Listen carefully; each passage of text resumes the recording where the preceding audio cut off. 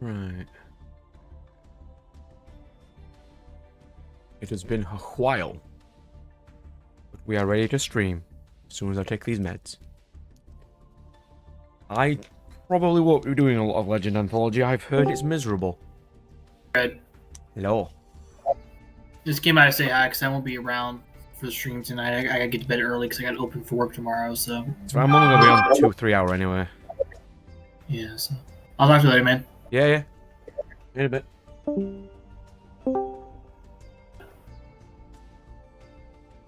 What were you saying, Farloff? Sorry.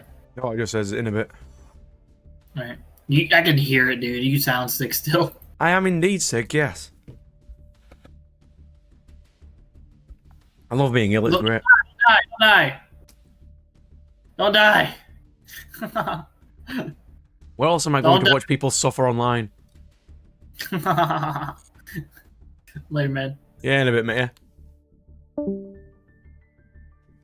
So yeah, Stream and Chill, if anybody hasn't noticed, is where people can just join my Discord chat and we just talk about stuff.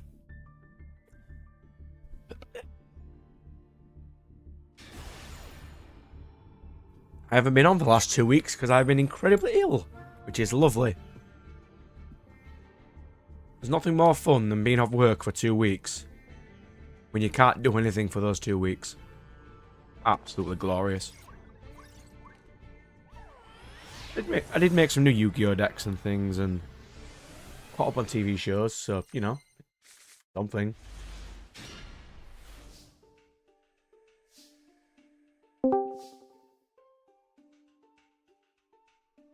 Hello, sir. Hello. This is Stream and Chill while ill. Best thing in the world.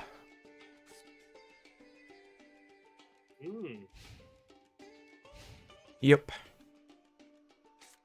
I did get some decks finished, so that's something.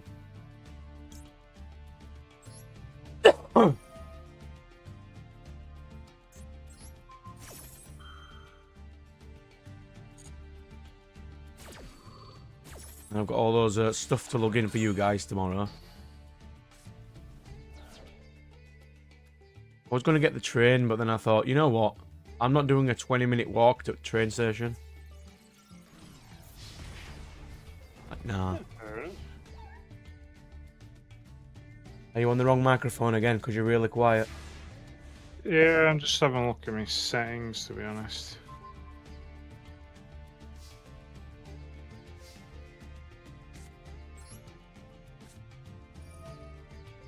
It's fine. We're just going to have a nice chill.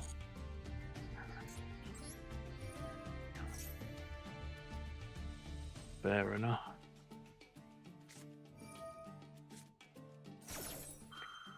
Huh. If I insist now.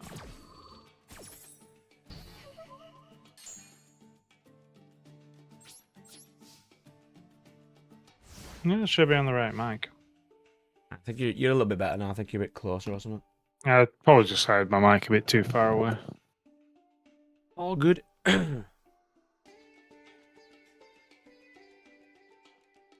I mentioned to people today that we're going to go into locals tomorrow. And their first response is, why the hell would you do that? You're still ill. I'm like, yep. But people get angry at me if I don't go. I mean, I wouldn't. But... I know you don't, but Sean's whining of, you need to come in, is like, I'd rather not, thanks. Do you not realise it's an hour and a half drive each way for me? Yeah, it's not the closest of places to get to. We really do need to find somewhere better. And there's never going to be anywhere ideal as the closed one was. No, there really isn't. I mean, 'cause it was kind of just like, it's simple enough for us all to get to that one, but with the current, it was a good spot where there's lots of shops as well. Shops that we would go to. Like Castleford would be great if it had actual parking. Parking and was easier to get to. mean, it's easy for you to get to because Sean and Well, Sean no, and you it's- lift, but Well, yeah, but I mean, just in general, because obviously, if I have to rely on someone else get me there, then obviously it's not technically that as easy to get to as just I can just hop on any kind of bus and I'll be there within an hour plus, like with Leeds.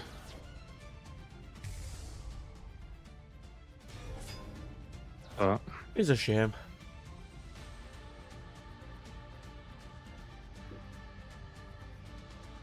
I was Here's what I missed on wondering- Master Duel, just losing all the time. I missed that.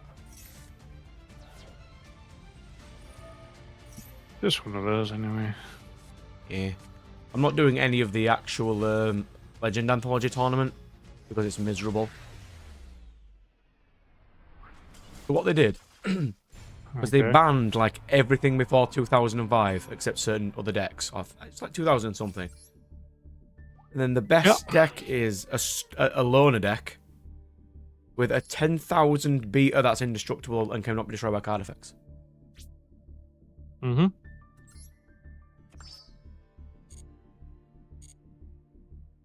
You think, oh, that's not too bad. And then this structure deck is like unbeatable.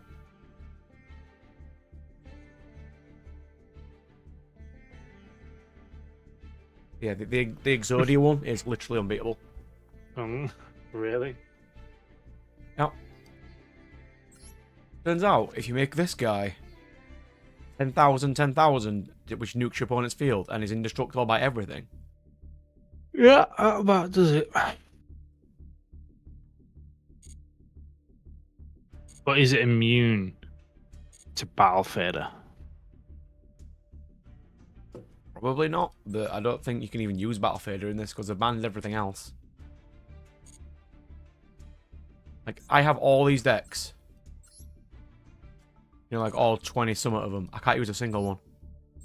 They're all banned. The closest I have is Armed Dragon Thunder. And this deck sucks.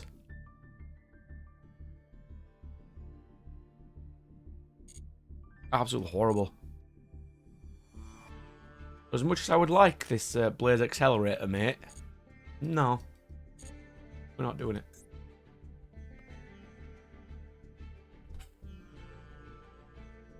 So I'm just going to plow through a couple of games, have a chat. Yeah, why not? So I saw a cool anime topic I thought you might be interested in. Okay. Can you think of a single series that you like where the main character is your favourite character?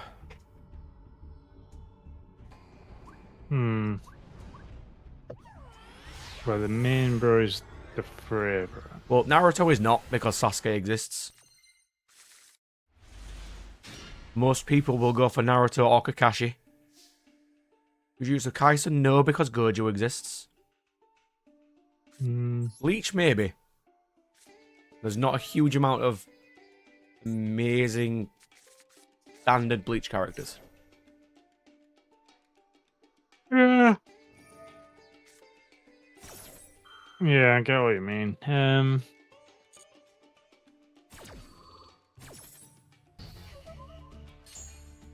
I mean,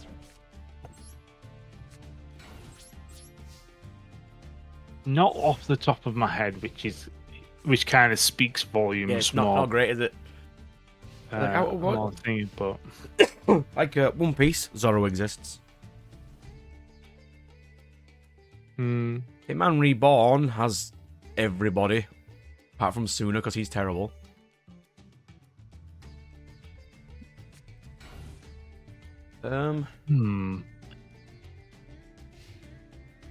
Fairy Tail has like every character other than Natsu. yeah, Natsu's just kind of like the generic. Stan Natsumi. Yeah.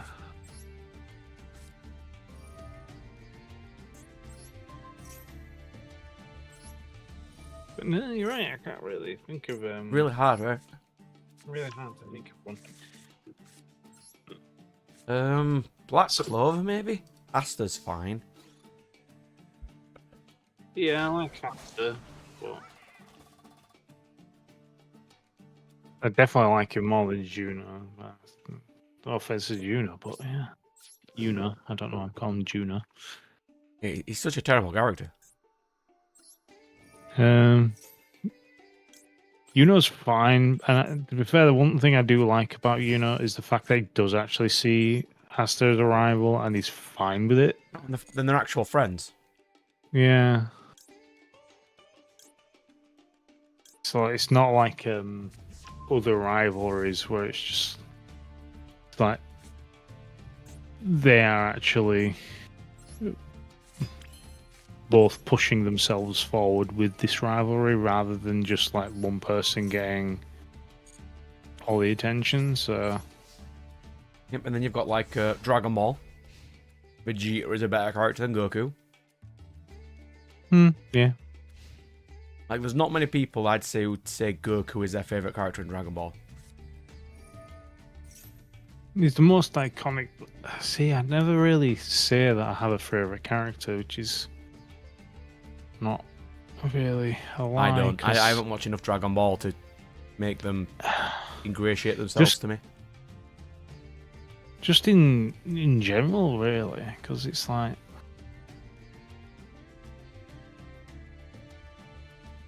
what is it? What I watch a lot of stuff, but and read a lot of mangas, but I mean, non-shonen shows, sure. But standard shonen shows, the main characters are never the best character.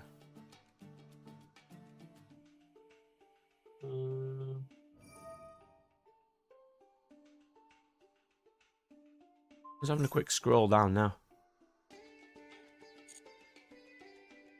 Yeah, I'm just looking at it. I was thinking, oh, maybe My Hero Academia, but then it's like, no, because Bakugo exists. Yeah, so if you don't know, what we're talking about now is a series. Can you name any where the main character is actually the best favorite character? We can't think of any. Like in Dragon Ball, Vegeta exists, so it's not going to be Goku. What are you on about? Mr. Popo exists. And yet, Mr. Popo is significantly more interesting. Like, Goku is just... I get that they don't want him to have changed, but for him to not have changed at all is not my thing.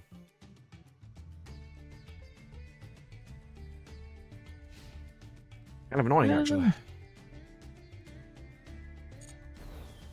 I don't think I hasn't changed. It's just... Like, even in Yu-Gi-Oh! Products, Seto Kaiba's more interesting than Yugi. The rival is usually more interesting in every way. And Yami's also better than Yugi.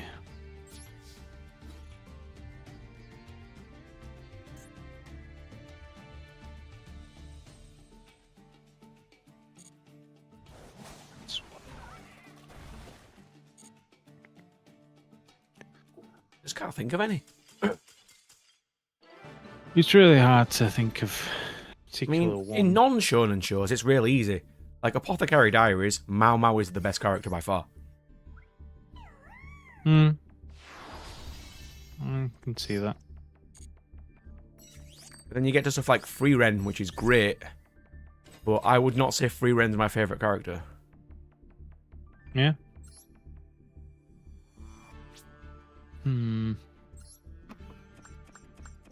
What about Full Metal Alchemist? Do we all like Ed? Yeah, Ed and Al. And they're a duo, so you But kinda Mustang like the exists. both. Mustang does exist, but still. Marshall King. I don't think I've heard of that one. I might have. Oh, I have, but I watched it Right. recently. So, Full Metal Alchemist, right? So, I would say Ed is technically the main character. Or is that, am I thinking right? I always get them confused. Ed is the big brother, yeah. Yeah. So, Al would actually be my favorite character compared to Ed. It's really odd to find a main character who is actually the favorite.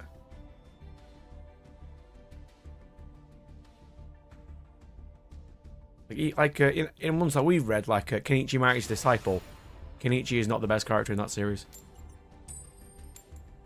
No, because it's generally all the teachers. Yeah, they are so much more interesting.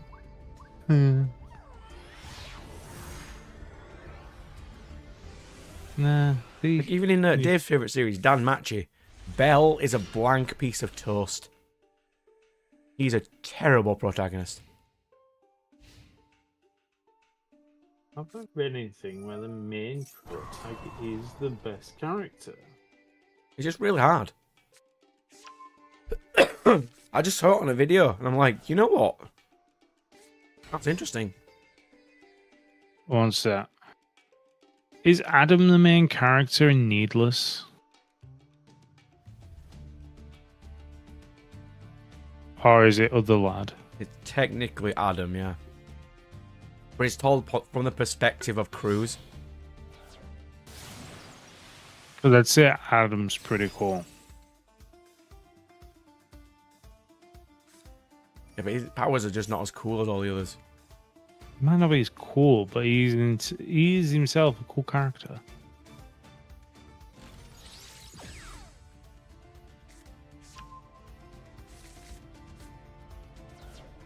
There's some really cool powers in Needless.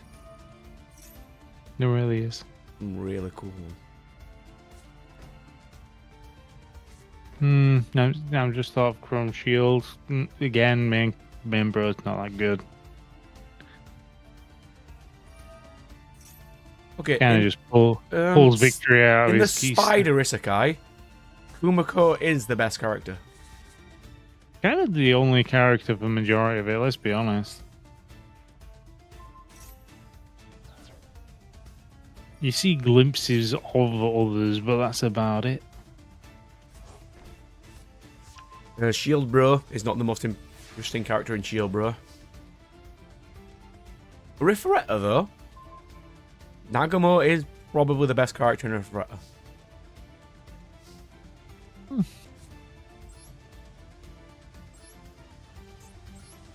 Maybe.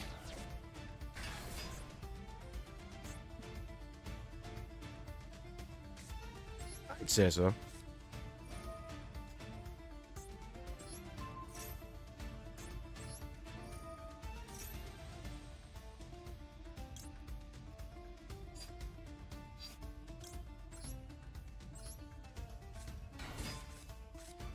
Yeah, more people in who watch GX prefer Zane, Cyber Dragon Boy, to Jaden. Yeah, that's true. Or Chad.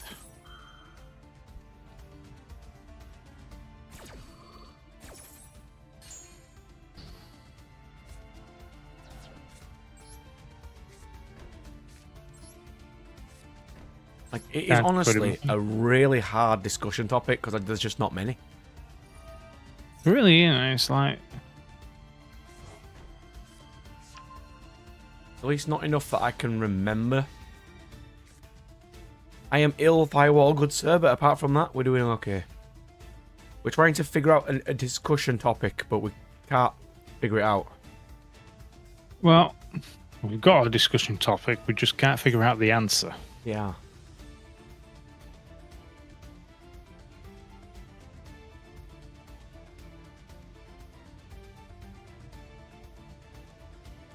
Really odd question, though. It's like, you'd think it'd have a simple answer, but it just doesn't.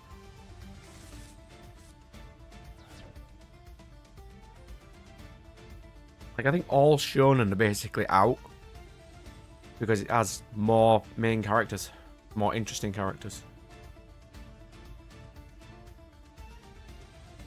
I hope I get better too, because I'm really getting sick of this. You think when you have 2 weeks off work, you're like, oh, it's going to be really good. Then you just can't do anything for 2 weeks and it's miserable. Oh yeah, suck it, you. How dare you hope I get worse?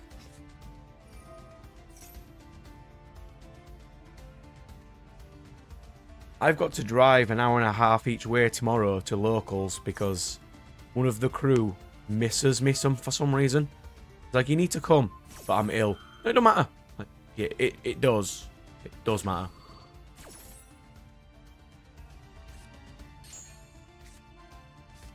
Absolute heathen. These ones. Go away.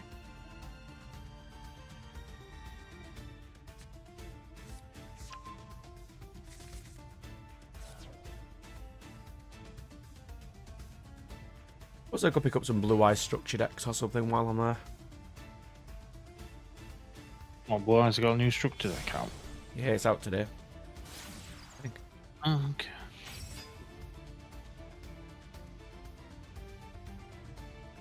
Fair enough. It only has like 3 new cards, and the only new card I want is the Link Monster. But you only get 1 per box, so... Well, I can just have a look. Yeah, it's a 1 level 4 or lower Dragon Monster, and I'm playing it in Red Eyes. Because it gets the stones off the field to summon Red Eyes with. Yeah, I suppose everyone would want that one. It's the best generic Dragon Link monster. Okay, Cowboy Bebop. Is Spike the most interesting, best character in Cowboy Bebop? I will just I say see, I I've think never people seen like Cowboy Fate Bebop. or Ed more. Not sure though, I hadn't actually watched Cowboy Bebop in a while. So if Firewall did not catch the question, it was, what series has the main character as the best character? Okay, Berserk. People do like Guts and they like to hate on Griffith, I suppose.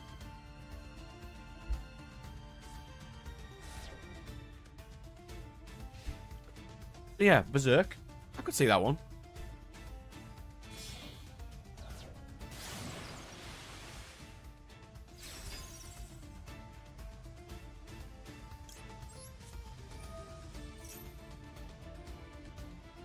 Oh, Okabe Rintaro from Steins Gate. Yeah, I could see that too. He's my favourite character in Steins Gate anyway.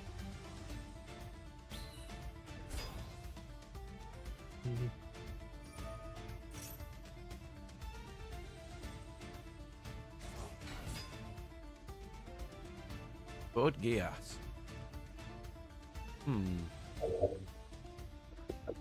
Is Lelouch the best character in Code Geass? I think.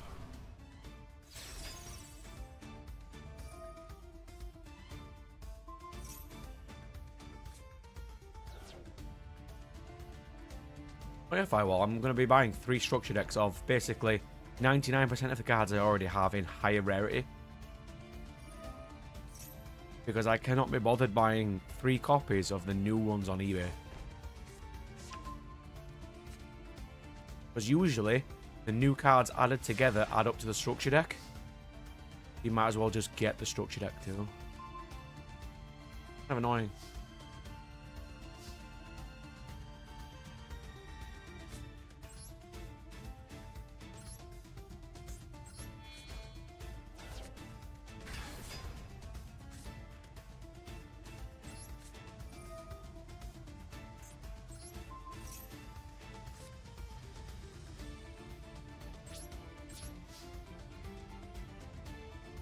I'd say Lelouch is fine. He is probably my favourite character in Code Geass, apart from C2. Castlevania. Who's the main character of Castlevania?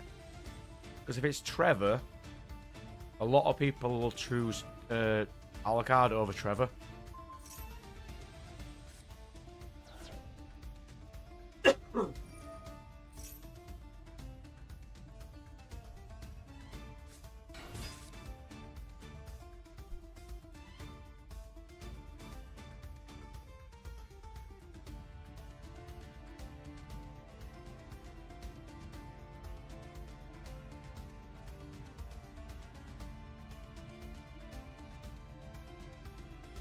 I suppose it just depends if your series has lots of interesting characters.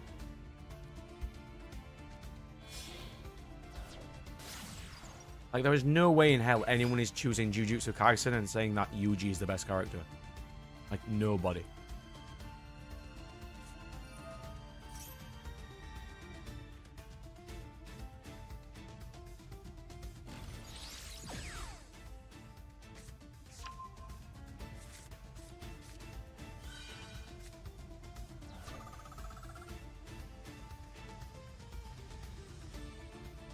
striker game is still going.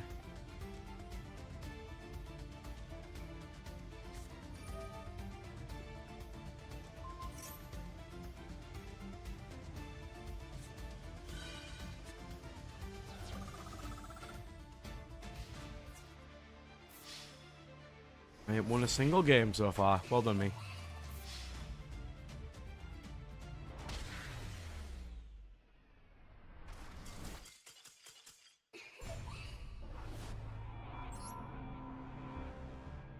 I'm also playing the blind going second deck and have had drawn no cards the entire time. Not exactly great.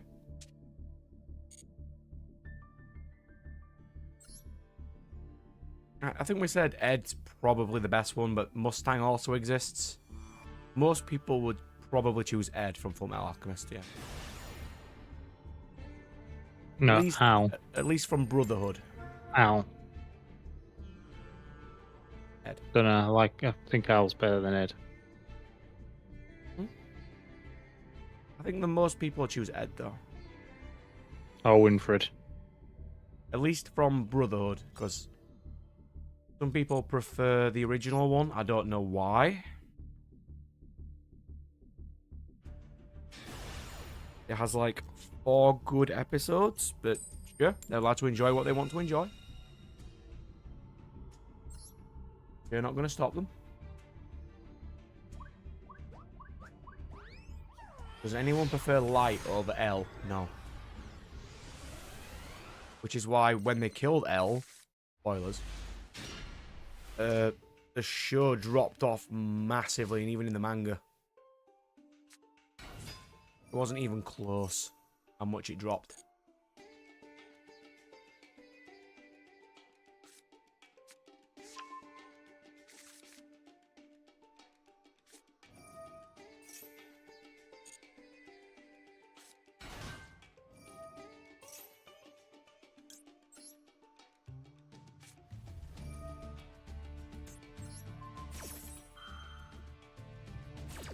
Like even in the spiritual series thing of Bakuman, which is made by the same creators, even the main character Mashiro is not the most interesting in that series.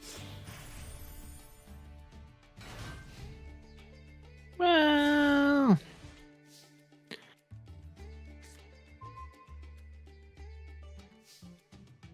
I don't know. Because I also think that there's 2 main pro tags again in that one, so... Yeah, but what is it? Izuma, the guy who creates the Crow series in that show? He's way more interesting. He's an interesting character, no doubt, but...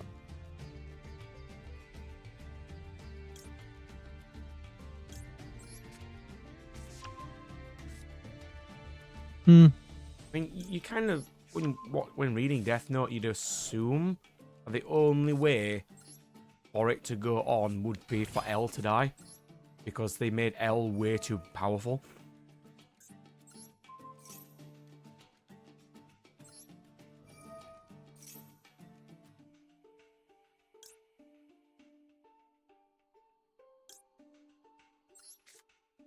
Ooh, best villains. Best villains as in we like them more, or they contributed more to their series better?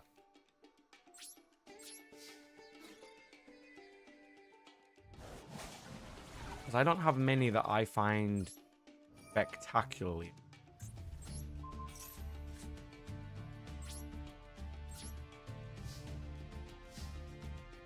Like, if we're going by shonen standards, there's not going to be many. They can't write villains for anything.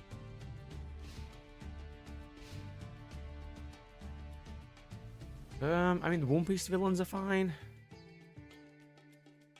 Alright, so your One Piece villains are fine. Not the villains of the weak ones, but the important ones. There's a few of those. I'm still going to say Aizen's one of my favourite villains. As he doesn't lose, he actually wins.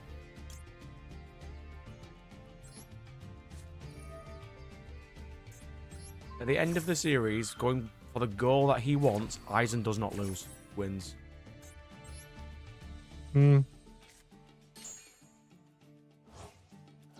Ooh, Griffith's a decent villain.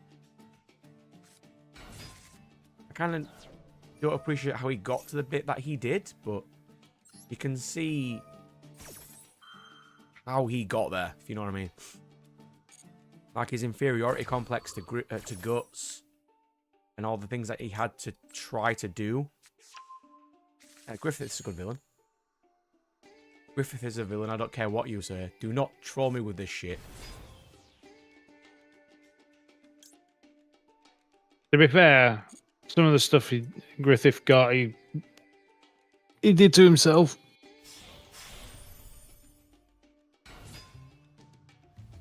From what I remember, anyway.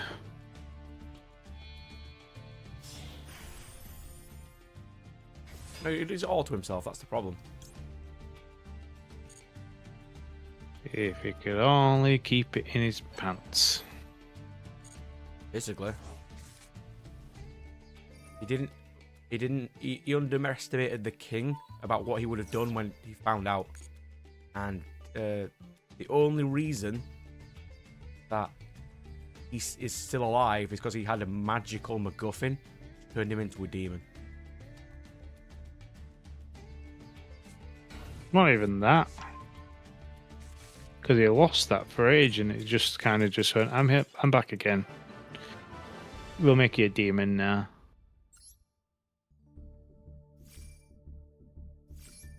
Unless it was its intent all the time and the actual magical MacGuffin was actually set out to actually make him more thinged, so then it would be easier to turn them into a demon. Well, let's name some series. Let's pick some villains. Naruto's villains suck. All of them. Not the best. Aizen's alright. One Piece villains are fine. Jujutsu Kaisen's villains are garbage. They're not even defeated by the end of the show. They're perfectly fine. Eren from Attack on Titan, I suppose. But he doesn't go far enough and ruins the world. I wasn't happy about that. Demon Slayer's villain is stupid and written horribly. Yeah, Sukuna is just a horrible villain. Absolutely horrible.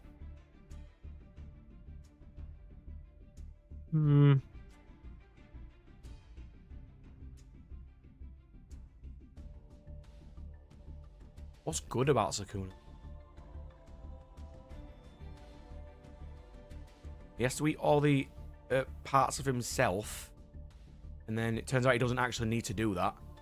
Then he spends 40 chapters flexing on the main characters. Because every time he loses, he pulls a I'm not left-handed trope and gets stronger again. Doesn't even lose at the end. It's still fine. Well, he's an unsympathetic straight villain, sure.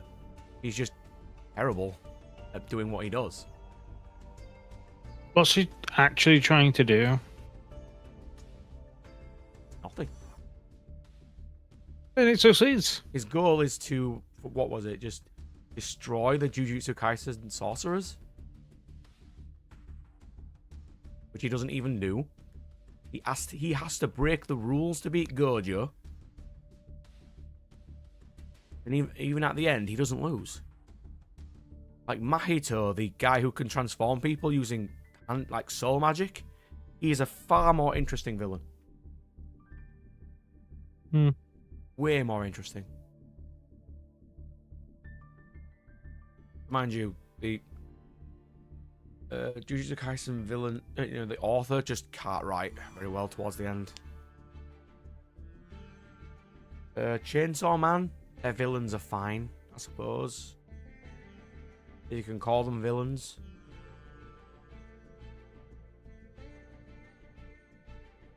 They did make the Chainsaw Man too powerful though, so they had to nerf him. Wasn't a massive fan of that.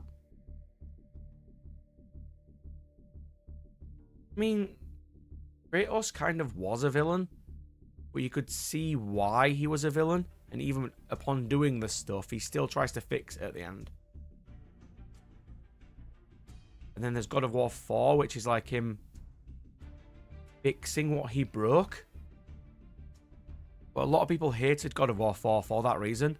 Like, this isn't the Kratos we've grown up with. I'm like, yeah, no, he's not. He's evolved as a character. He has seen that mindlessly destroying worlds for no reason and wiping out all the people is not good. Which is why he fixes that as a problem.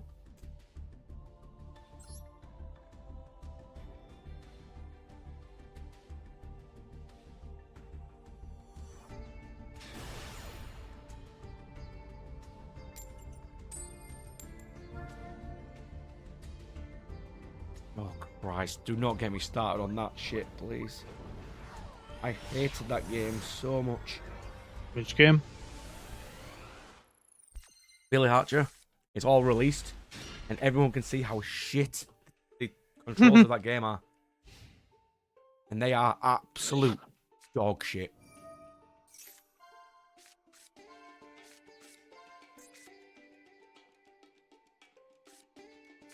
Right, cat. We're going to have to upset you. I'm moving. No, it doesn't excuse his fact at all.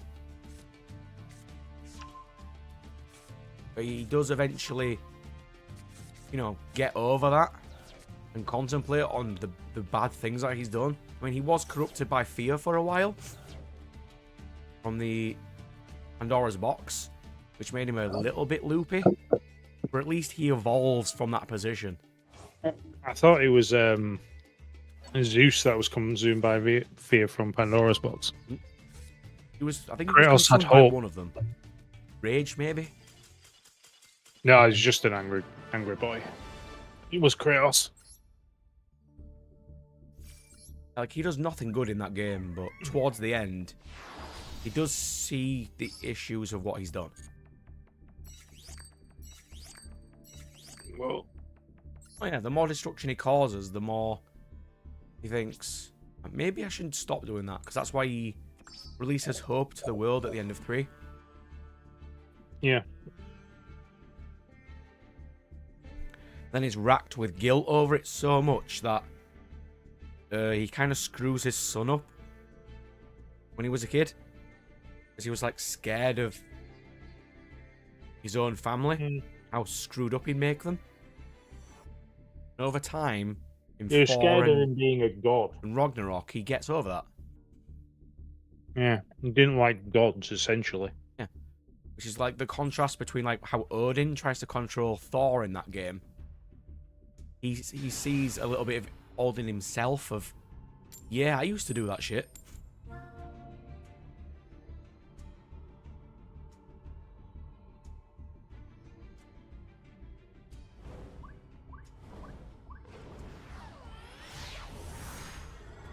By the way, I'm at the final boss of Temtem, and it's impossible, so I'm giving up.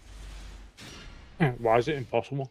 They have 6 level 100s with AI that Alright. keeps swapping out to type advantages, and the battle is timed, and if you don't do it in a certain amount of time, it auto loses.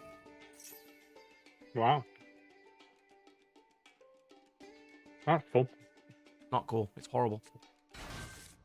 I could probably brute force my way through it, but I was not expecting a final boss to be that bullshit.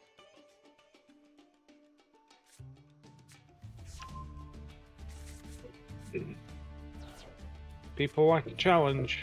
Just not everyone. That was the Billy Hatcher thing. If I had time, I could probably get good at that game. But when you're let's playing it and you are timed to finish the game, it becomes miserable constantly losing. Can hordes or entities be classified as villains? Also, it depends on the context for it. Stupid child caps open.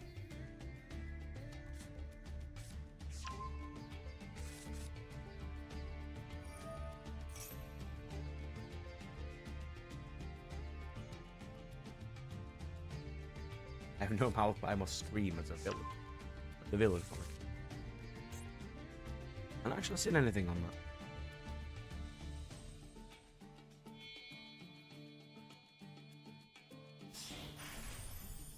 I'm almost out of episodes of certain series though, so I really need to start recording again.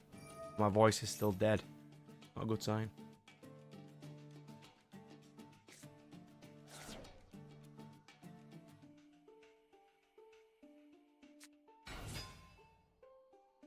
Oh yeah, on that random thing there, Firewall, I have finished some series that you've recommended to me. I finished Symbiotic Titan since I've been ill. And I started Bakugan, which was... yeah, that was something.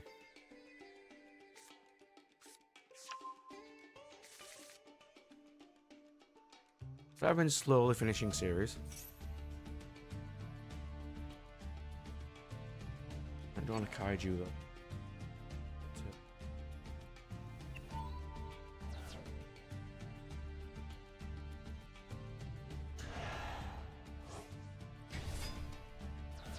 Which suggestion did you make? I honestly can't remember.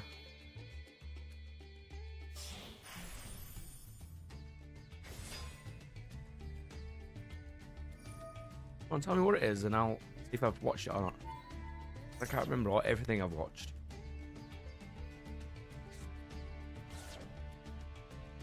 Well, technically you can, you just need a reminder. Yeah.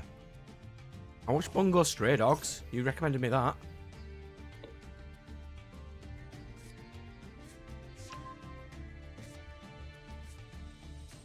You know how long it'd take for me to finish Mistborn? It's incredibly long. I'm getting that in book volume, man. I'm not going to be listening to it. I prefer reading stuff. Bakugan makes no sense. Like, at all.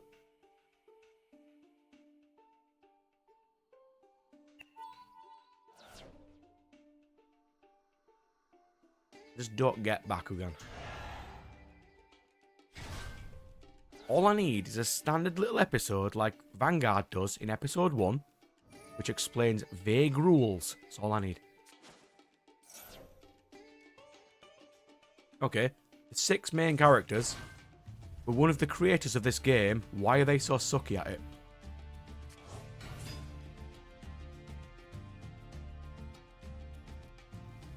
Then it doesn't introduces Drago. Fine. Doesn't explain how he got there, why he's there. Anything in the... I'm on like episode 12. And it's explained? No.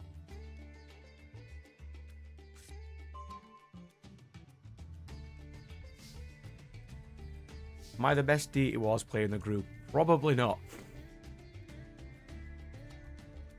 I'd say our test is a little bit better than I am. But it also depends which deck you use. If it's a deck I made, I'll know more combos than everybody else.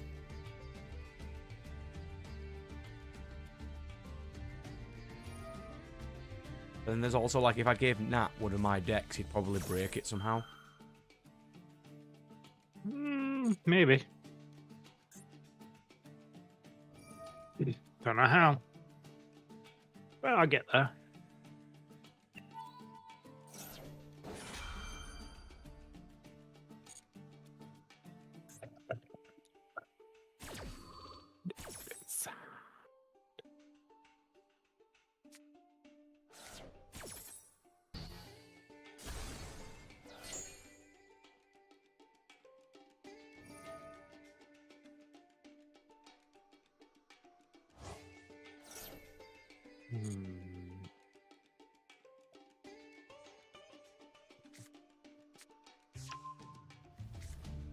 Well, Draco starts a fight with some sort of creature. He enters a void. Then he just gets sent to the human world somehow. And then it's never mentioned in like 15 episodes.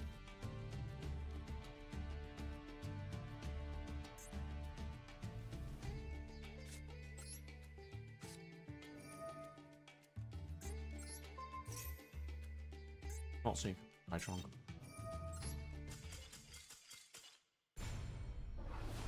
Because he, I think it's like episode 10.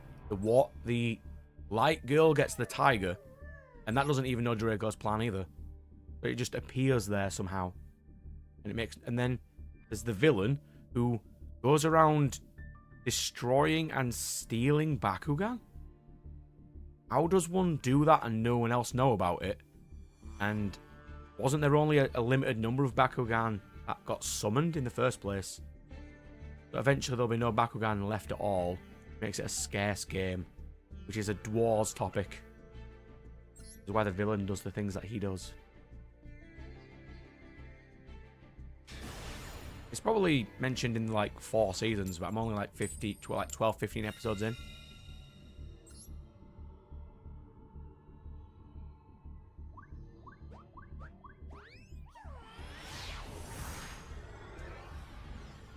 Yeah, it somehow transformed Drago there, but what about all the others? Because they appeared way before that happened, because his main character's called Dan or something. He made the game before then. They appeared before then, and then like 4 or 5 years into the game's lifespan is when Drago appeared. Or something.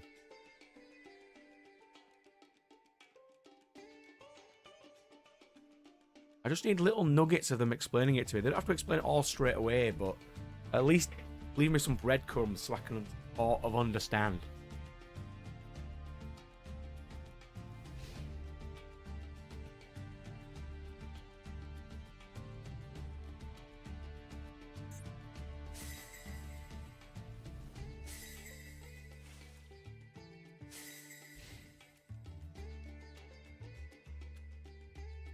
Yeah, I finished that. Well, I did a little bit of that. I did some Symbiotic Titan. I finished all of that. It was fine. The ending was terrible. You did tell me it would be.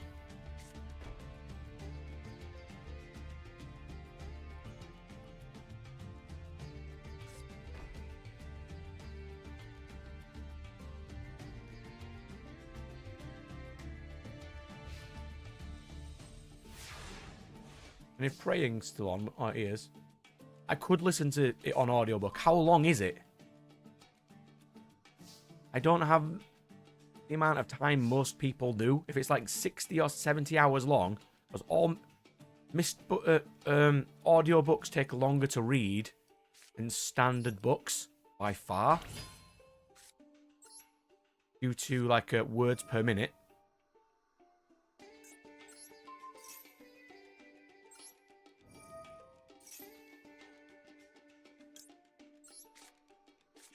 You know, I can't listen to things while writing or doing videos like to that extent because you can't pay attention.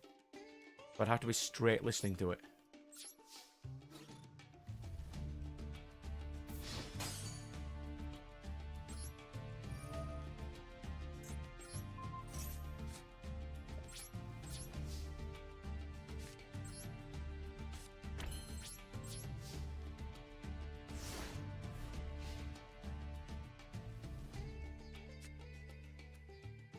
Right, how long is Mistborn audiobook then? And I'll tell you how long it'll take for me to finish it just by listening to it driving.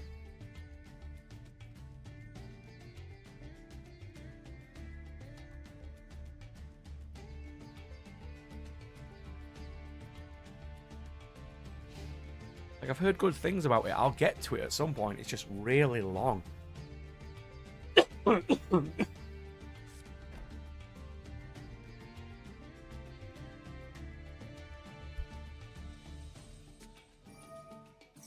Oh, it's Exodia.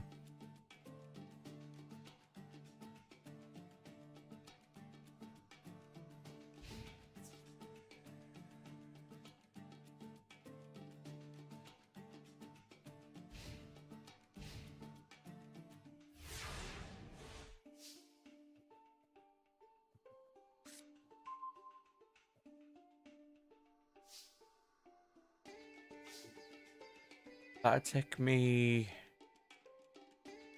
7 or 8 weeks to finish.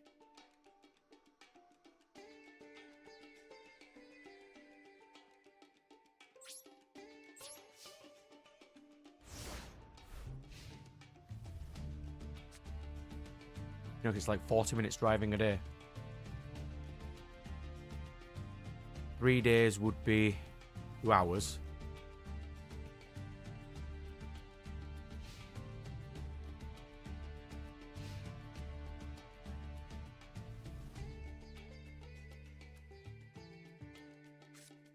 Be about a month and a half to finish it.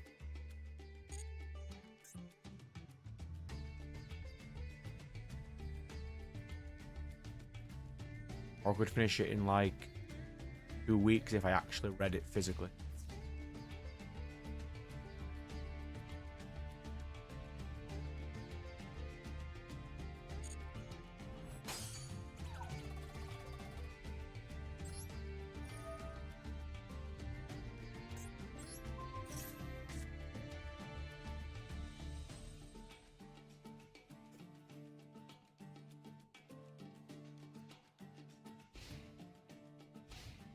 I'll definitely get to it. It's just finding time to get to it. I've got like no videos to edit right now anyway because I haven't recorded anything in 3 weeks.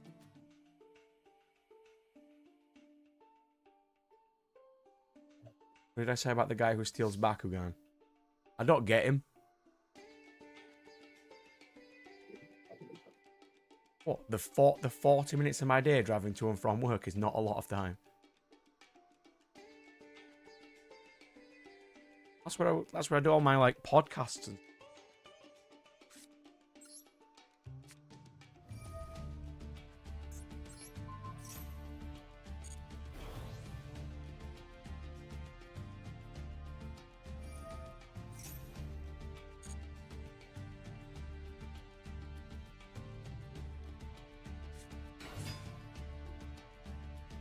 I don't get the guy who steals Bakugan's motive or anything. He just shows up and is like, I can just steal Bakugan now. Why would anybody... Like, the Bakugan tournament scene seems really close-knit. If a person can steal Bakugan from people, which I don't know how they refresh Bakugan because new ones don't seem to appear, no one would duel him.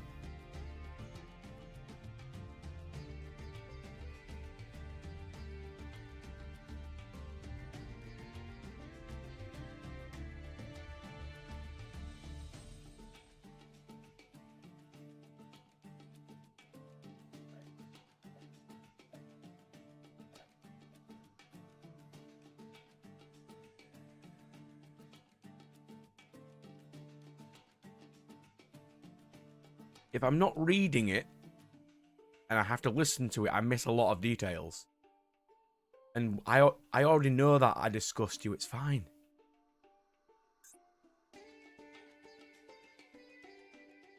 Remember, I'm a person who prefers Korra than Aang. I annoy everybody. I like horror. Like, I have the worst anime takes in the world.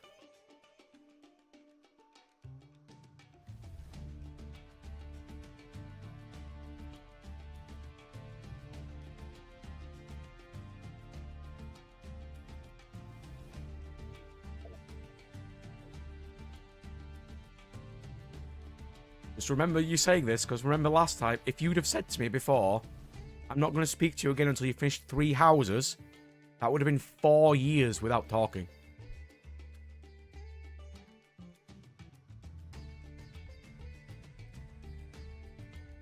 Now, Bakugan may be gourmet, but the beginning is not. It is really slow. Like, it even feels... Like, even from just watching it, it has filler already. And I don't like that.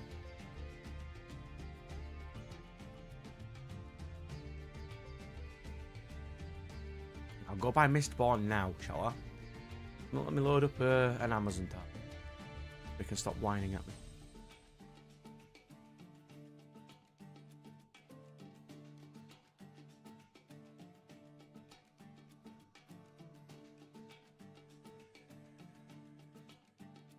Okay, which is the first one?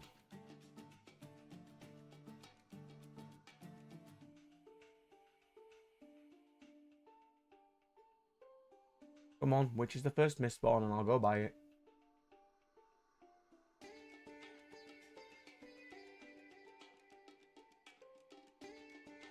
doesn't just have a book 1 on it.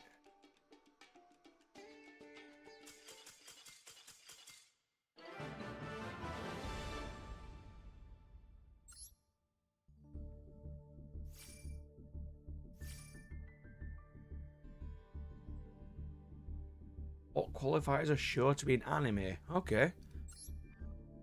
To me, it just has to look similar and be of similar themes. It doesn't have to be made by certain studios or anything, so long as it's...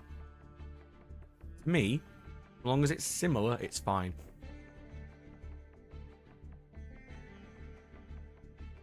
Because there's a lot of dongwon as well, made into animes by like Korean companies, even some Chinese ones. I count those as anime too.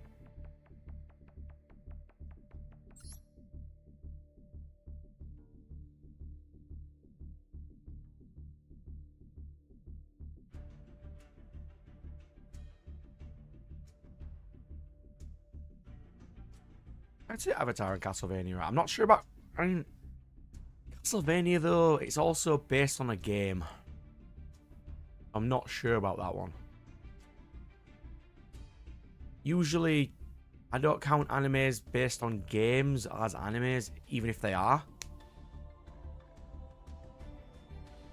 I don't know why, it's just something I've never really done.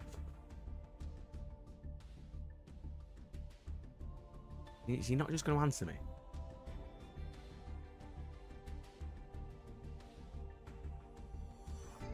He really just said he's not going to speak to me and he's logged off.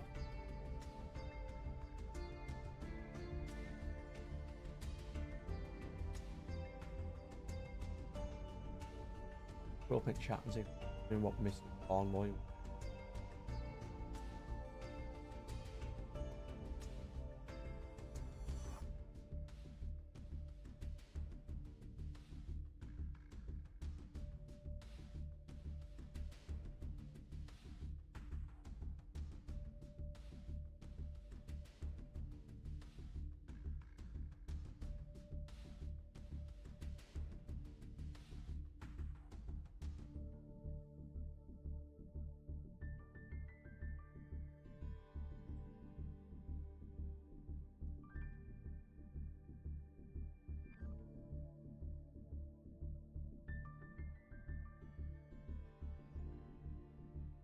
Right, actually.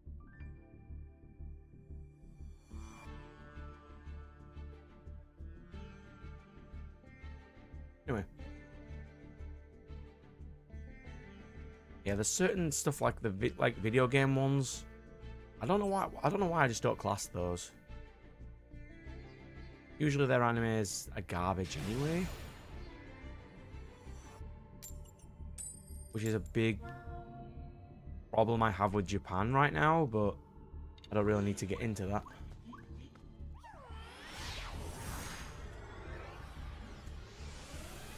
I have watched a little bit of Monsuno. It was fine. Watched some videos on it being okay, so I did watch a little.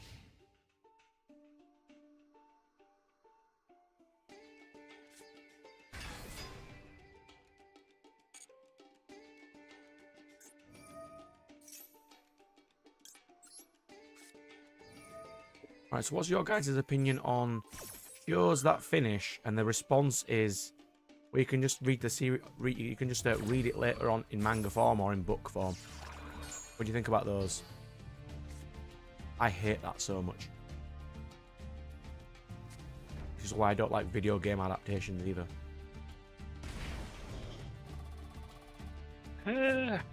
Really depends.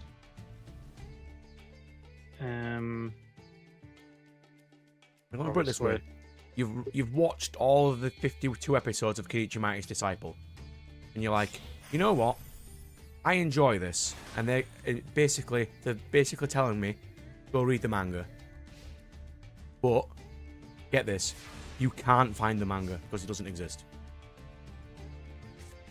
Yeah. What is the point of telling a person, go read the series, if you can't find the series? Was it even brought over here? No, it's not licensed in the UK at all. That's probably why.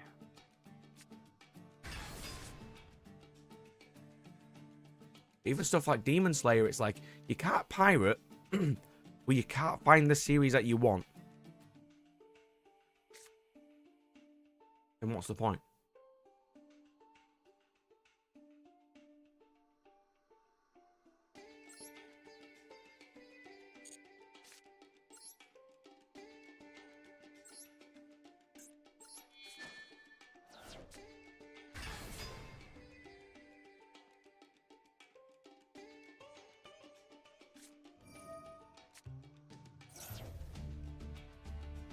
Yeah, I don't know why I don't grasp them as animes either. I just never have. I just don't get it.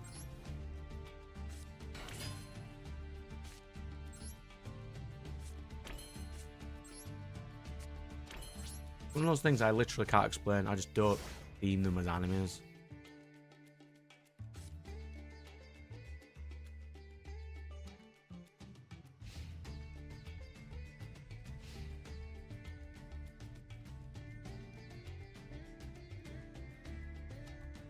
Like, can you imagine getting to the end of watching all of Naruto Shippuden or something, where it stops at a massive point, like even Dragon Ball Super did, because it stopped for years and hasn't come back yet. And they just say, "Oh, you just got to read the series," and you just can't find it anywhere. You know how annoying that is? I'd assume immensely so.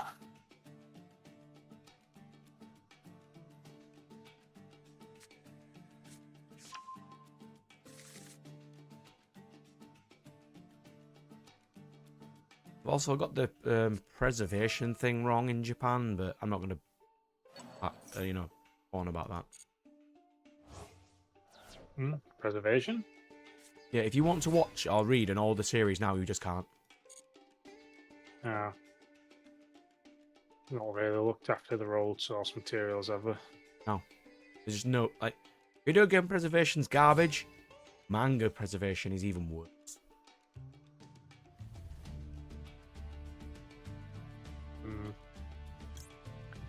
I can imagine. It's because they're all want to show the new thing. They don't want the old stuff and people going back to it really. But want people buying the new stuff, the shiny thing. Yeah, but then there's also the problem of they're cancelling everything new, not replacing it. I never said it was good idea.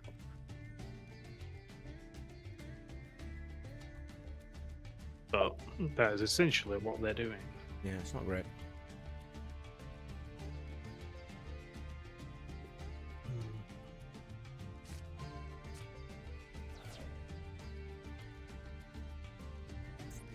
I actually think I'm using these cards in my extra deck.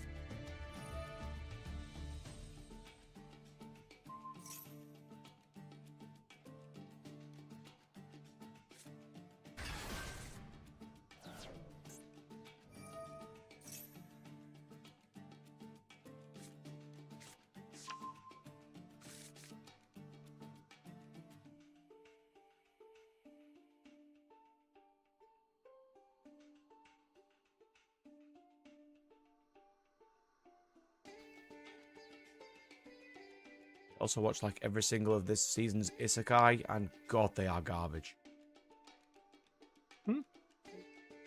Horrible. Which ones?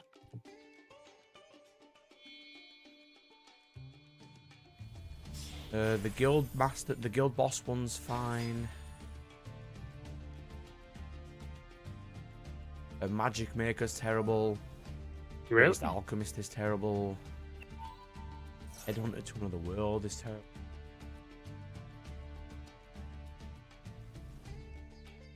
Yeah, I don't mind Magic Maker. I would appreciate it more if it wasn't in Japanese.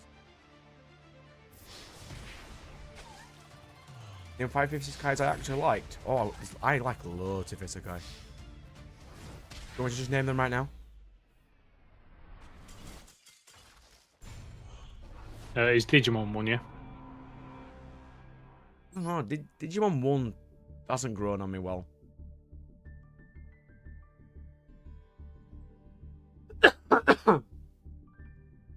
Alright, so we have reincarnated as a spider. Kumiko is best girl by far. So then there's Sword Sensei. He's a good boy. What's it called? Yukimichi's great. Arifaretta's good. I really enjoy, and I'm alone in this because I know I am. Reincarnated in another world with my smartphone is one of my favorites. And I'm aware that people call it trash. Yes. Its adaptation into anime is garbage. The light novel is fine. And I like Overlord. Overlord's good. Any of the quartet are fine. You know, like Overlord, Saga of Tanya the Evil, ReZero, and Konosuba are the Isekai quartet. I don't particularly like ReZero as much as the others. They are really nice. It's one of my favourite genre. But you get way too much trash in Isekai, and I don't like it.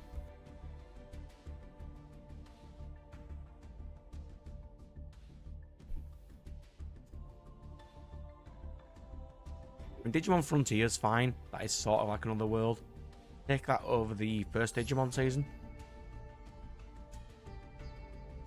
It was great growing up with, but when you rewatched it, it's just not as good. Like, it baffles me that the whole of season, you know, Digimon original, there's only 2 megas from the main characters. And it was only to make Omnimon at the end. I mean, they fixed that in the... Yeah, Try, didn't they? In Digimon Try. But they shouldn't have needed to fix it in Digimon Try. It should have been automatically sorted.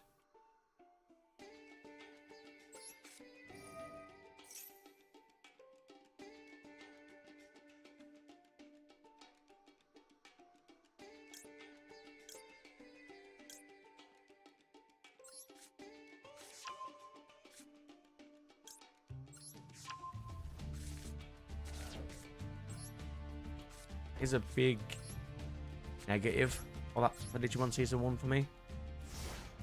I mean, I do want to play the new game that they announced, and you know, the new Digimon game. Yeah. Cyber I mean, if it's 3, similar to technically. Yeah, if it's similar to like the Cyber Sleuth games, I enjoyed the Cyber Sleuth ones. I mean, there were little bits of things that annoyed me about them, but I did enjoy the Cyber Sleuth game. Well, I know the fact in the first one, the thing that irritates people is the fact you can't run. Yeah, and the story is really slow. Like, you could take out 60% of the side random stories, and it'd still be perfectly fine. Yeah.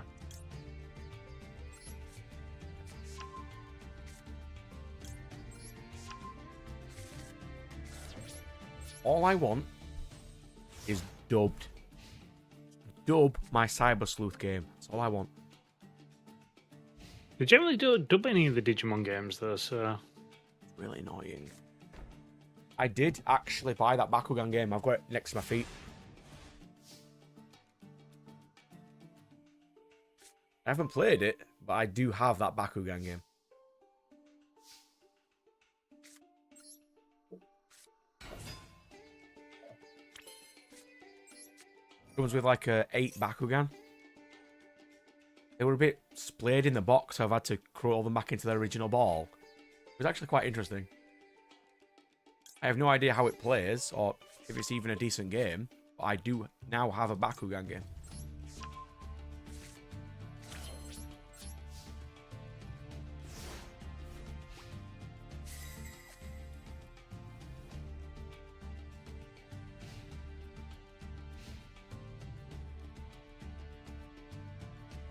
Yeah, I'll get around to playing it once I've finished Tales of Grace. Probably one of the Spyro ones. Oh yeah, I'll have a scroll up and I'll have a see.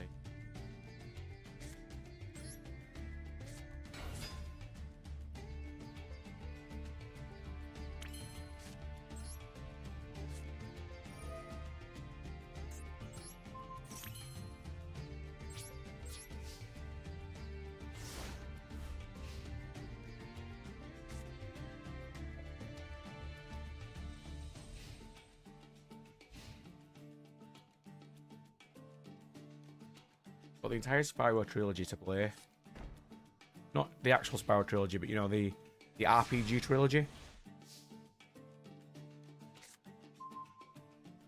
Spyro, is it Dawn, Eternal Night, Dawn of the Dragon, Eternal Night, and A New Beginning.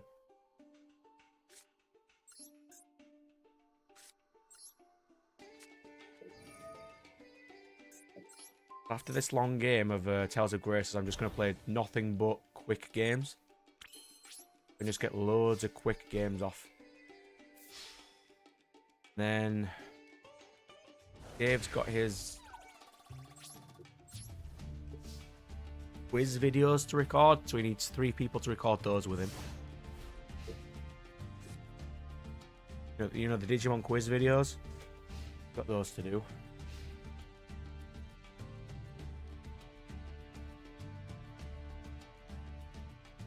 Got quite a good breadth of stuff to do this year. Oh, he's playing Mantis FTK. Of course he is.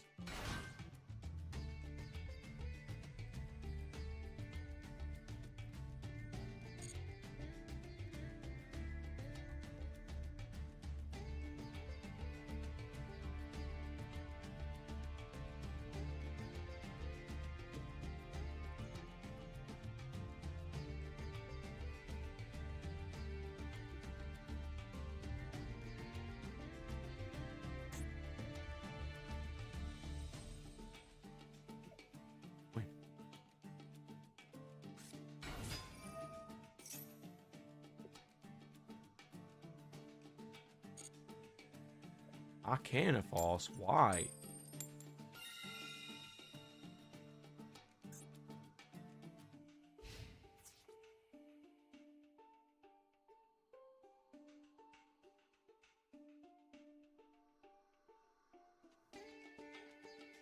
I do rate sketches here, Firewall, but if you want me to have a look at them, let's have a gander. Like, your sketches are infinitely better than mine, because I just haven't sketched in so long. And I can't do perspective in my life.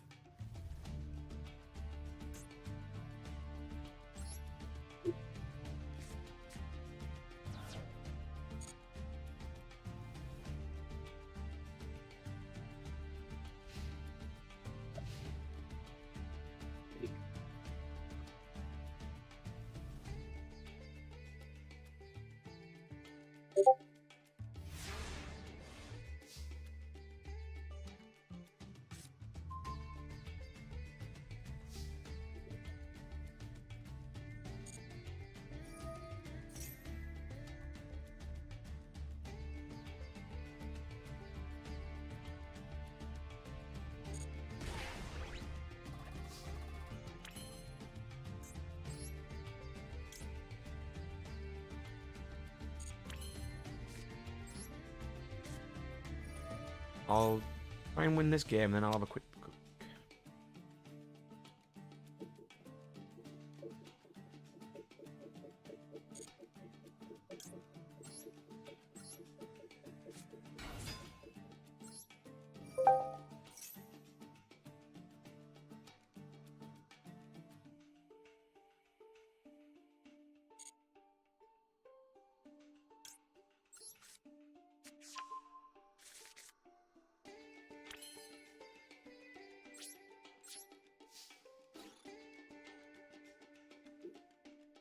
I forgot to comment, Nat, but I did watch some of your sketching when you were doing your sketching stream, but I couldn't talk, so I didn't get a chance to jump on. Yeah, it's fine.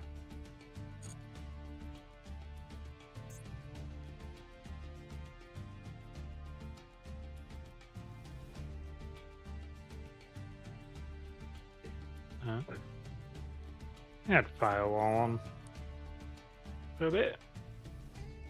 I mean,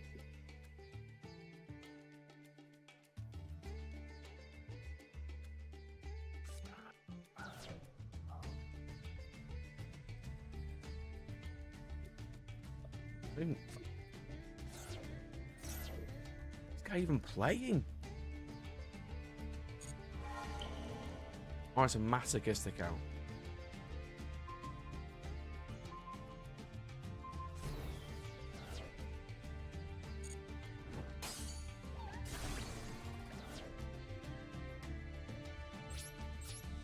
300,000. That's a nasty number.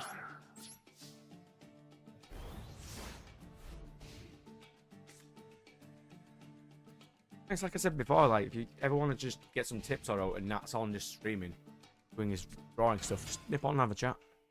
Well, he does. He does. Been what, on 3 times it's been on, and we've had a bit of a natter about it.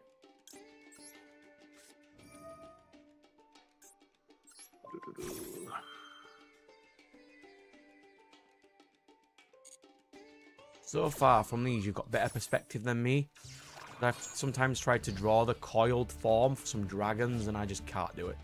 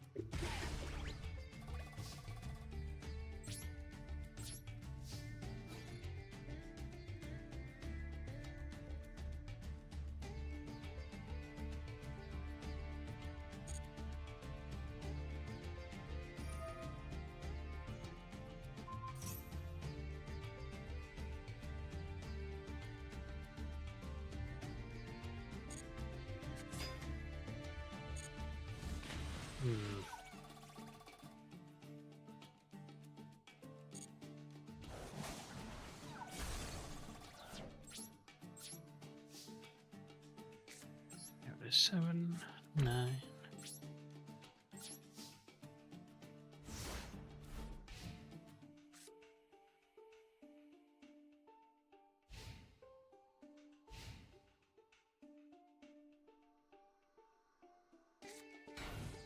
Like with your top design, the portrait one, like the spines on the back that go perfectly round in proportion, I can't do that. Tried.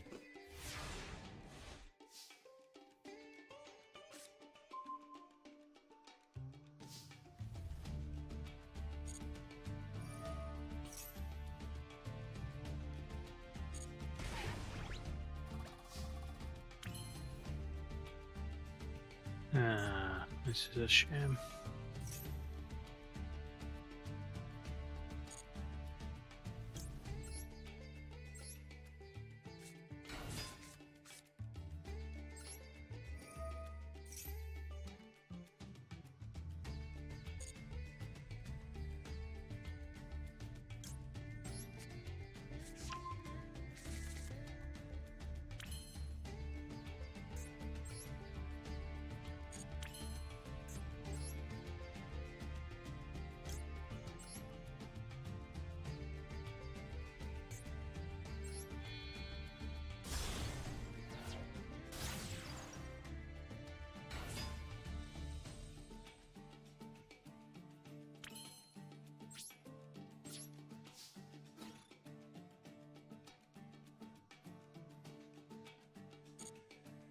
So close.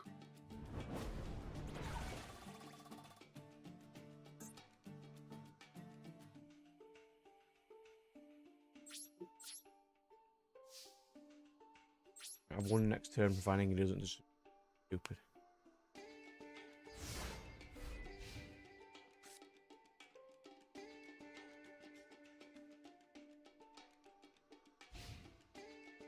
Like why I'm trying to plan on getting all my videos recorded early in the year.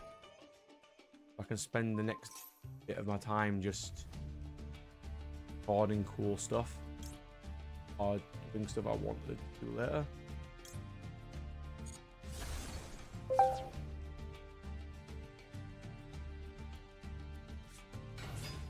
just do want to get onto some drawing eventually.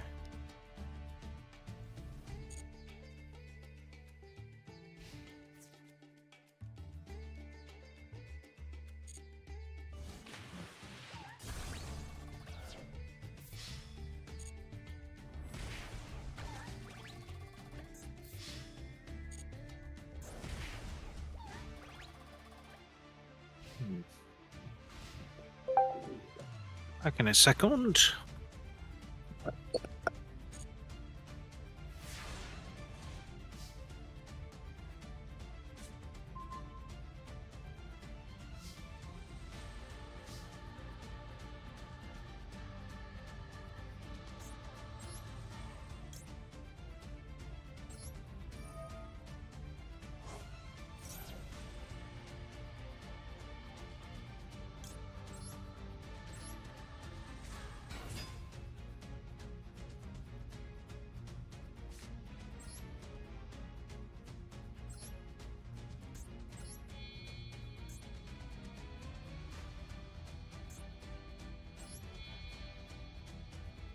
He's playing a masochist deck, so it's just whatever he has. I want to have a look at it after this, but that is a serious masochist deck indeed.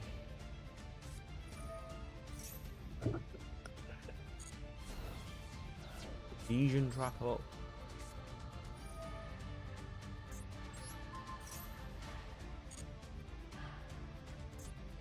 Rivalry. Jagan. Double-edged sword. And just swing for game. This.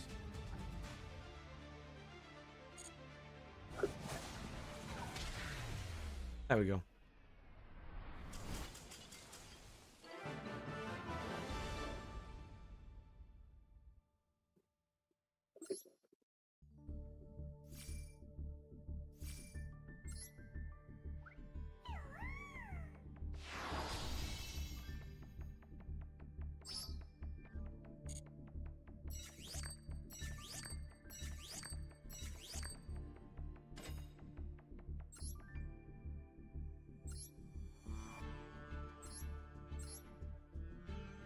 Christ, that is indeed a masochist deck.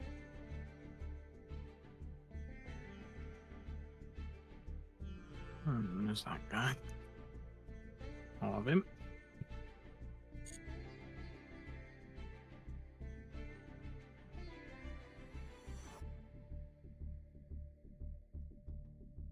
So on the Tarask you've put here, I don't think its tail's long enough for its size. And I can see why its tail is as small as it is, because I don't know which part you start drawing first, but it looks like you've run out of room. Yeah, I'll put it on screen. So I think you've just run out of room. His tail should be quite heavy, I think, to keep something of that size up. It looks a little top heavy for a creature. And base looks a little small. I don't know why.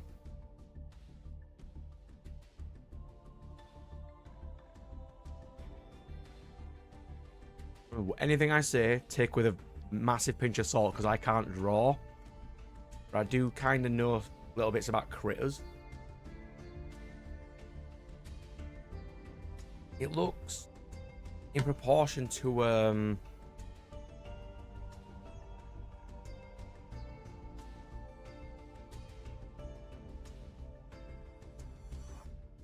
something similar to this boy. The Nergigante. As you can see, he's got a really long tail. He looks quite small, but he's really burly. And his head's quite big. He also has wings, yours doesn't.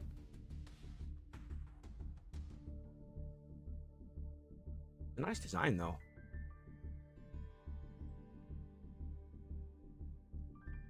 Older would be. That's fine. Looks alright proportion-wise. Yeah, the head does look a little small, considering how big his hand is.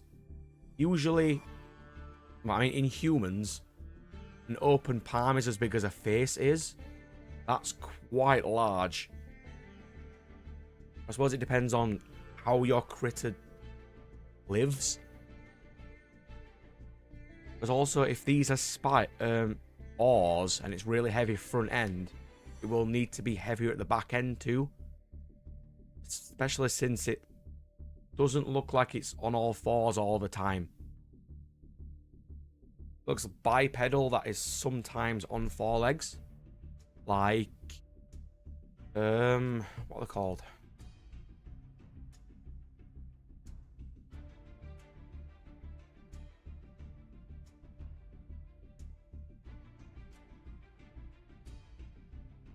You know, like a death claw. Fallout. Stays on 2 legs. Can walk on 4. Generally doesn't, but it can.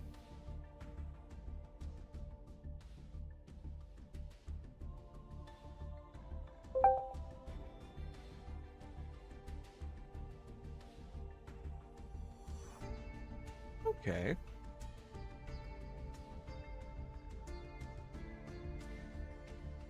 Yeah, the head is a little small. It might just because you've run out of room. That's fine. Nothing wrong with that. I do that all the time. Thing. I think on the original, the legs are bigger. Or at least they look bigger. It looks like it can support itself more due to its size.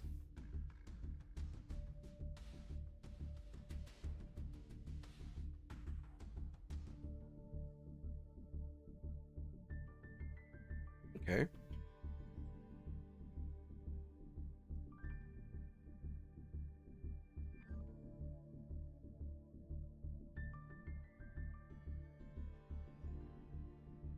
Okay.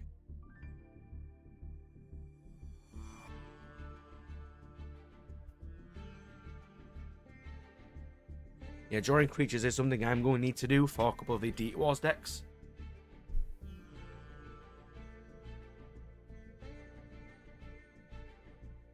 As I think the first 2 that are going to be shown are going to be in the start how to play videos, which is going to be the shark deck and the dog deck. I'm going to need to draw all those as well.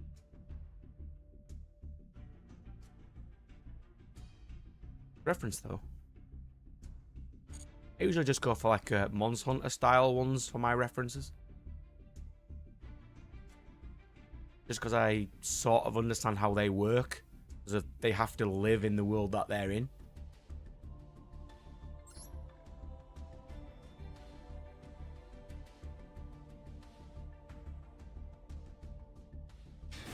And I've also got dozens upon dozens of reference books. I think we've gone through all of those for the art book reviews. Some quite nice ones in there.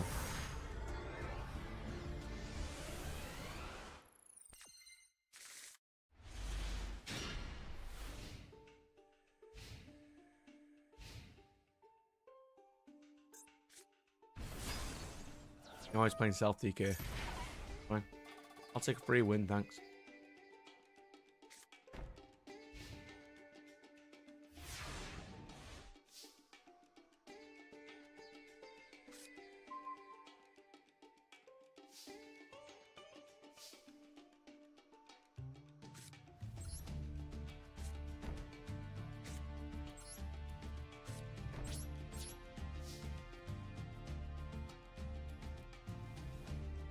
Understandable.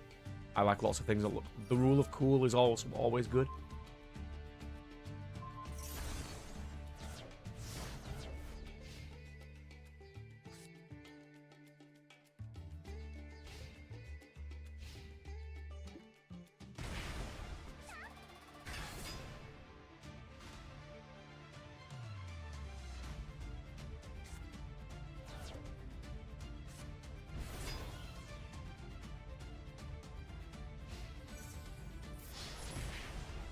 Someone else who plays Todoroki from Popstar. Think anyone else played that?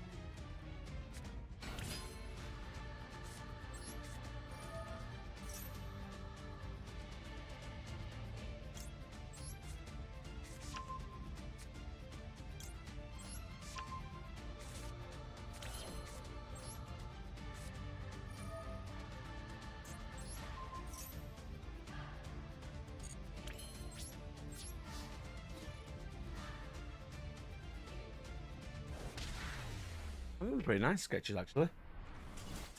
You're getting a lot further than I would be. I'm going to spend the second half of the year doing drawing, I think. Maybe get some drawing streams up there, because I've got a tablet with a screen I've never used. I thought I might as well try to get that in. I'll get my recording done next month or so, 2 months. Be alright. Then I'm going to do some drawing. You know, some nice little drawing streams. Might introduce some people to draw for me, which would be nice. I do need a lot of artwork finished.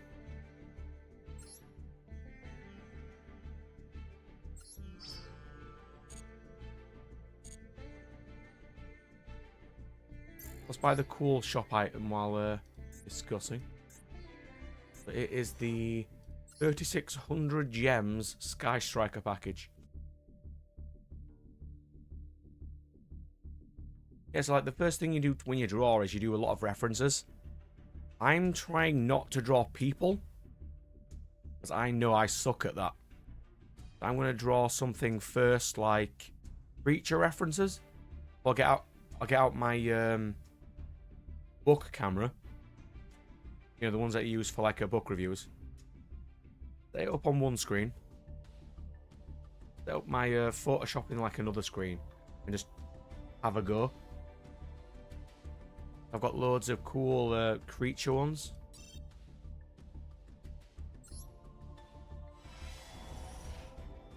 That's a nice pack. Next, I've got all the lightning creatures to draw, which is going to be quite interesting. Like picking a theme of the lightning creatures, which is a little bit of like metal armor combined with them. Channel the energy. Like Stormfox can have like a little cool lightning helmet. And just doing that theme of the lightning creatures. They're kind of cool. Force myself in a way to do maybe a creature a week.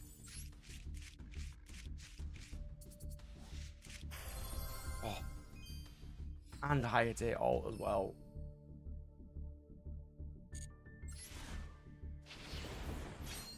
Like, I am drowning in sketchbooks and notebooks. I need to start using stuff.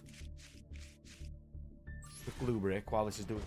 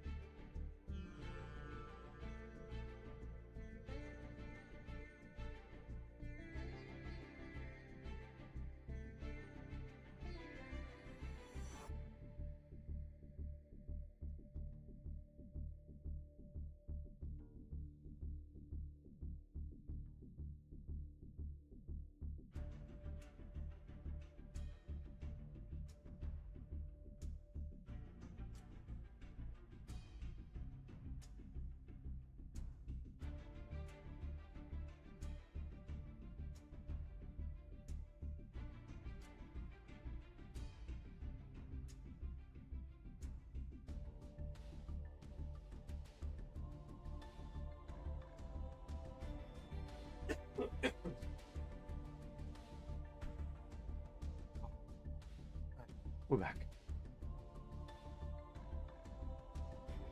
I do try to draw it to them at the best of my ability usually, but then I get annoyed with it. So if I say to myself, one a week and it has to be done, even if I don't like it, it's still done and it's still improved. It's still a finished work, which because it's finished will make me feel better because it is a finished work.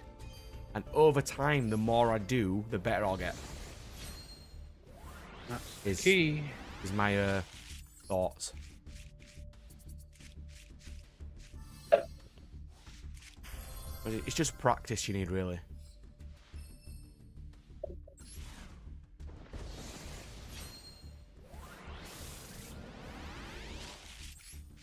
Like I've tried freehanding without any references, and it does not end well for me usually. Always use reference. Always, always, always. Even if you're drawing something you're thinking of. Which is what I should really do. Which is why I was getting caught in uni when I started getting all these art books, and I'd never actually used any.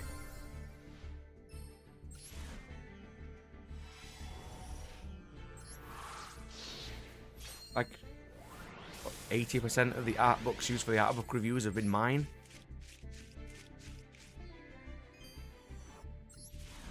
If you are curious, you can actually watch them. Like, I bought the Neo one. You know, the Dark Souls style game. Because it has loads of cool spirits. And I thought that'd be really cool references.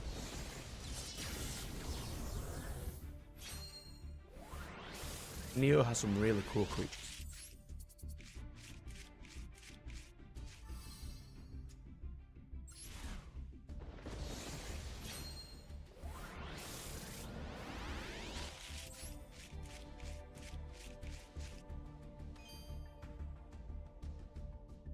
It used to actual money.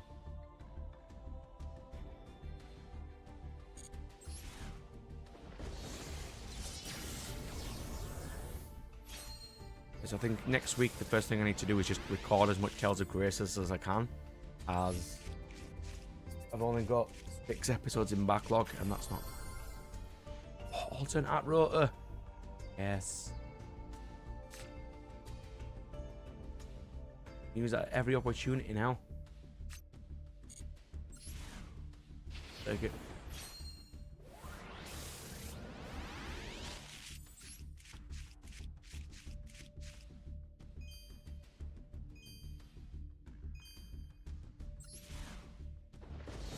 Yeah, because I'm going to be doing the drawing while editing the new videos, which is going to be the Deity Wars videos, the Yu-Gi-Oh videos, extra MISC videos. What am I doing with videos? Load up Studio and have a scan of videos. Oh, this is...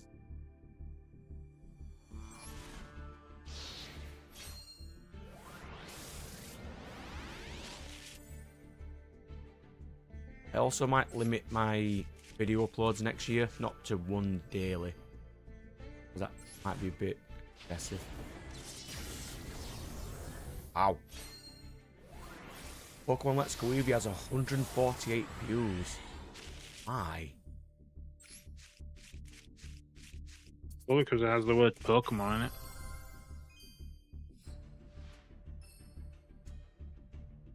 I mean, I'll take an extra 148 views. Any day.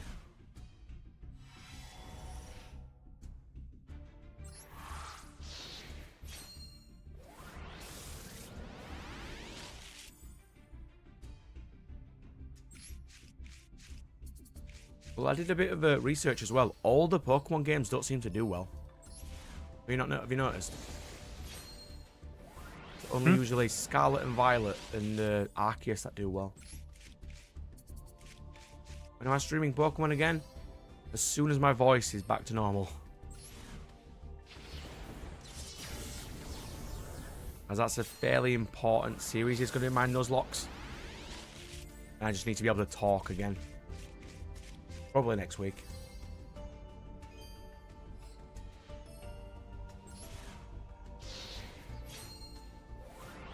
I think I'm up to the 4th or 5th gym. I'm probably not going to finish that game because Claire's Milotic is in... Not Claire, is it? Cynthia in that game, isn't it? Yeah, Cynthia's going to be a massive pain in the ass to beat. Like, I have to beat Milotic with a Raichu. It's going to be horrible. Then we move on to the next Nuzlocke, which I think we said was Fire Red Leaf Green Bug only. Because I've already named my critters in my head.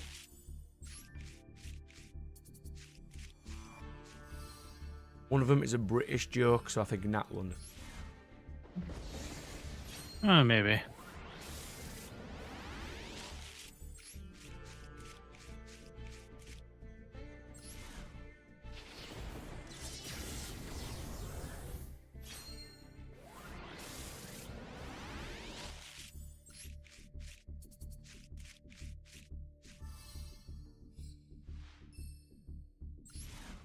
The last Q in all art. I might play striker.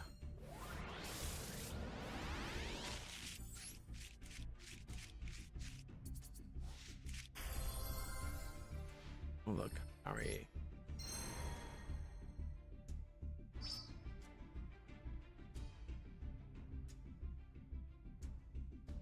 What I wanted was 2 more of this art of Kagari. 1 more Ray in this artwork. Maybe another higher tier would be nice. You only need 1 of these because reinforcements at 1 anyway. That was a pretty nice amount.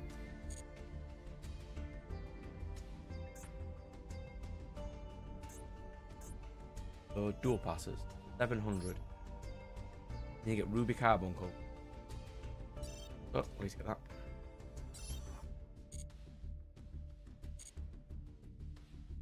Max, 23. Don't think I do.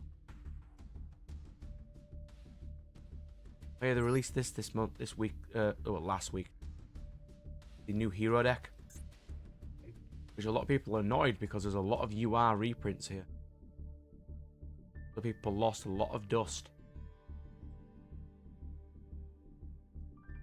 Sucks to hear them. I think it's because if you haven't seen, the latest Yu-Gi-Oh! Anime trailer came out. You know, for the Sky Striker anime. And I think that's why.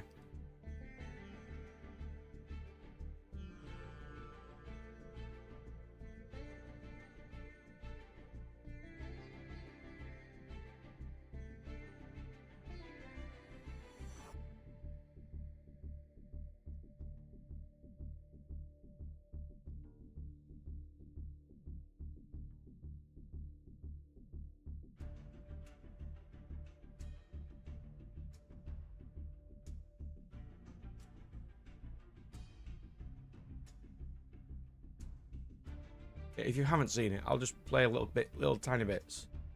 It looks really nice. That's Ray when she starts using her powers for the first time. She gets the striker suit she can never take off. Irina swapping her different forms. And Rose appears. Have some really nice looking fights. Onyx drones. Minor armor. Then she gets taken over and becomes Zeke for a while. There's Kagari to break it. That's when she gets her friend back. It actually looks really cool.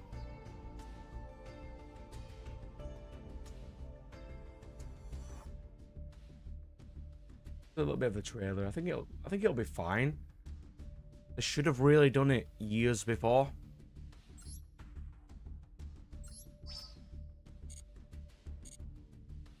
Like, they really should have.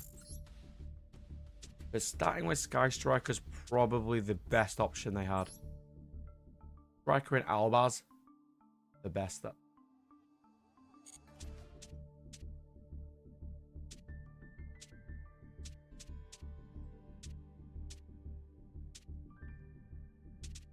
There's no decks I actually really enjoy. I mean, I like playing Goatee, but it just sucks.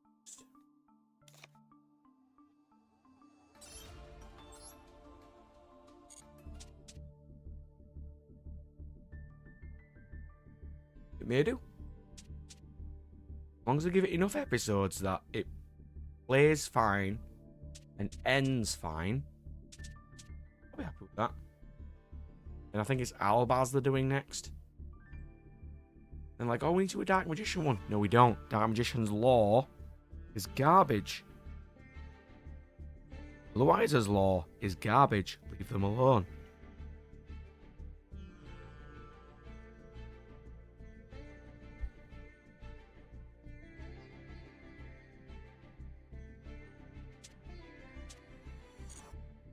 As an Isekai watcher, I would take decent animation. Well, any animation right now. A lot of them are just absolute garbage. The one thing we didn't see in that entire clip was Ray talking at all. If it's going to be silent, then it's not going to be great. Because Ray's story is actually really nice.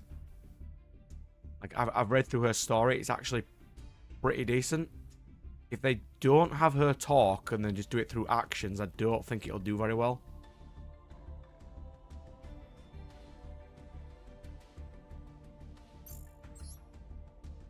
Might be wrong, though.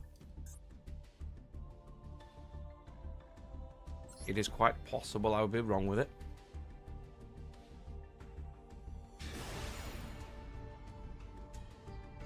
Hello, sir. How are you? We are just plowing through some Master Duel. Just talking about random stuff.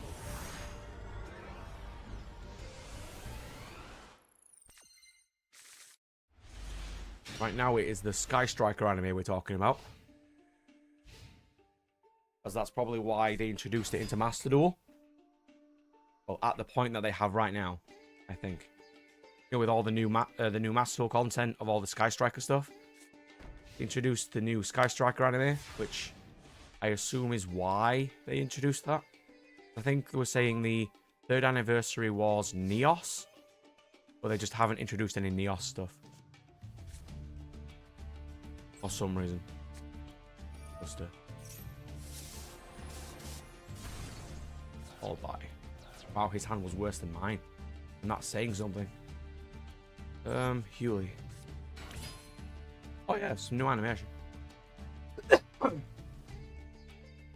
do apologize if I randomly cough into the microphone. I've been trying to turn it off each time, but occasionally I do miss.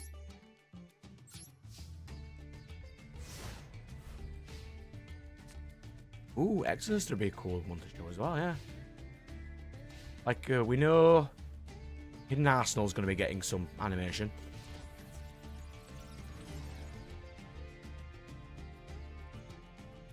You know, like the Naturia Law, and all their like. There'll be a bit of that. There's the Sky Striker one. There's the Albaz one.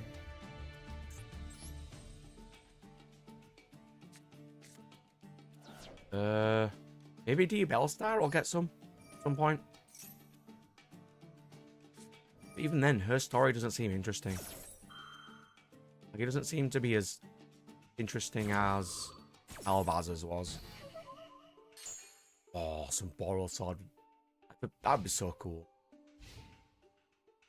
I really do enjoy anime Borderland. You know, like where he shoots the bullets out as actual bullets. So cool.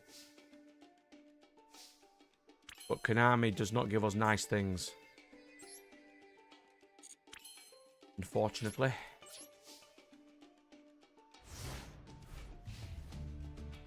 Yeah, that's why I like Gundramon from Digimon. But then they censored him in this first printing. Really stupid. It has a bullet hole on the screen. We need to censor that? No, we don't. It is a dragon literally made of guns. For context, this is what Gundramon looks like.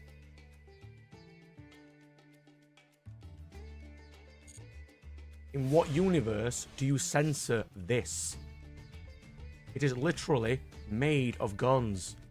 Like, we're just going to censor it. Yeah, of course we are. Absolute geniuses. What's wrong with these people? Like the Konami of just, we'll just censor them. Boom.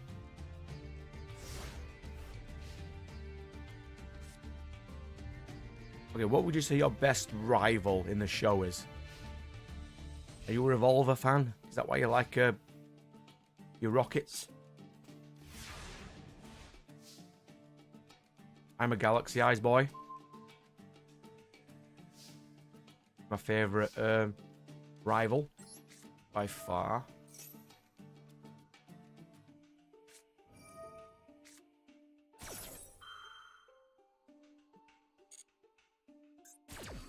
He's drawn Moye, Ash Blossom, Dorm, followed by Flip.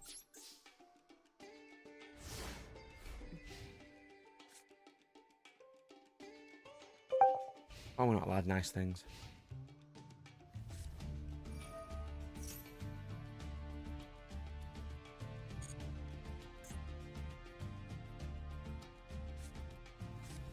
Okay.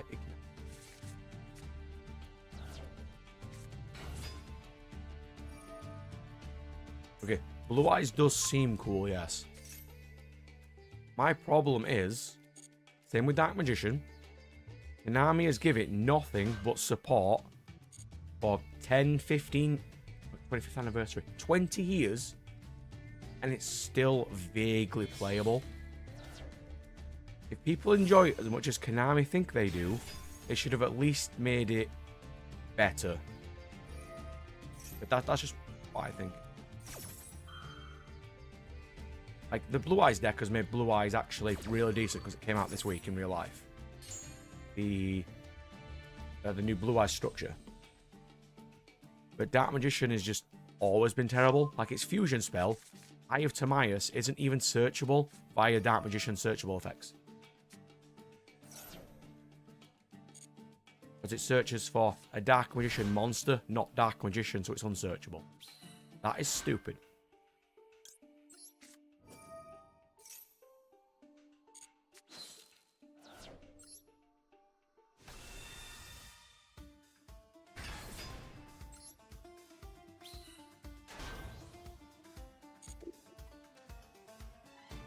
Yeah, the only reason people play it is Dragonia.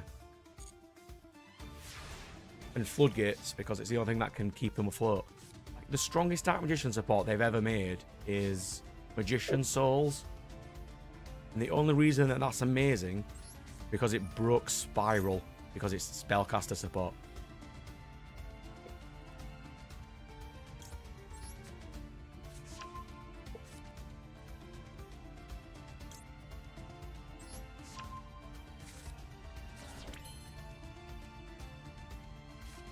They just need...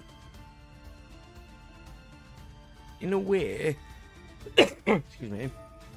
I don't like Blue Eyes because it ruined future card design. Because Konami have basically said Blue Eyes is always going to be the strongest normal monster. Which means Konami just can't make another stronger normal monster. Then the way the world is right now is... Normal monsters are so terrible. You just... would never play them.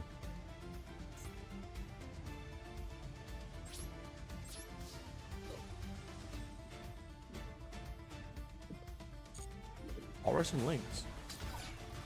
I mean, you do get the really nice Link monster now. Which I'm playing in Red Eyes, by the way. I like playing Red Eyes.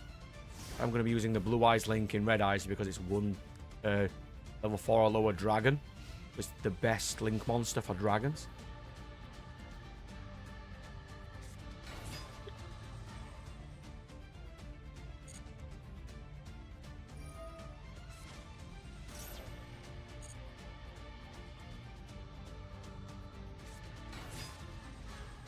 It must annoy you as a Blue Eyes player,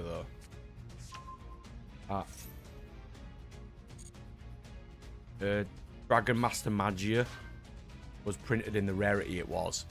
Because that was absolutely stupid. Konami should have never done.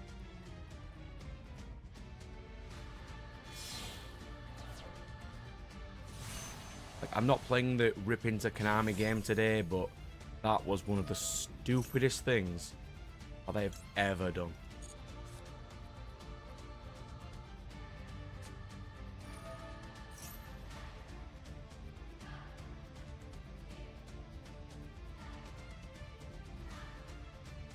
You're a Master Duel main. Okay?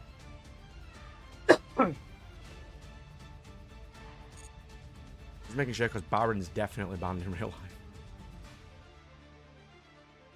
Fine. No problem with Master Duel mains. I do like playing more in real life, but not so much because the meta's garbage right now.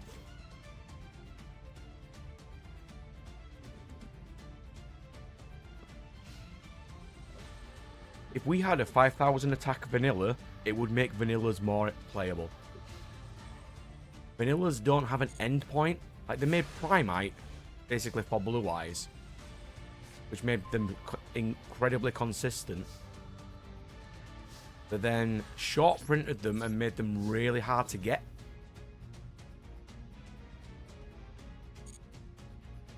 Five-Headed Dragon is kind of a vanilla. You just can't be destroyed by anything other than lights.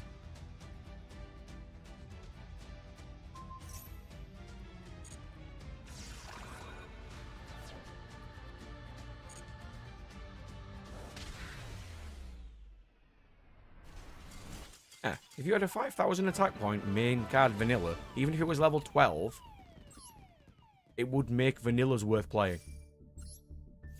Like, right now, I would rather play Spirit Monsters and Gemini Monsters over vanillas. Oh, you don't think so? Doesn't have to be a dragon or anything, it could be...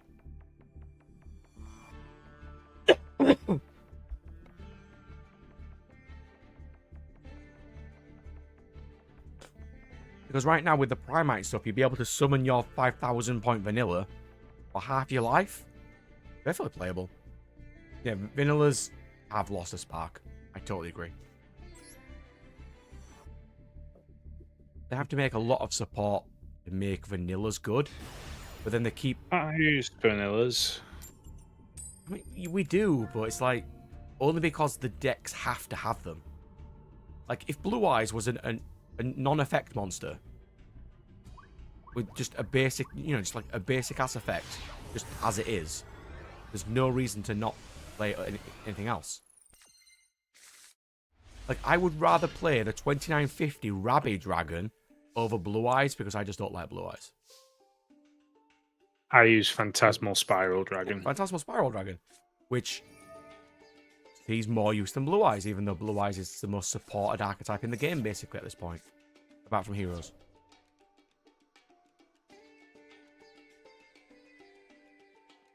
I think there is a trap that summons 5 vanillas from your deck.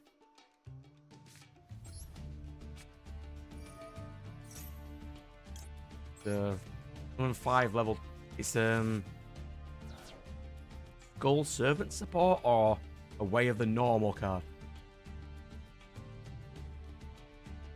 My favourite card? Galaxy Eyes. Love that boy. Battle Fader. Of course yours is Battle.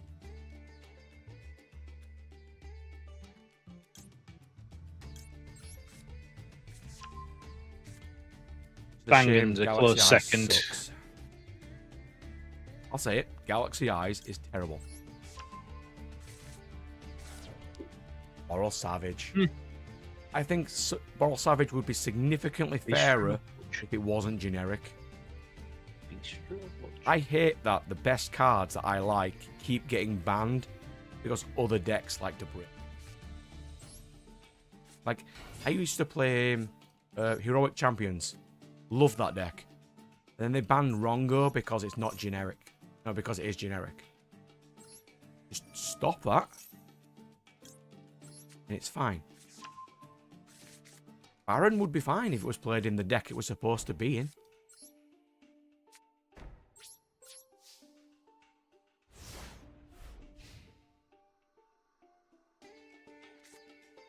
No one is OTKing with Bistro Butcher Firewall, it's fine.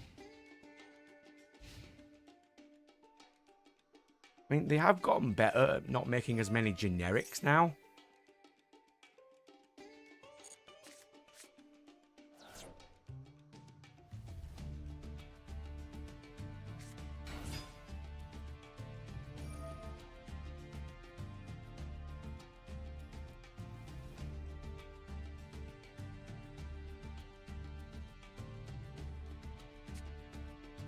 You can tell they're slowly getting away from generics, but still not great.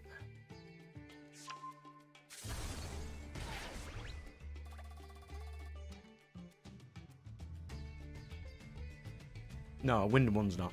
Like, if Baron had the effect of 1+ non-tuner plus 1 wind monster, completely fine. Because we all know The best decks in this game are dark. Always. Light and dark, because they're Bestial support, they've got everything. Light, not as much. Then you've got fire just behind them. Yeah, dark is... Allure of... Can you imagine if every type had an allure of darkness? Like, light basically has no support at all, apart from Sanctuary of the Sky support.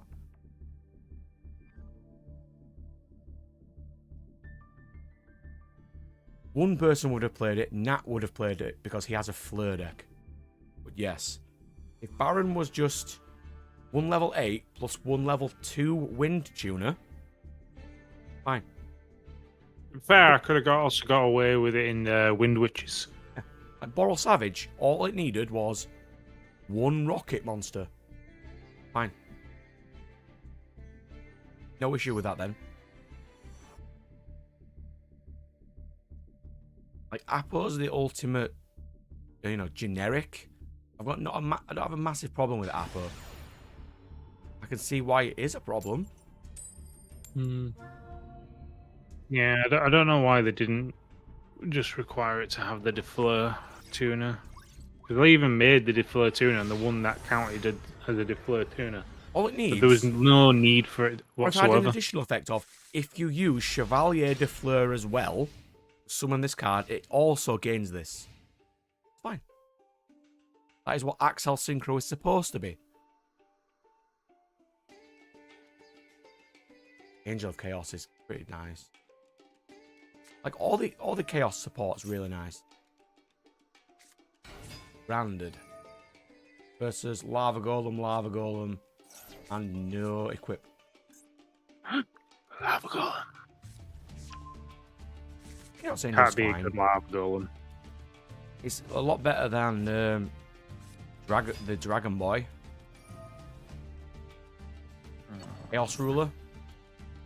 They still had Chaos Ruler. That would be incredibly unfair.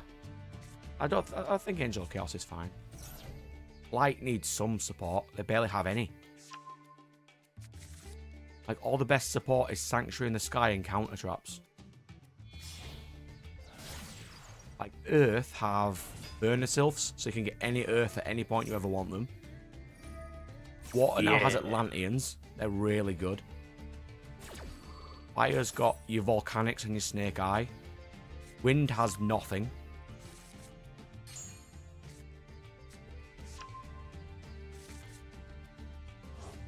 What, Shining Angel or Nova Summoner, they're basically the same thing.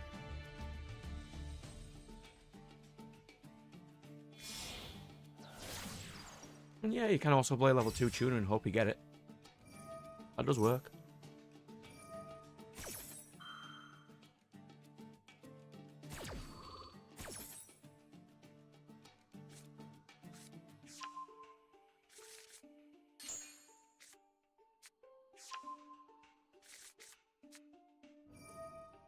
Yeah, I did make some decks to test out at locals today, so that's something. Finally feel not as ill enough to infect everybody and I can actually play some games. Something. That is something. I've got Goaty to take, I've got Mitsurugi to take, I've got... That is on my shelf. I've got some nice things. Really, you can't... I mean, they have... Blue, I suppose, and Dragunity.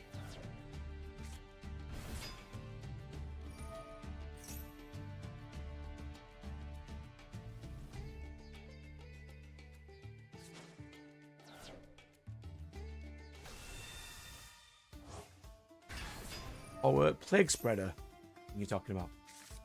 The Speedroid got its new support, and it's level 12, and it's still terrible.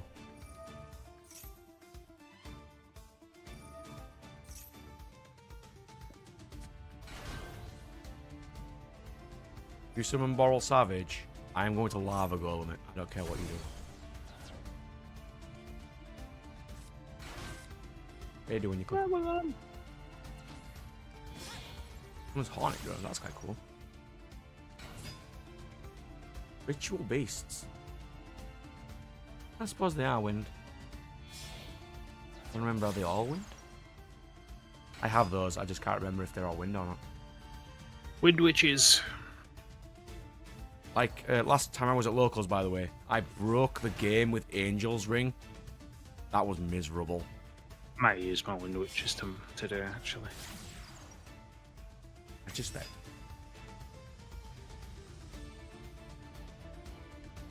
Ooh, Lyrilusk, yes.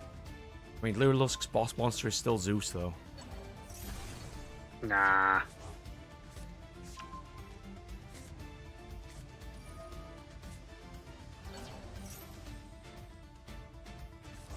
Definitely the one where you just stack it to all hell and just attack several hundred times. I wish that the Horus support was actually Horus support. I want Horus the Black Flame Dragon support. Give it to me. Give me that and my Guardian support, and I'll be a happy boy.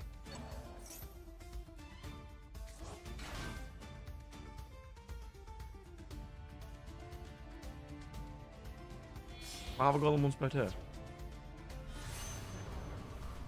I think so. I mean, you've got the card, you can read it. Sometimes they don't even state once we don't even know they are. Must be normal summon from the anti-opponent's field. You can normal summon / set a turn you special summon. So yeah. Oh, another monster and I'll give you 2 Lava Golems.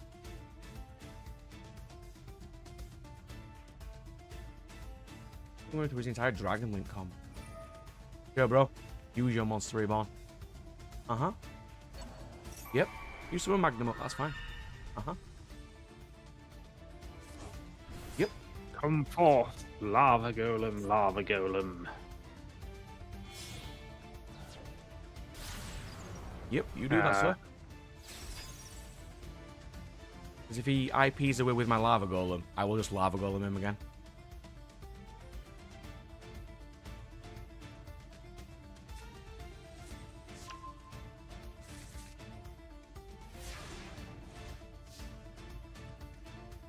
What we got? This is my 6 card. Ceremony. Yeah. Have a Royal Lava Golem. I just randomly have. There you go.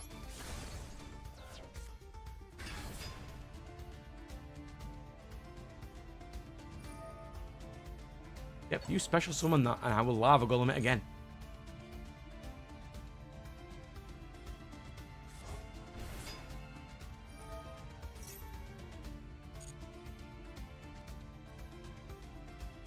There you go, have another Lava Golem.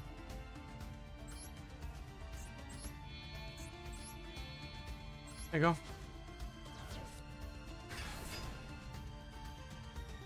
I'll be fine. Need a water arabesque, I think. Get. One ash out of his hand. That's fine. Let's do this. I need water arabesque. Arabesque. Get rid of Great Mechanical Cell. Water arabesque on this lava golem. Actually, this lava golem, so I want my royal back. I want my royal lava golem. And then blue and red. Red will get me another quick card.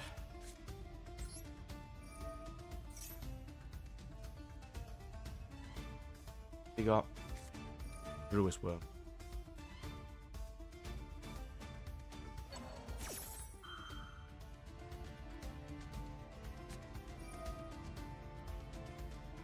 Modern? For sure. I'll see if we can see some magic people.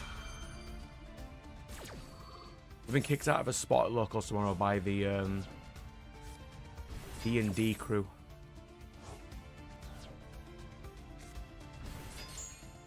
I don't know, they must have a big campaign going on if they book the room all day.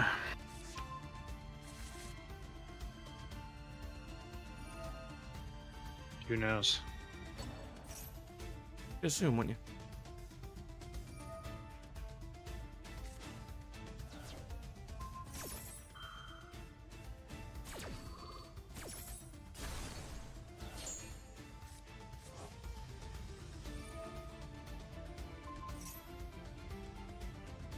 It doesn't get it, does it? I'll just lava golem again. Did you have enough lava golem? Not yet. Here's There you go. another one. Like a third lava golem.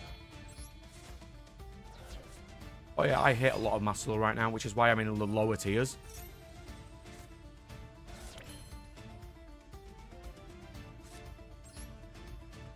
Use fire dance.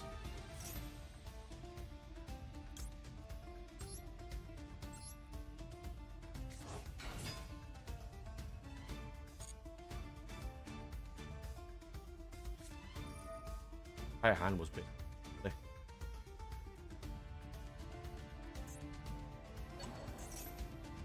didn't think Dragon Link was still pretty powerful. Does that locals do allow proxying? No, they're not allowed. If it's a Konami official tournament, as in you get OTS packs, then they're not allowed to allow proxying.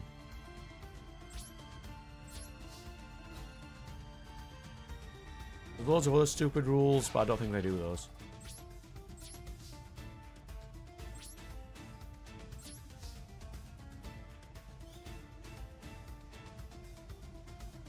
I don't think I've got to Diamond for a while, because I've only got like 4 hours a week to play on Fridays, which is what just this stream is.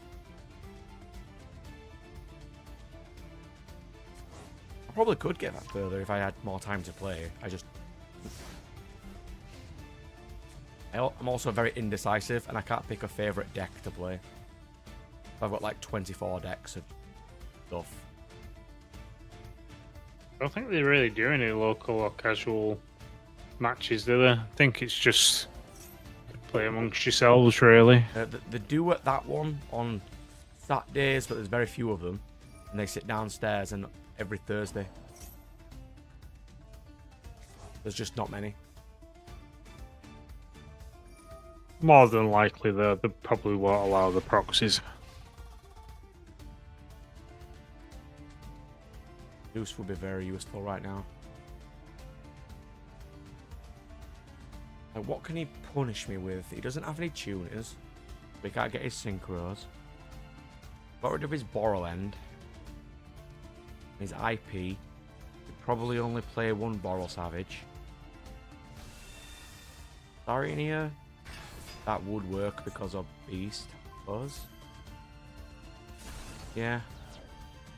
That is exactly 8,000 damage. Is he going to flex? Let's see. He's going to flex.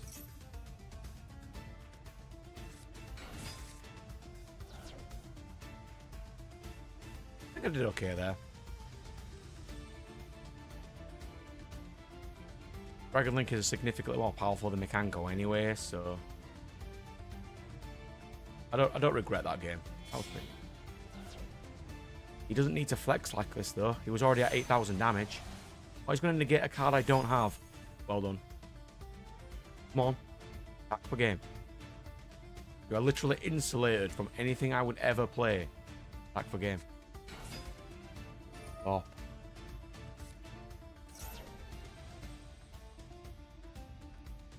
This is why people don't like a lot of locals players too. Because they just don't end the game.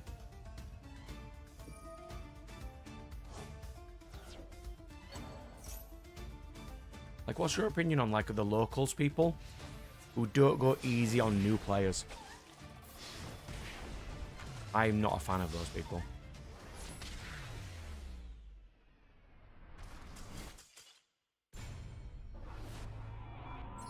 Like, we used to have a guy who had, like, £2,000 decks, because I'm from the UK, they're in pounds. He would just crush everybody, even little kids. I hate those people so much. Like, even if I want to swap from Mekanko, there's no amazingly good.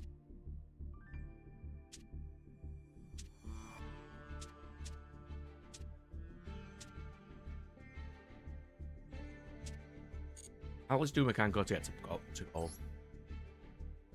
Absolute cinema.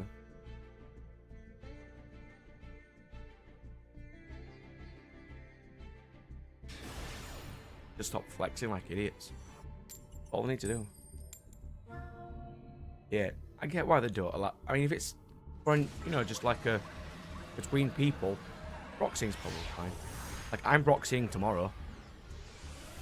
But I'm only playing with the crew tomorrow, so... It's also, I did not want to buy 3 commons on eBay. Buying commons really annoys me. Like, I could probably search through their commons boxes tomorrow and find these 3 commons for 10p each. But there's also Planet Pollutant Virus, which has never been reprinted, and is a £22 rare. I'm not playing a £22 rare for no reason. We're in silver, and he's playing Smith.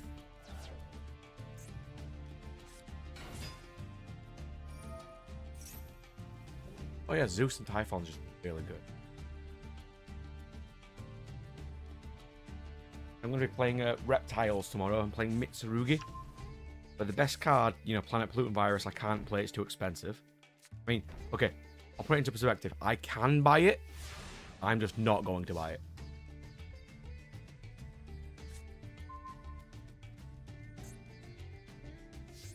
Dean Smith Labyrinth.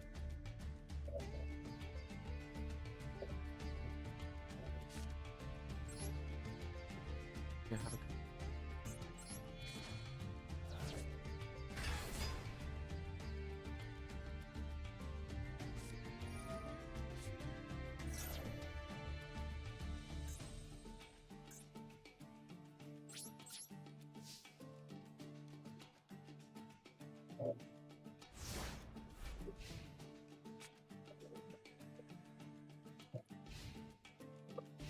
Miserable. Dean Smith should not be in a deck that is below silver. And this should never have even been made. Stupid.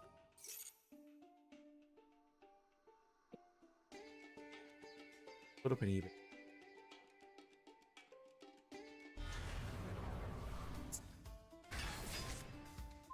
On it.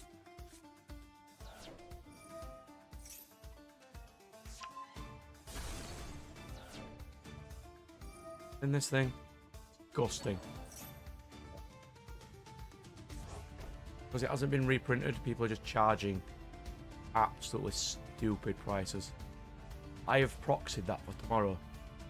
For which, I mean, I found a site that you can type your cards in, and it'll make a sheet that you print off for you at the exact size of a Yu-Gi-Oh card. It's a little thinner, but it does look like a Yu-Gi-Oh card.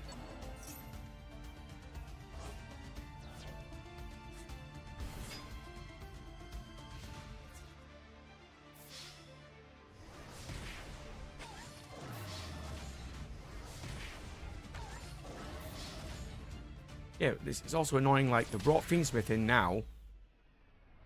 The next thing that they can possibly introduce to power creep the game is Malice and Ryzeal, and that is going to ruin everything.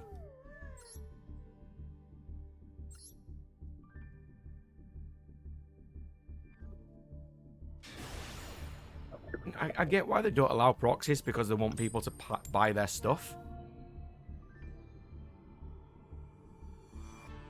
But it's also not good for the budget players.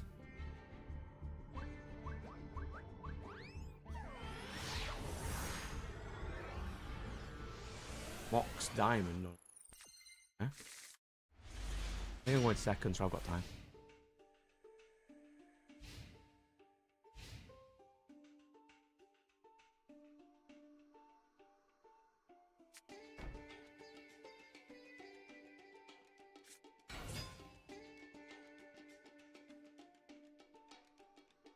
We're going by lowest.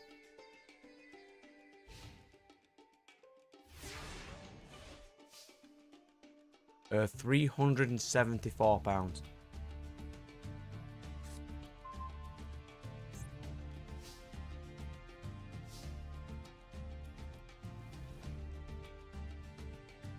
How have I bricked every single game? I just need an equip spell.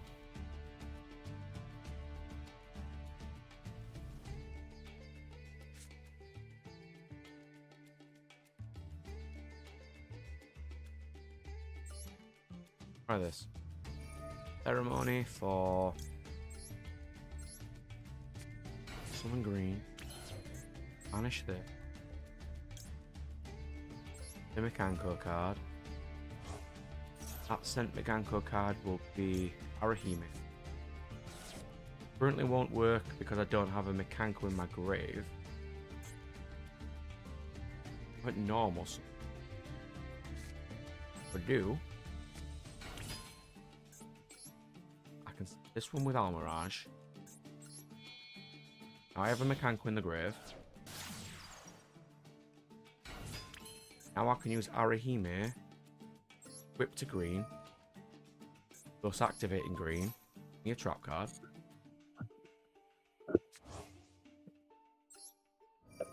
Will be Rivalry. Now green's online and my cards are untargetable. With green.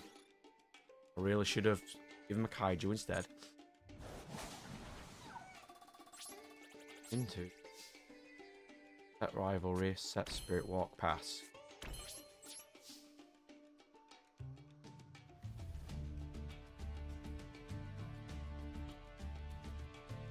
I have that deck, but my Masterpiece doesn't have Skill Drain. Mine's extra deckless, which has Monarch Stormforth, which is they can't summon.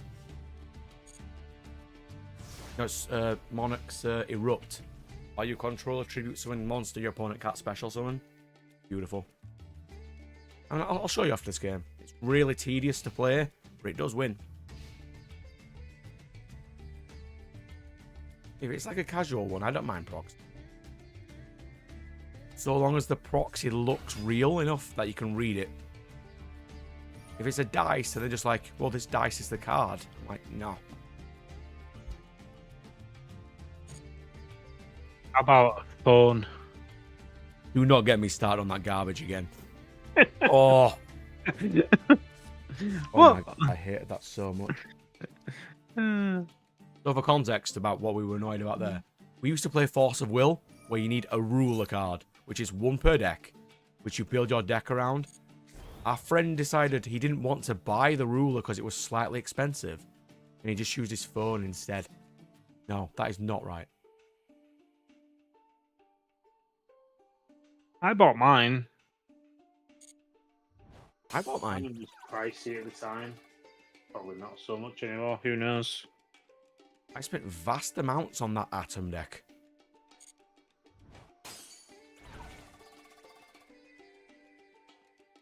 I had to import all of them from America. It was miserable. Yeah, Force of Will isn't the best thing to get the cards for. Well, if he ever challenges me now, he will lose. I don't think he has he? No. I don't think he's He will played it. definitely lose. Not since I do. buying mine again, isn't it? I am playing Monarch Stormforth in my Kaiju. I'll bring it up after this if you want. I'll have a quick look at it. I can't say it's the best deck I've ever built, but it is pretty fun. For me. Not for my opponent, it's very fun for me. It's not as good as it used to be though, because you still don't have like a, was it Draconite? The Knuckle one? He's still not, I think he's not at 3. One of them's not at 3. Flip Rivalry. Flip Rivalry. Target Kaiju. Whip Kaiju with double-edged sword to inflict 10k damage. I win.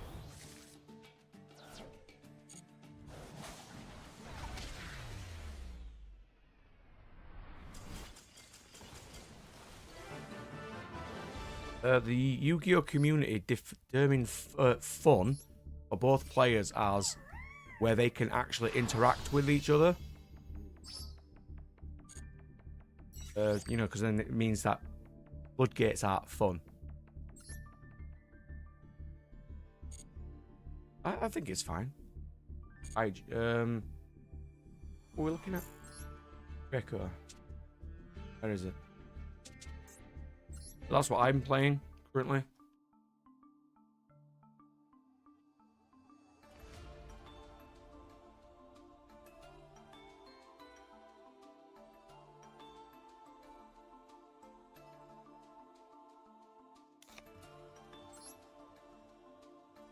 Plus all its draw spells.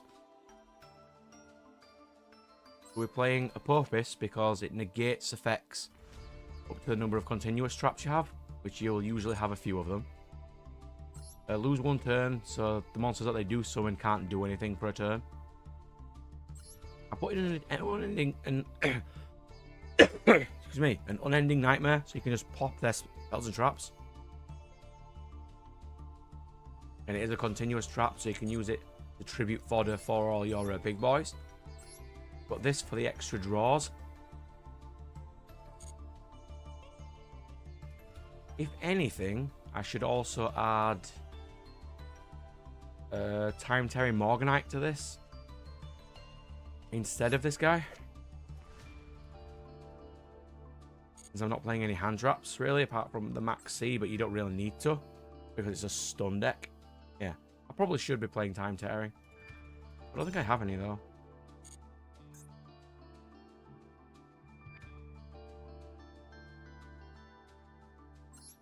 I don't have any currently.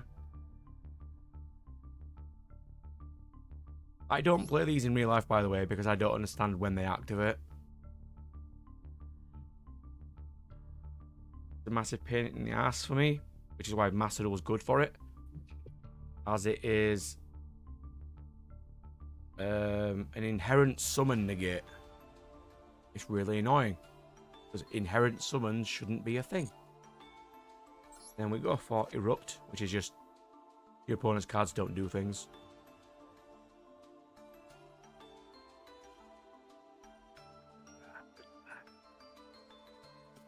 I was gonna put the two Draco that the immune, you can make him immune to all 3 of them. When he leaves the field, summon anything from your extra deck. But I'm like, you know what? We're playing extra deckless True Draco right now. I think it's fine. It'd be better if it had more draw spells. Morganite would be nice. But the only cards I activate from my hand is just Maxi. And that's just to stop my opponent steamrolling me.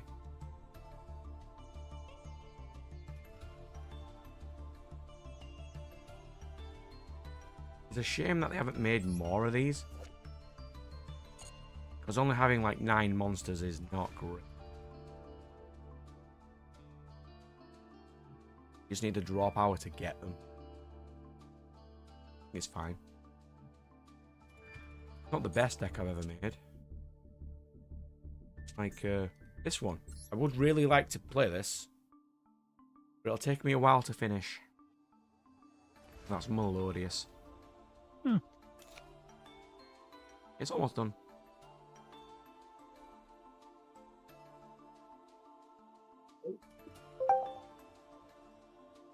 Beeping me.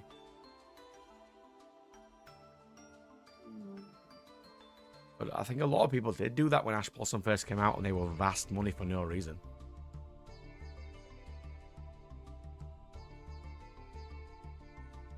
I myself don't like how fast the game is, but I can understand why. Like, games have to update, get better. I was about to say get better. The game is not better. Like, they've introduced Pendulum, and then just decided not to support Pendulum anymore, and just shaft it in every single master rule. That's kind of stupid. You shouldn't do that. I miss my Ignites. Nah, They used to be so fun. that was a good deck. Vanilla, technically. I mean, kinda. I mean, they were Pendulum, but yeah, still.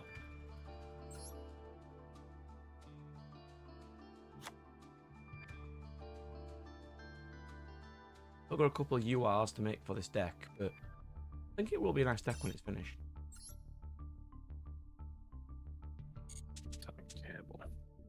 Yeah, so for next time I'm going to be in, I'm going to finish my new Charmer build as well. Yeah, I've been meaning to tweak that a little, but I haven't got anywhere with it. I'm going to go for... what are they called? I'm going to go for...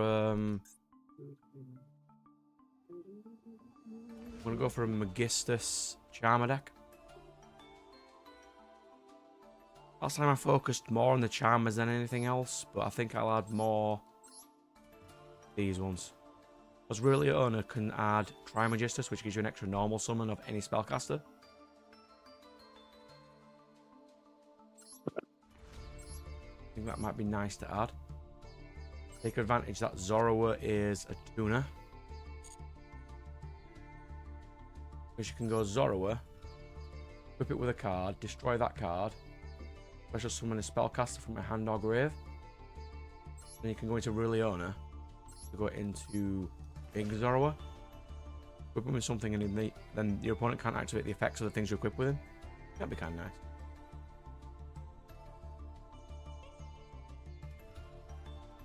I mean, Ash is kind of a needed card, but at the same time, it's like a lot of decks are just the same now. Like, if you can have one card, like, you know, like 12 cards for your entire engine, fill it with 28 hand drops, it's fine. I don't like that level of game design myself, though.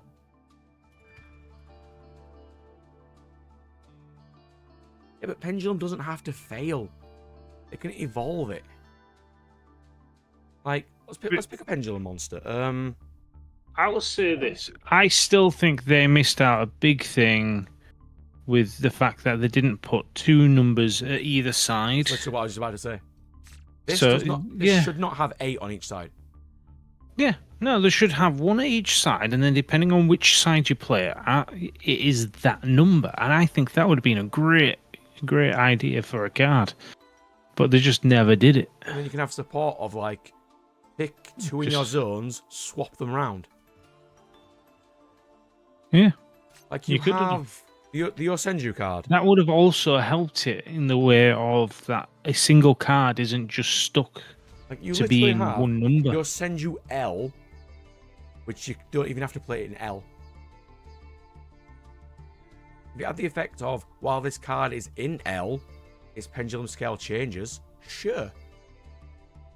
Like, they just need 1 number. Like, you know, like at the bottom here, pendulum scale 3. That's it. The community have no idea what they're talking about. Pendulum was nowhere near as powerful as people say it is. Like, what were people playing in Pendulum format? Not Pendulum. Because Performer Pals sucked. All they were doing was using the pendulum scales to turbo things. They should have made it so you can't do that. Or the pendulum summon takes up your normal summon. Or something. Well, they kind of just killed most of the pendulum things through the fact that you can only summon 1 of them now from the extra deck. Yeah. If they'd have built them right I in the suppose first it's place, fine. they wouldn't need to have done that.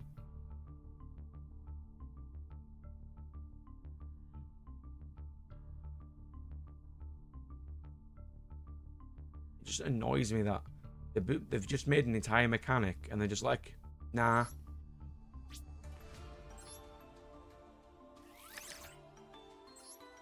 I dismantle it.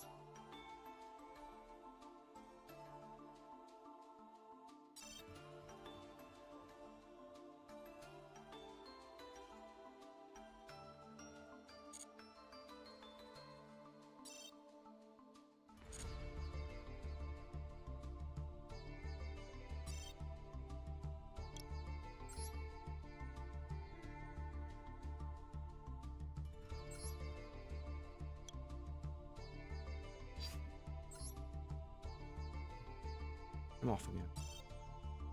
Good change.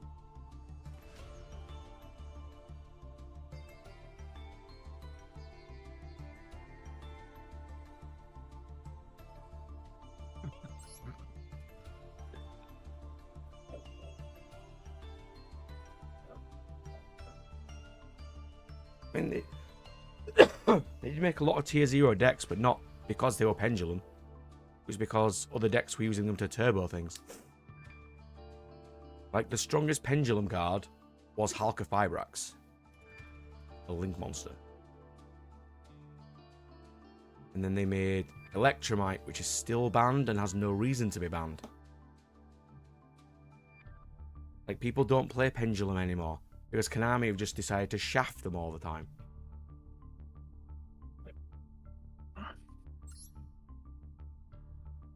They changed the filter system here because these it shows all URs, not just ones I have.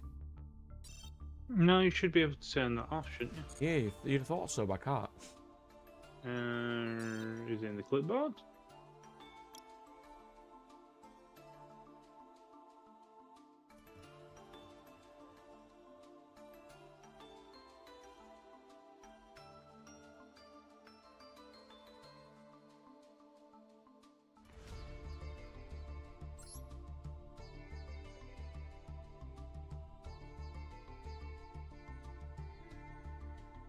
Even then, Pepe wasn't the most powerful. I mean, Is it on looking the, back on it, it wasn't game breaking. A lot of people used it, sure, but if they'd have just made pendulums right in the first place, like they should have made links better right in the first place, because we have a lot of problems with links right now. Is the option in one of the like the clipboard tab or something? I've been trying this one; it's not on there. Yeah, but no, I mean there's the actual clipboard symbol, isn't there? Add history. Oops.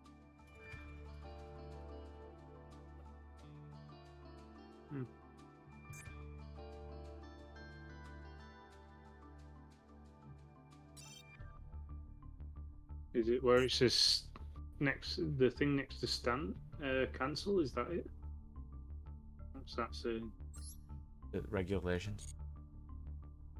Oh. I have no idea.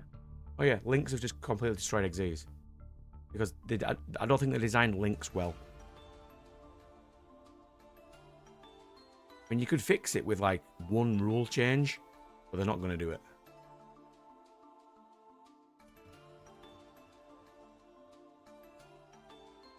Like, it would literally take one change to links to make them fair and balanced. They're just not going to do it.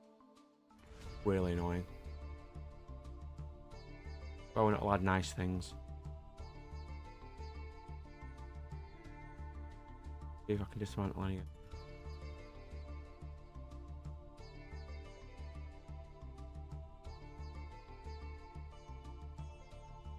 In a way, but link monsters don't count towards the link rating that they are. Like, if you want to summon a 4, you can't just use a 3 and count it as a 3. If all links were counted as 1, they would be completely fair. Because right now, when you summon a 1, you summon a link 1, that link 1 summons that card back, you link both of those for 2, then you summon another 1, which used both of those for 3, but if you didn't, and you had to use 3 cards, it would be way more balanced.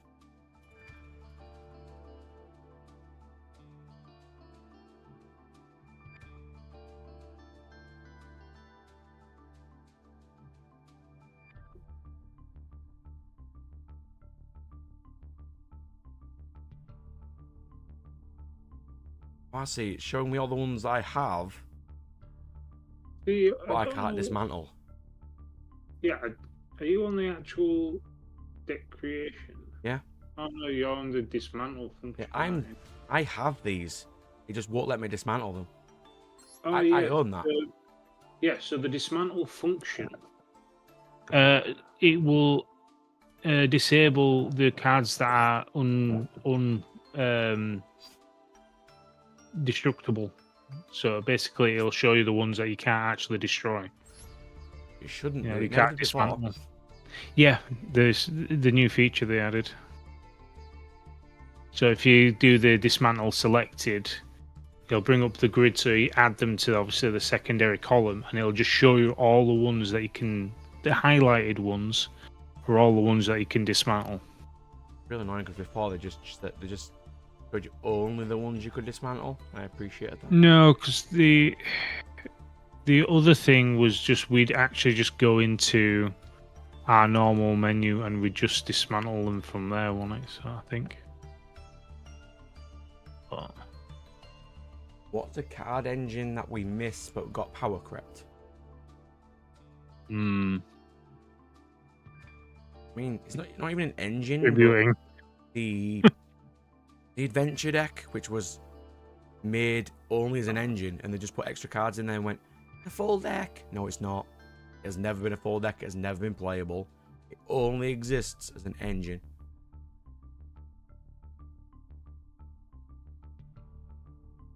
Quite a few I do, actually.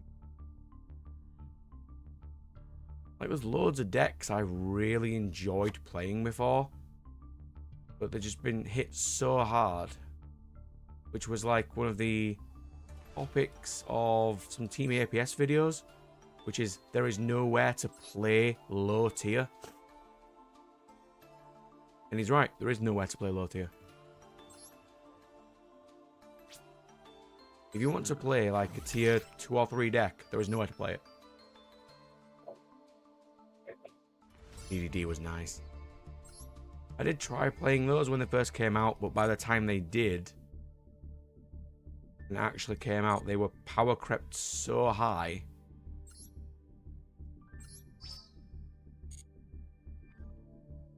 I have 65 days. Get this about level 70, is it, for my carbuncle mate? 75. That's not too bad.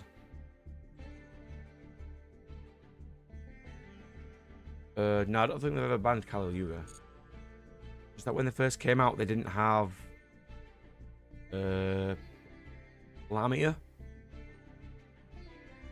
or a couple of the other ones. They just never had them. We didn't get them because in Japan they were in a structure deck, and Konami wouldn't give us it.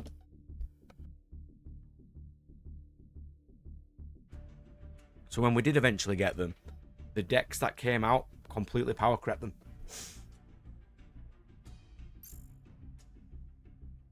If anybody wants a free branded deck,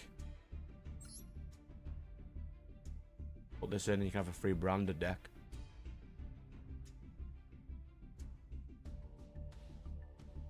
Or the code of Albaz, decent-ish, gives you all you need.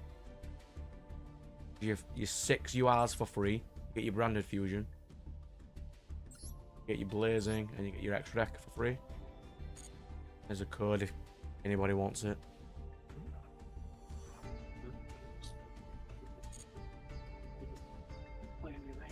I'm not expecting anybody to put it in, but if they do want it, there it is. I'm not playing branded anyway, so it's not a massive problem for me. Oh, there you are. Right, so we're up to bronze, we're up to gold, we've got to swap decks.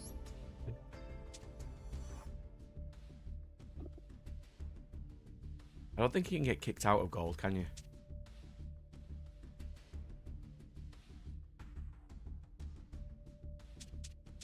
Draco it is.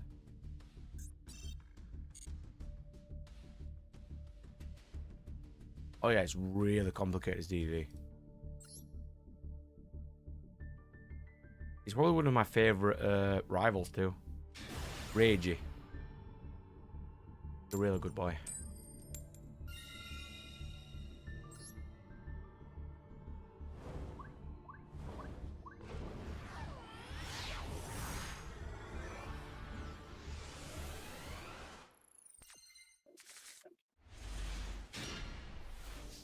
Well,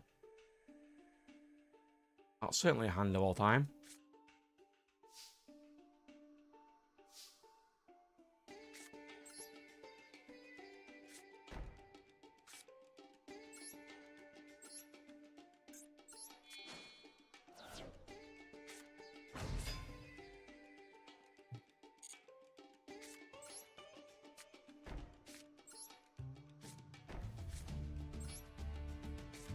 Ignis Heat Pass.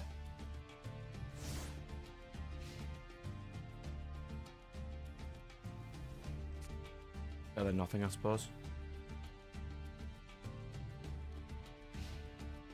It's great either. I have it.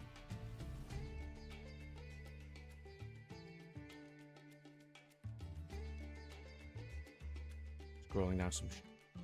The amount of hype for Dragon Ball Daima is a...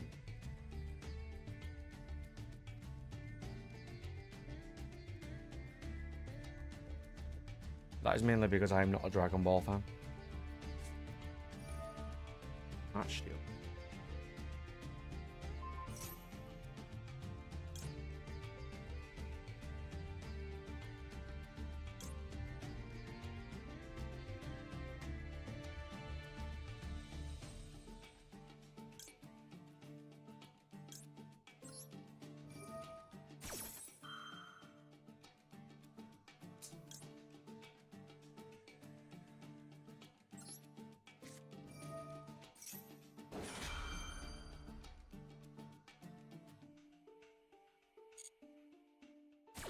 These may need re-sleeving.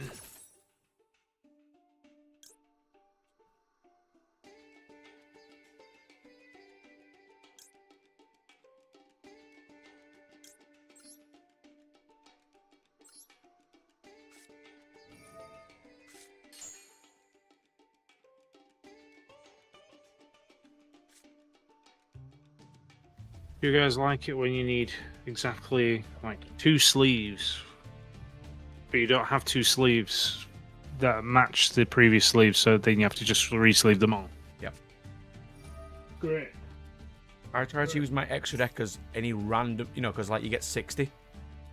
I use any random ones for my extra deck and then just use standard for normal. Yeah, I generally do. Same.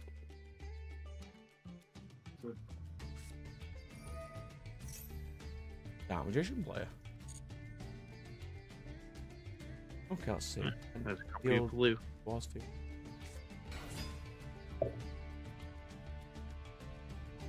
They were the top of your deck reveal.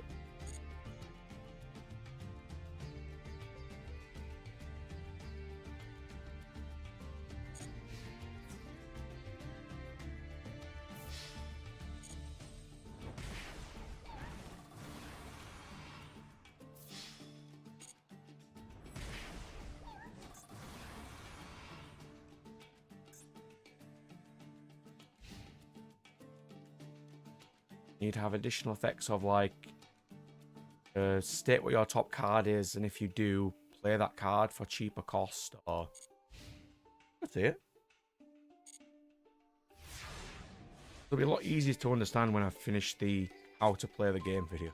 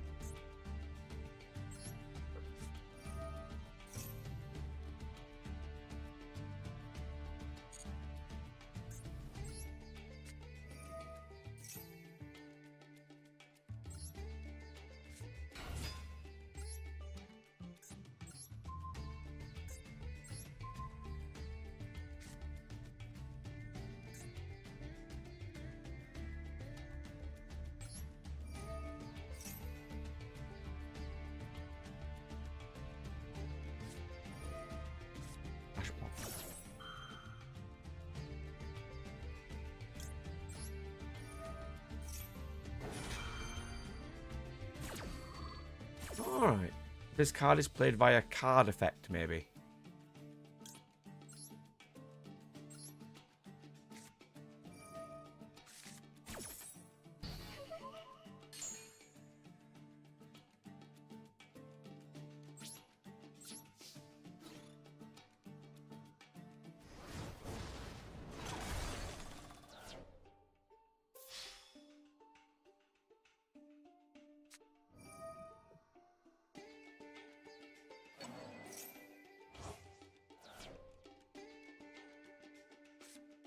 Also, you'd have lots of assists, like stack the deck to put certain cards on top or bottom.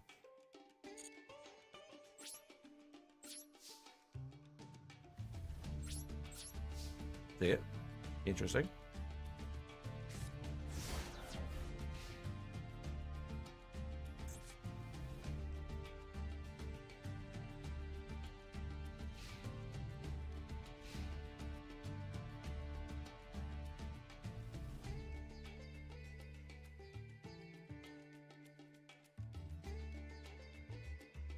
So once I get the how to play video done, it's going to be, well, about an hour long at this point.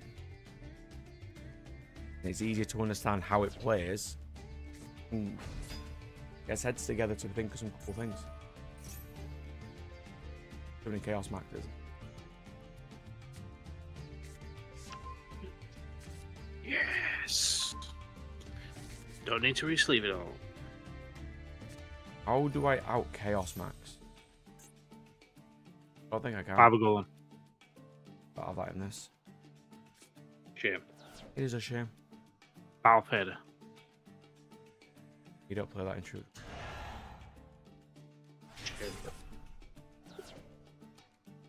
To be fair, it only really stalled, so I don't really know how useful it would have been.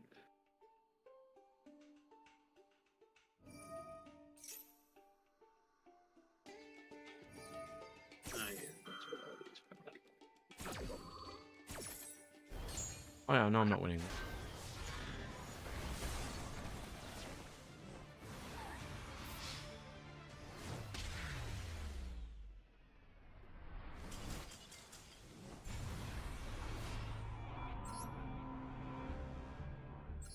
I need time tearing here. I don't think Ash Blossom's helping me. At the same time, I don't have enough to make time tearing Morganite right now.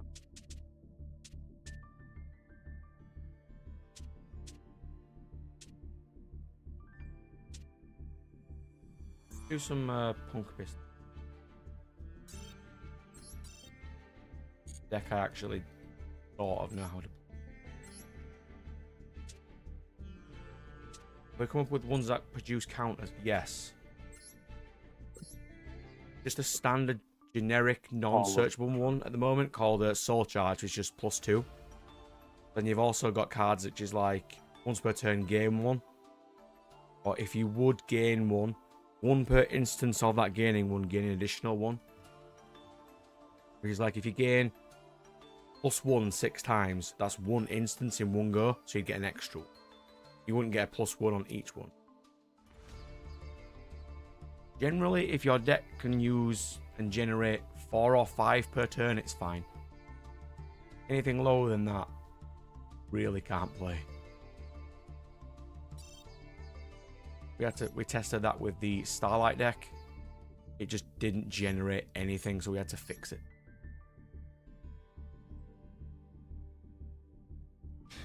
You know, because all the costs traded for themselves.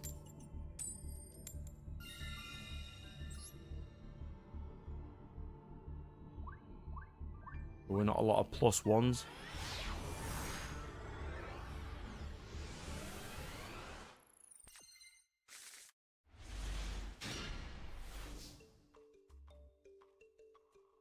Draw 2, discard 2, gain 3. Oof. That's certainly that's certainly a card.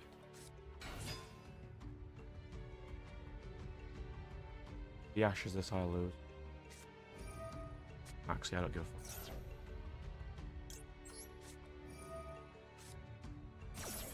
Max Siege straight into Ash. I mean, I had it. No way I'm not gonna. I want to probably summon later. Probably Wagon. And we do Foxy Tune. It's 1 card from my hand. Be this Imper. Summon.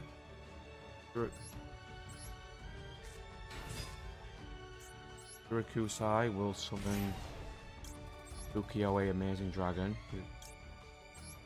I am you. Actually, I should have Wagon it.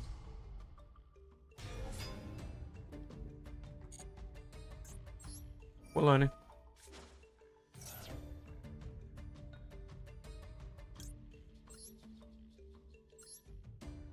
I will get to that in a second, Firewall, good sir.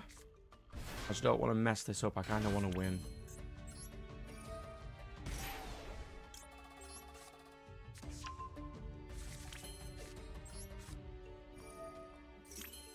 Anytime I pay life points, I get to draw. Damn Dragon Drive.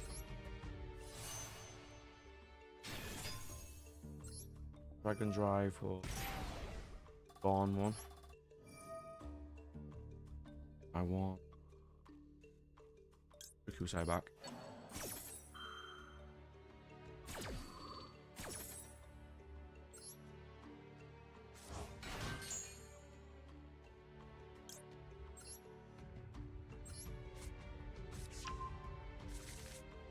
I paid life points, so I get to draw.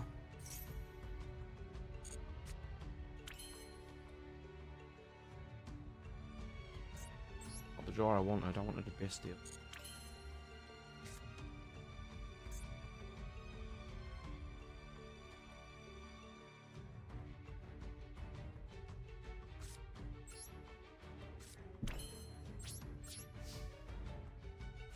It'll be. But it's definitely generic, okay? 3, draw 2, then discard. That's probably fine for 3. I don't know about gaining the 3 after.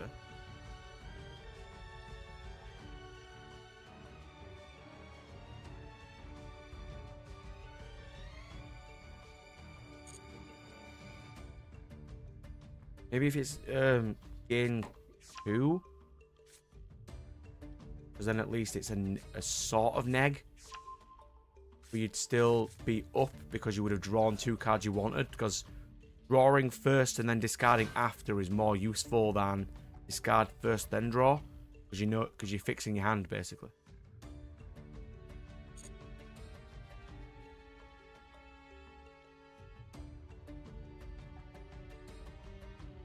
Discard decks. Yeah, the strongest deck in the whole game is a discard deck.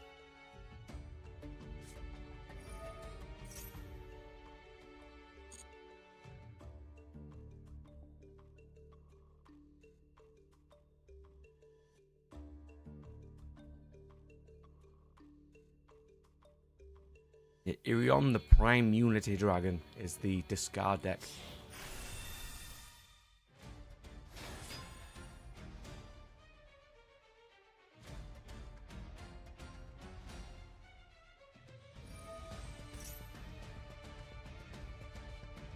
As Irion has 6 pieces, and he can be summoned from the God Zone for free if you have all 6 pieces in the grave at once.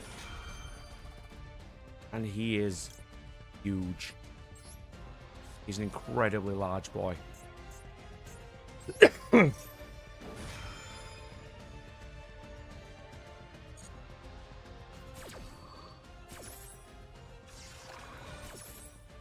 And he gets his draw and his searches. Both of them. If he doesn't have his rank up a spell now, he won't have it.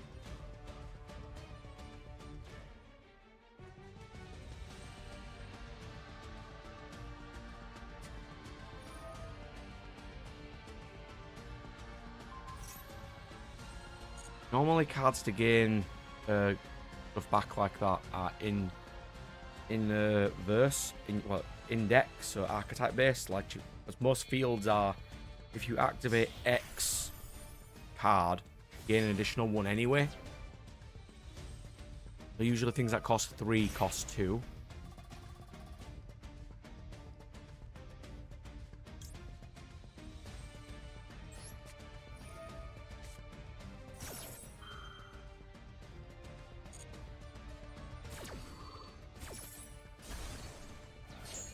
Closest one we have is just the card called Greed, which is just draw 2, discard 1.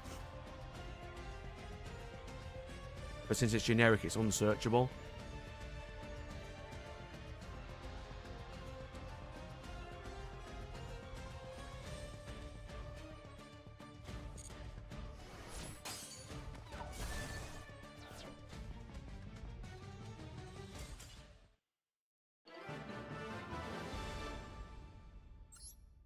That's part of the little creatures who draw cards.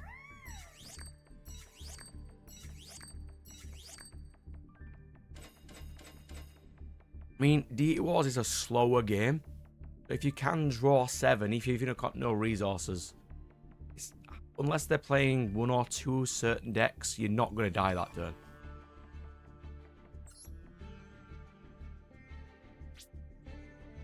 But I totally get what you mean. Running out of resources is a big thing in the game. But it also slows both players down.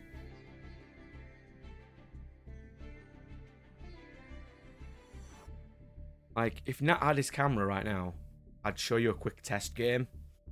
But it's fine, we can do that later.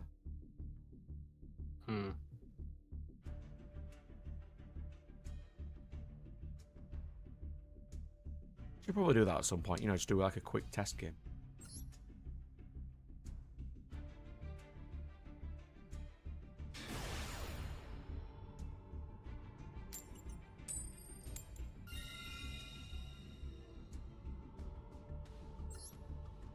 So that's something I'll quickly discuss now.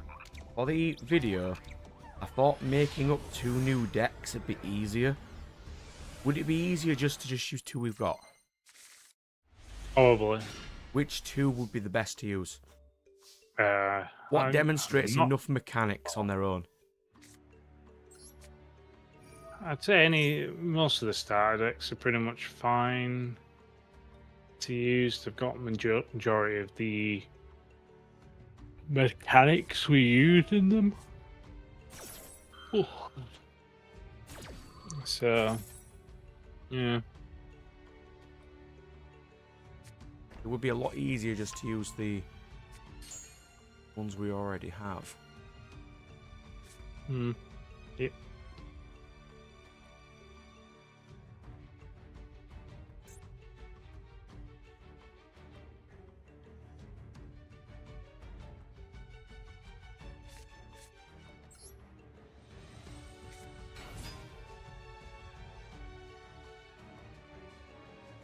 Most simplistic, yeah. The most simplistic that use at least one of each of the mechanics. So we'd need one that uses runes.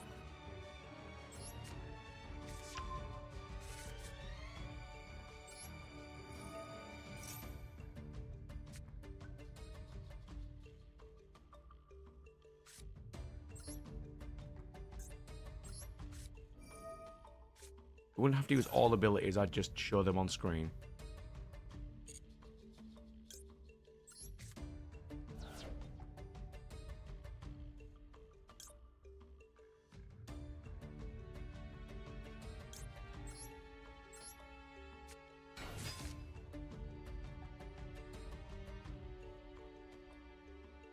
So we can pick both the decks now if we want. I was just going to make up 2 for the video, but they're never going to be used again. There's not a huge point of doing that.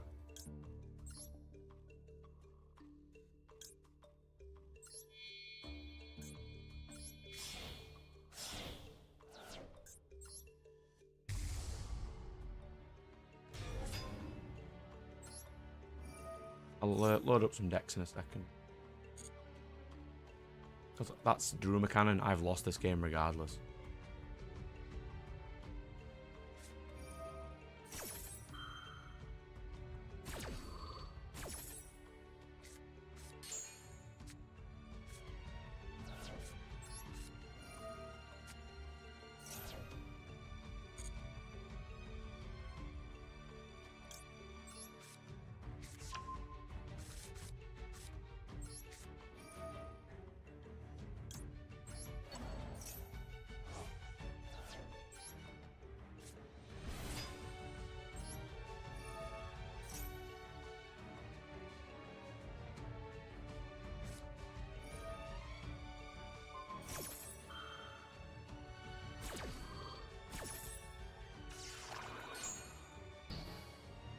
We will be playing it. It'll be me playing against myself.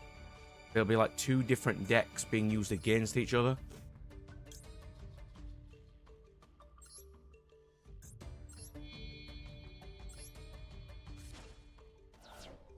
I'm just going to make the layout for it.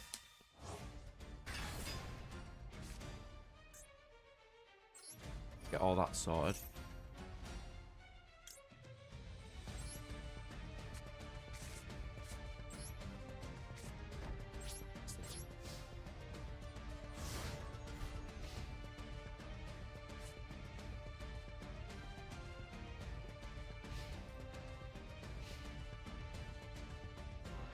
Where's my hold it off?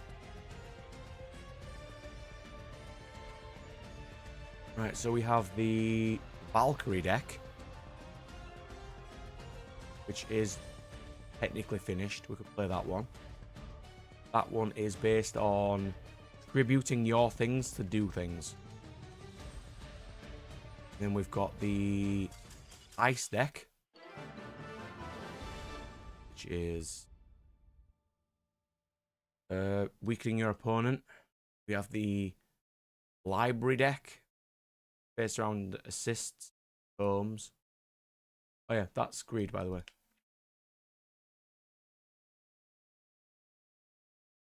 One of the only artworks I've actually done.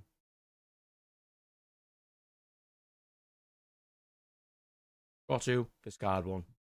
Free, doesn't cost anything. Nice and simple. And then we have the Dragon Soul Legends deck, which is based on manipulating tiers. Got the Burn Damage deck, and we have the Star deck. Nah, it's not going to get private. In a way, I kind of want to unlist them all. And if a person wants to watch them, they can just go into the playlist with all the unlisted ones. But that's something I'll mess around with later. Yeah, we do not currently have a win deck now.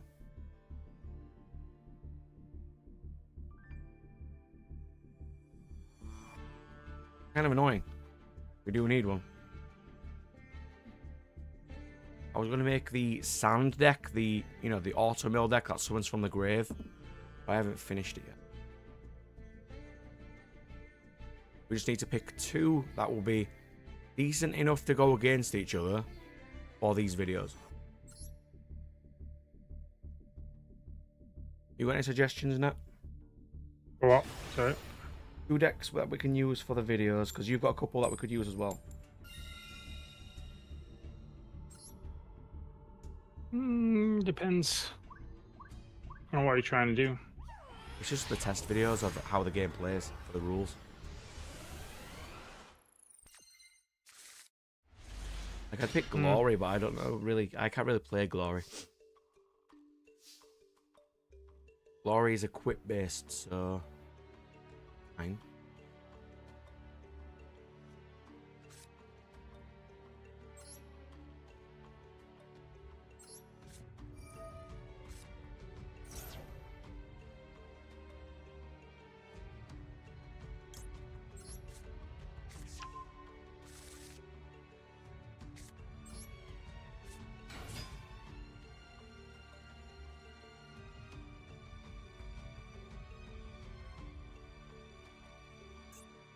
I'll read that in a second. I'm just going to take this turn.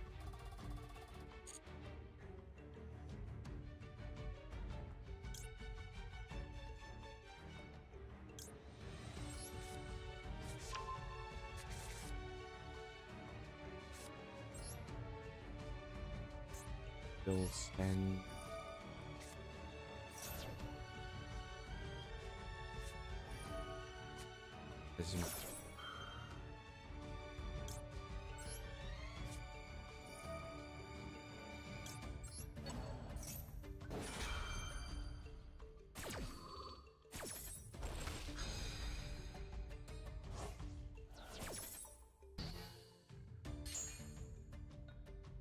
And the imperm's not the most useful.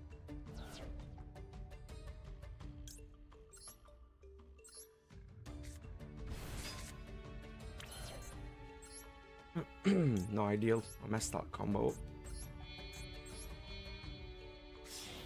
Didn't get Shuriku, sorry.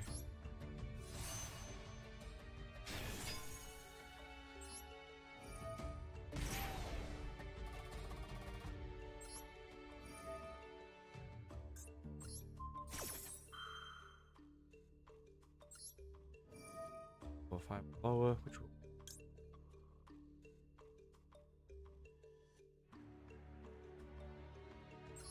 There's just real cool combos there, just...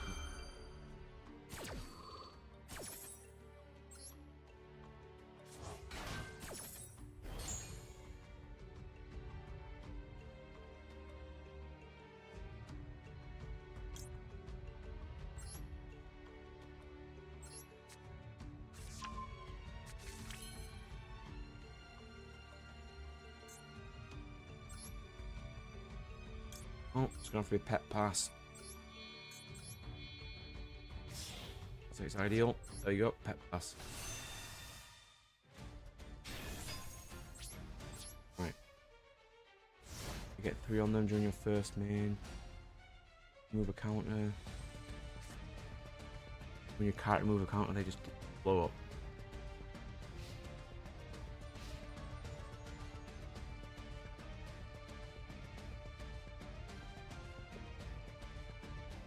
Okay.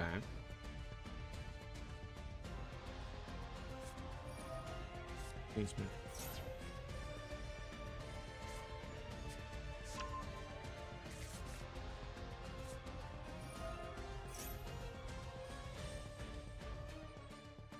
See that being a decent fight, decent win.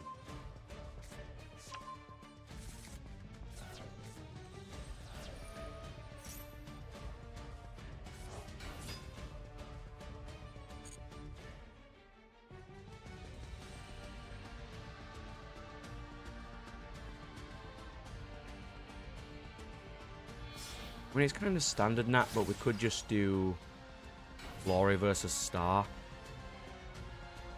Yeah. Kind of meh though.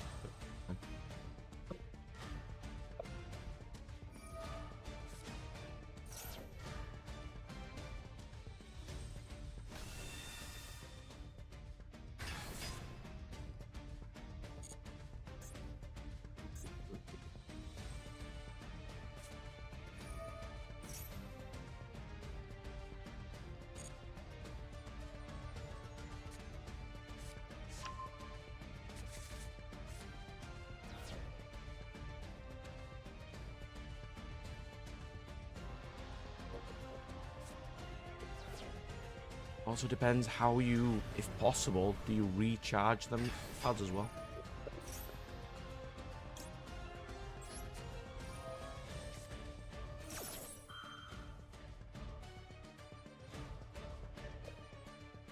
Well, tier 4 is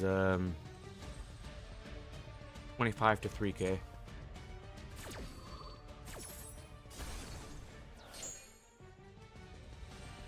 Tier 5 can be anything, and it can be over 3,000, but not usually anything higher than about 4k for tier 5.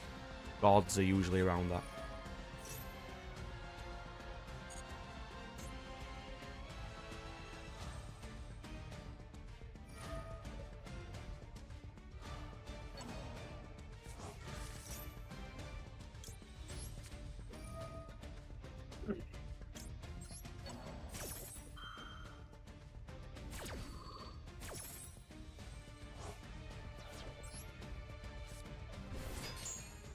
I think Star Knight Taurus is 3k at tier 4.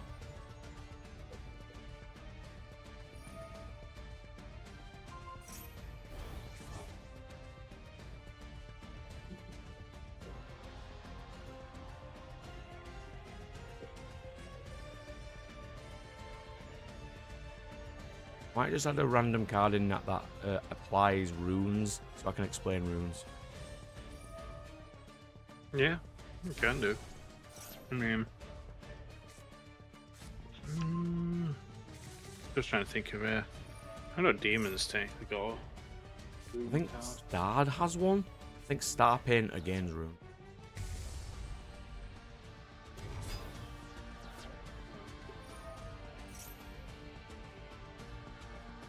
Probably not almost used. Almost used. Thing in the main stuff.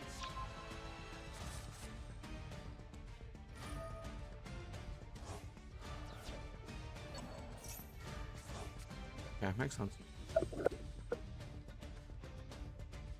so we'll just do. Can you send me the glory cards now? Somehow. Maybe. Or at least send me a list and I'll just make them. I should have all of them made, to be fair. Well, Yeah, but we haven't might be a lie. updated them for a while. That'd be a lie.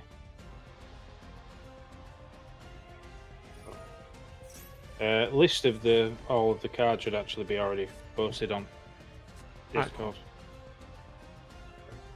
Because I think we've got runes, we've got god arts, we've got equips, triggers. Alright, I've just got to make the layout then. I'll design that tomorrow while we're at locals.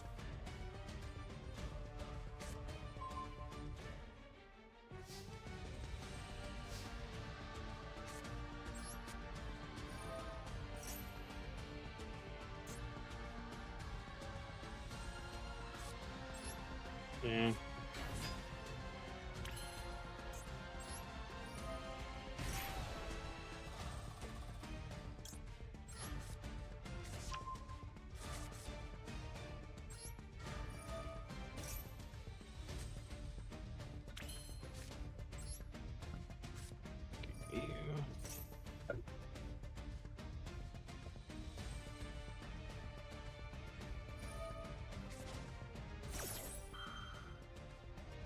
He has no idea what he's doing. You don't negate crash beat. Terrible.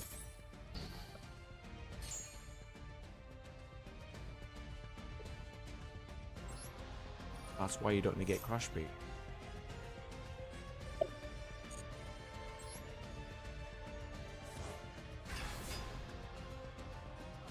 My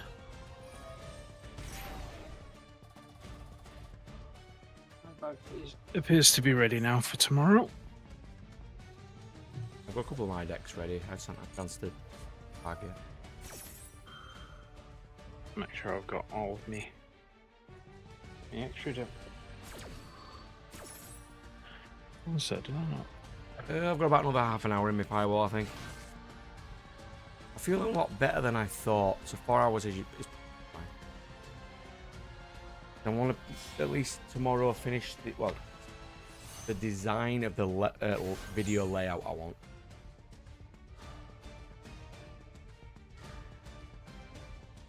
Different sleeve for the extra deck. Yeah, very after.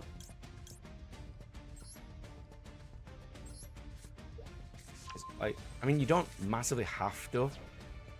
But it is definitely good to have.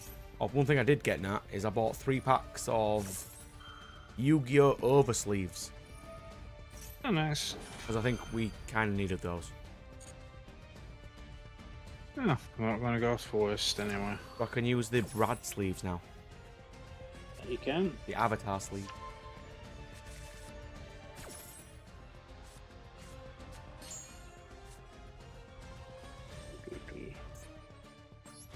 Do I have the extra deck? Yeah. Yes, I do. There it is.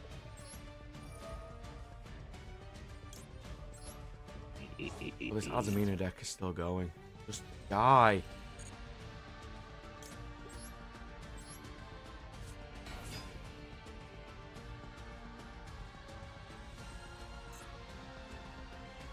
Right, so it appears I've got all the extra deck. Oh.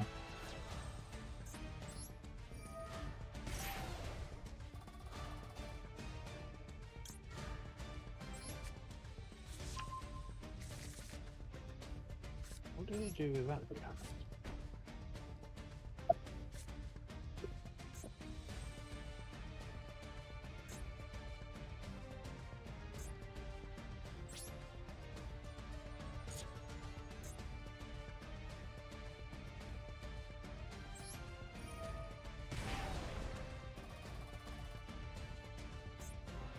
Put it in there.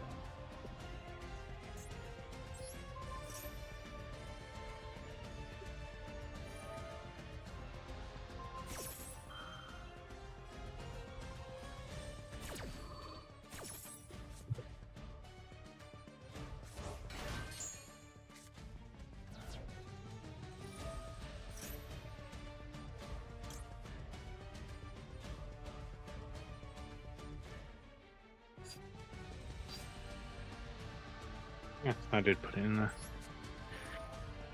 Marine says, Carlo. Yeah, but then I can speak. I am a Marine Cess fan. I do like that. Marine says coral.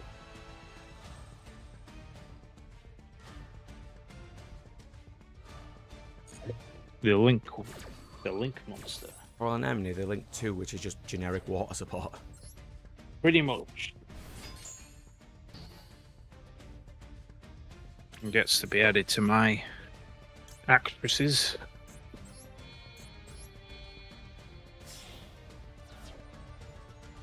And be used as Duel.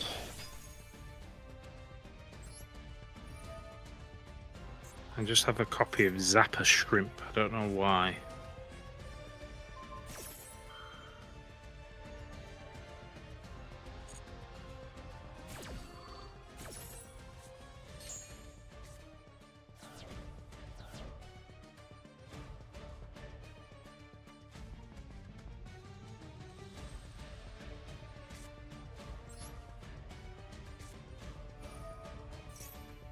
Who knows? I'm really trying to win this game now.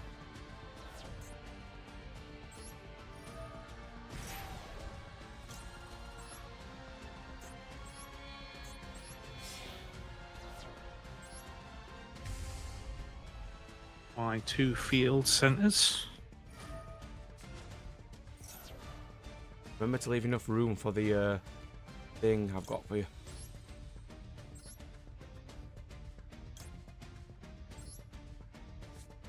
I mean, it's not special. I mean, you know what it is. I think I can guess. Let's see. It's the playmat thing. Yeah.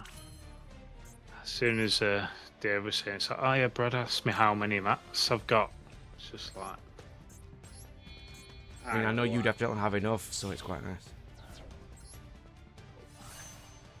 Yeah, so I've for got context there, I bought 12. I bought a big thing that you can hang on your wall, which holds 10 playmats. It rolls up. It's really nice. I thought the crew needed one.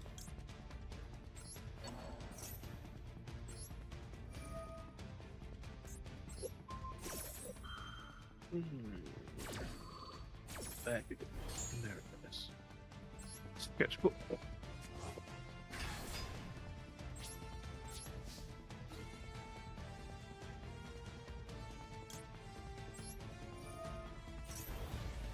I basically got Nat's colour. Purple. Now purple Sean's.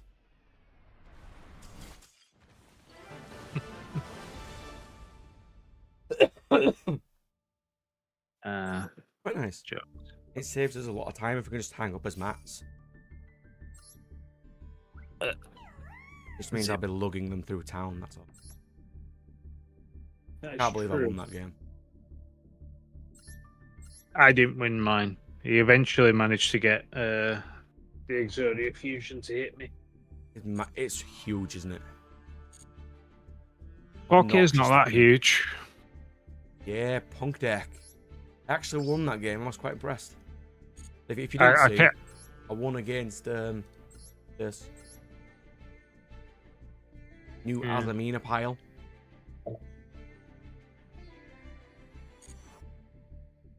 Just so you know, I battle faded them and Cliff Scarecrowed them, so they whittled themselves down to about 4k before they actually managed to hit me. This is Punk Test currently. Excuse me.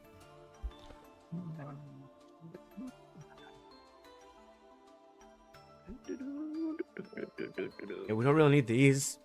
This is just searchable.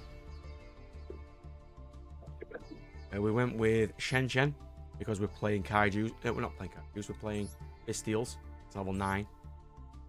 Really useful. How is it that I was going to put a deck away, managed to clip it on my bag, and then just throw it everywhere? I threw my first turn so bad I had to rely on Pep. And they couldn't out him, apparently. Which was pretty nice. Only 3 draws won. Oh, my voice really went then, didn't it? Let's not do that again.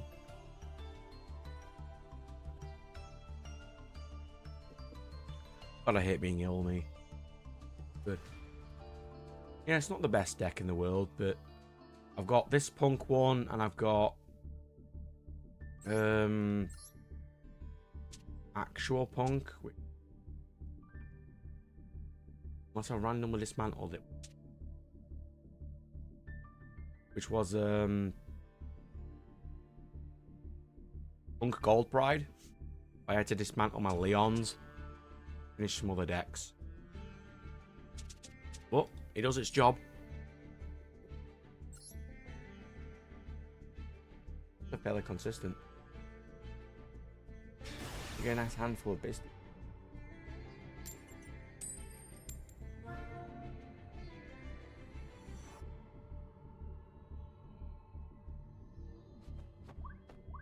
Oh, look at this thing. It comes with a desk mat of the mecha. How cool is that?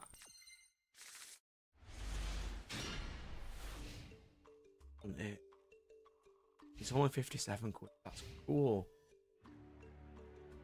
Yeah, I might. Ignore me. I'm just fanboying.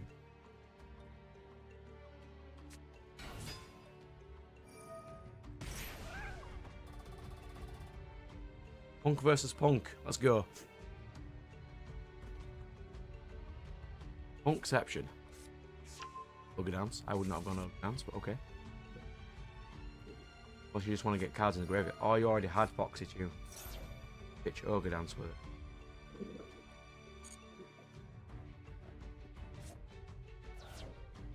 That with Pirellia. Uh-huh.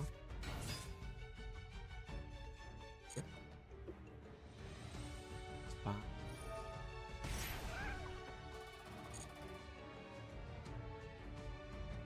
I kind of want to see how other people play it.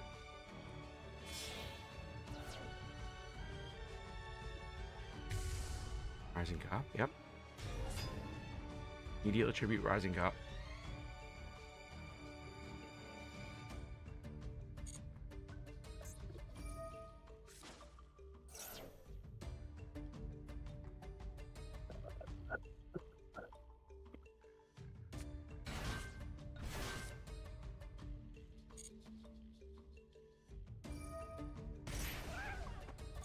Field spell.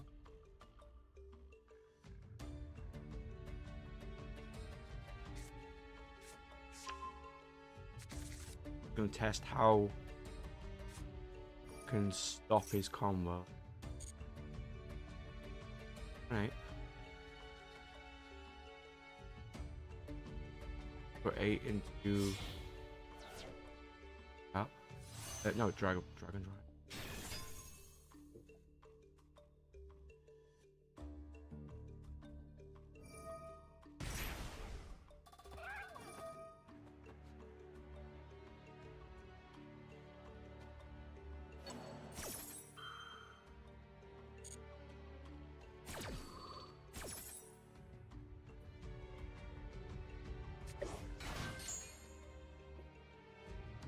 That's got him his interruption on his turn.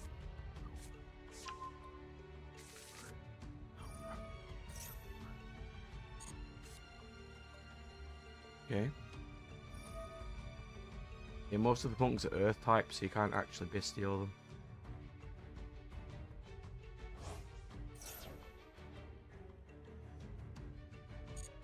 Now he summons the 3. He gets a trap for interruption next turn. Yep.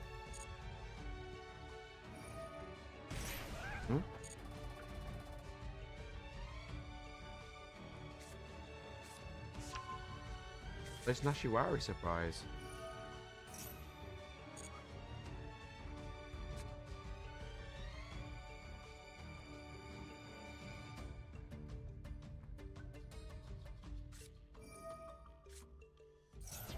Oh, you mean at the steps? So you have the energy phase, or it's just the counter phase, which is just when you gain counters.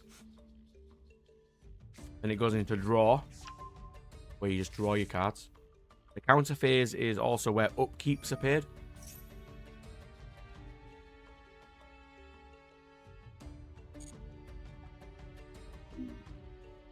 And then you have the preparation phase, or the planning phase. We haven't decided what it's called yet, which is just where you play things. Then you've got the war phase, which is your battle phase. You have a second planning phase, which is like defending against your opponent's next attack. And then it just ends. Then you've got your end step.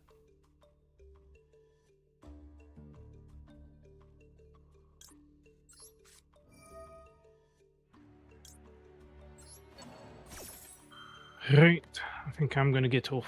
Yeah, this is going to be my last game. Well, I will seize everyone's later. Yeah, I have no idea when I'm going to be in though. That's fine. Bye bye, everyone, and I'll seize everyone later. Indeed, Bye. sir.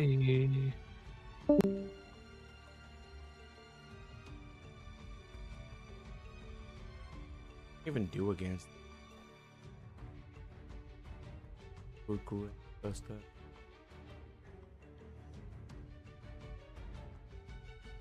And with my 2 interrupt.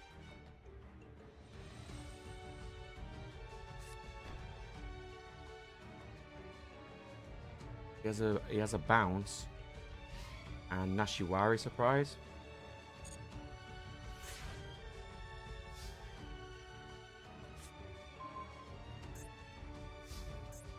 Just destroy a face-up card.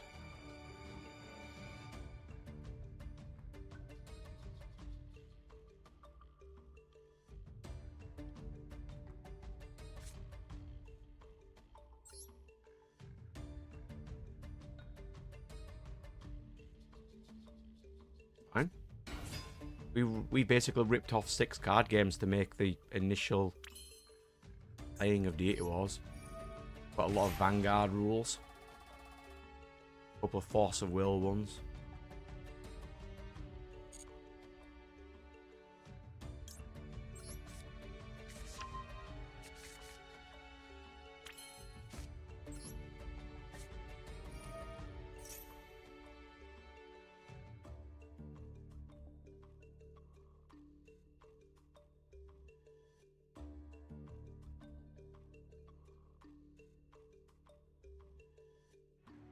Magic was the game we never really played, so we've never really had the ability to steal them.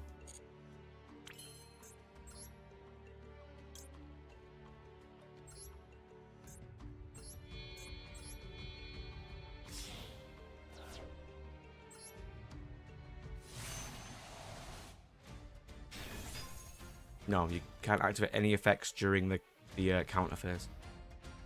Unless they're upkeeps, and then you have to play those.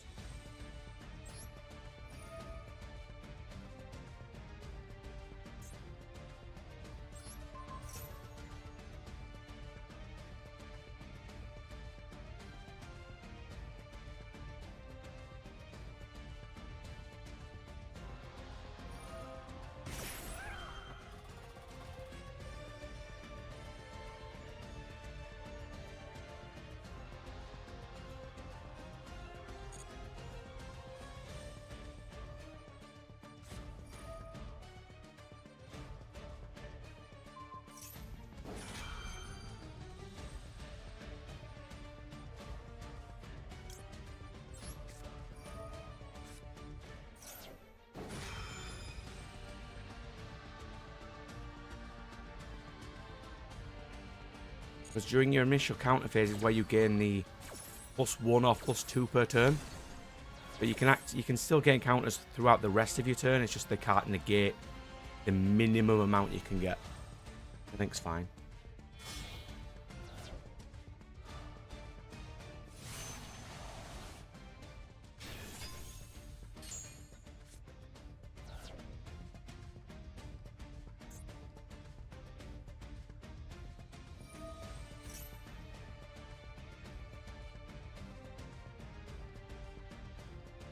I can show you a basic field if you're interested.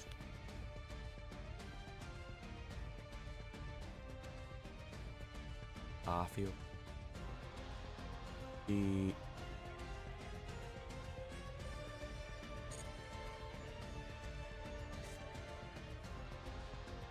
You'll have seen this before if you watch the actual How to Lux Eternia video. Yeah, that's just basic Star Observatory. +3 during your counter phases.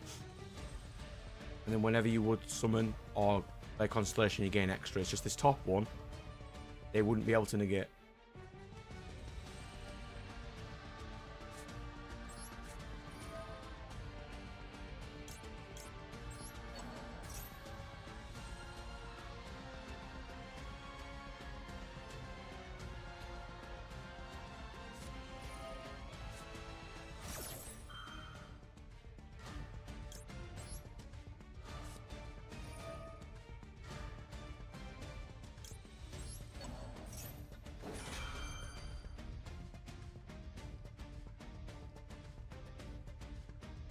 I'll bring it up again after, because it's very rare a person would go 4 hours into a video just to look at, you know, a Dwarves thing.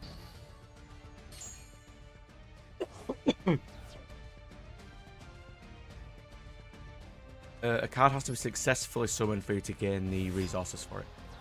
If they did negate it somehow with... I think I negate summon is...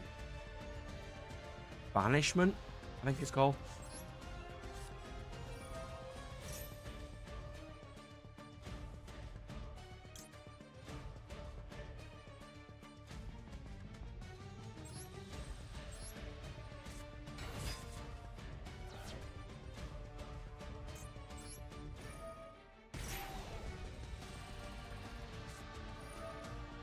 Veiler as well. Christ, he drew everything.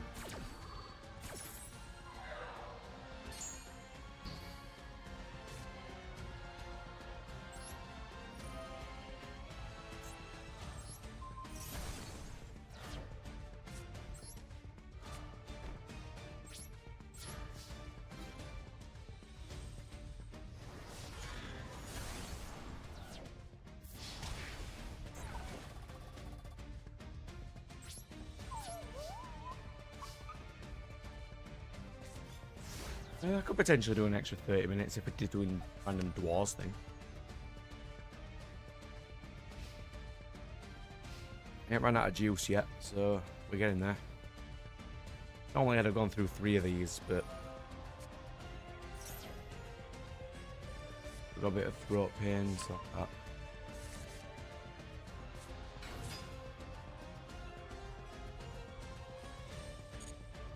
That's yamming. Yamming.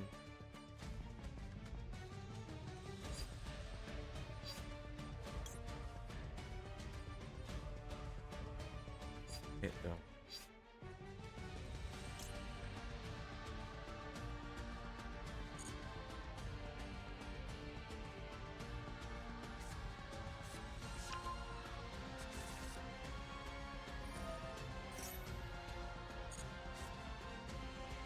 I don't know. I just was ill on the day of the fair. I didn't get it from the fair.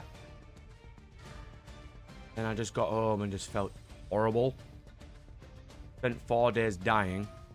Went to the doctor, says, "Oh, you've got a chest infection," so I've had to add like 11 days off work. Fortunately, I mean, it happens. I mean, that means I have lost my bonus, which I was going to be using to finish my gaming room. No point being at work if I'm ill. That's fine. I made quite a lot of money at the fair, so I'm not too disappointed. You know, not too annoyed at myself.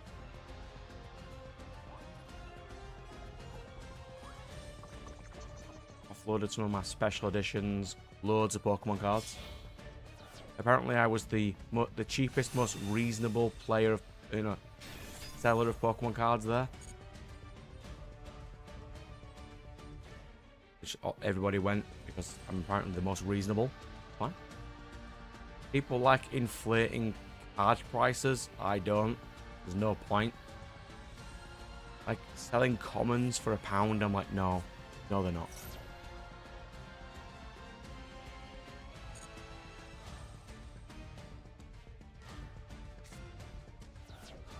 It's base set, therefore it's £3 each for a common. No, it's not. It's common. Like, I think I sold... Because I sell commons for 25p each. I sold like over £200 in just commons. If they want to sit there looking through a 4K box of commons, let them do it.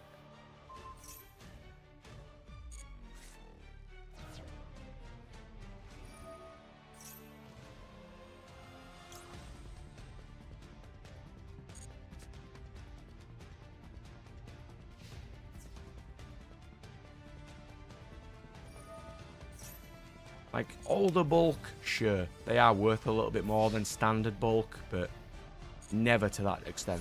No point.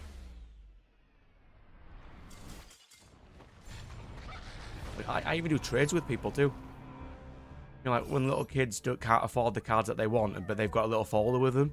I'll do trades. No point not doing it. I mean, I don't do it all the time, but...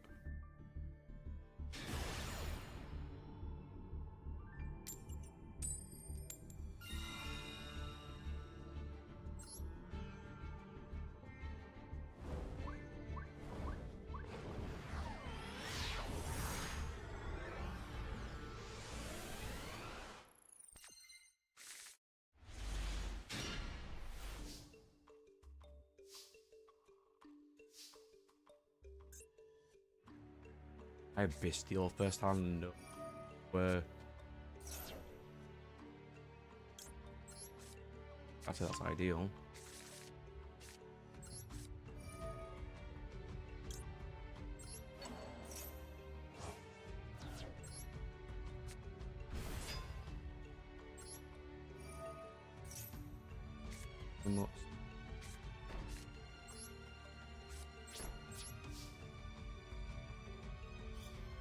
Like the people who have collections, you know, like base set cards. And they're like, oh, because it's base set, it's worth more? Like, no. It's not.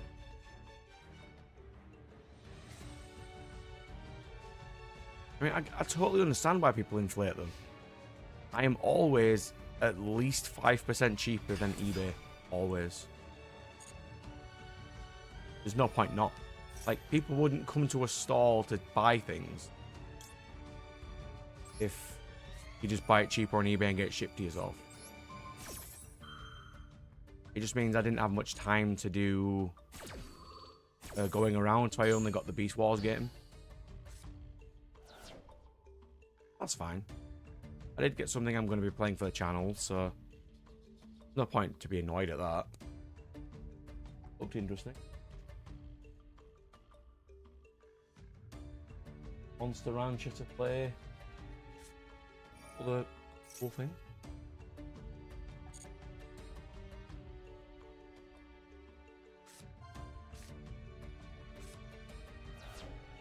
If there were a lot of people selling like PSA graded cards, sure, but there's not a massive, you know, fan base. Like, even the Pokemon collectors don't really go for PSA cards.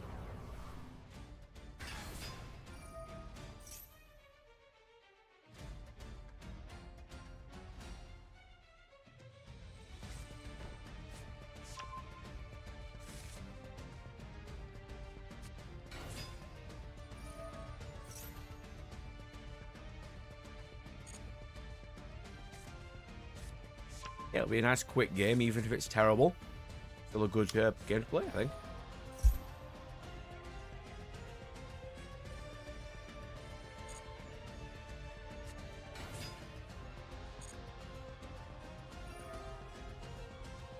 Just need to make a head start in playing games, that's all.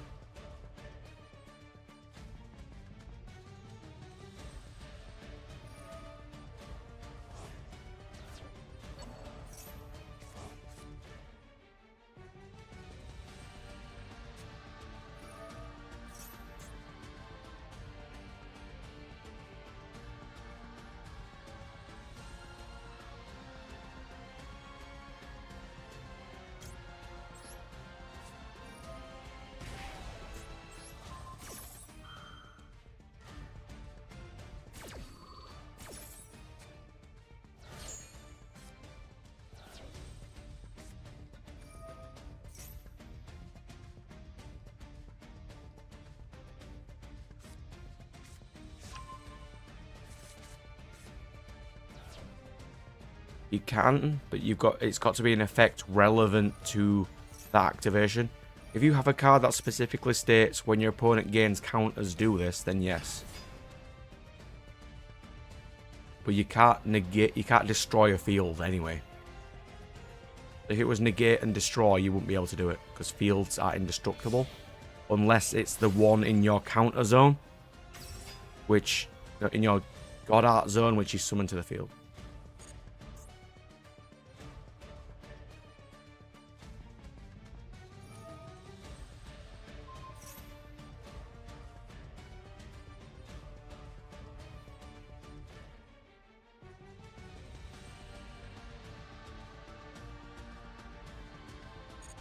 For here I've got, for the draw, you either, the draw phase, we draw one card or variable due to an effect. And it is possible, if you have a card that changes to draws, to a chain to draws, but you'd never be able to do that on the first turn because, you're going first.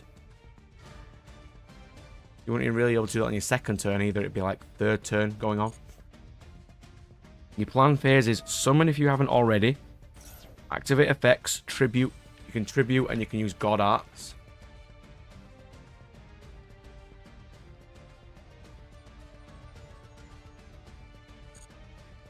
The war phase is really complicated. That really needs a video.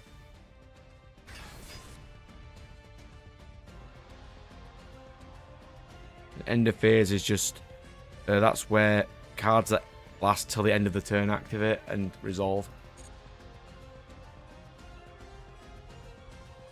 It'll be a nice, interesting video when I finish it. It's just, it'll take me a while to finish. I just need to finish Tales of Graces first.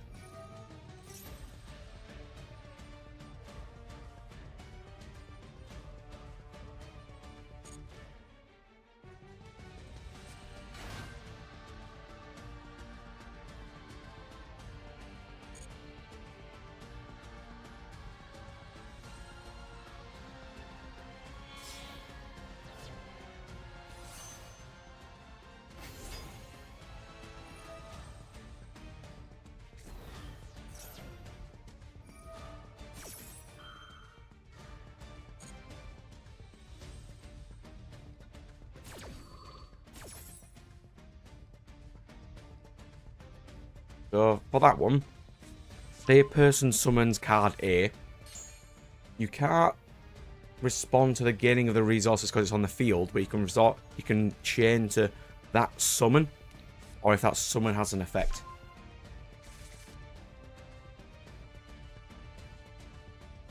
What's gaining resources is the field doing it, not the card doing it. And you should never be able to interact with fields. I've been tinkering for a couple of years. We've been slowly adding and changing things that aren't good.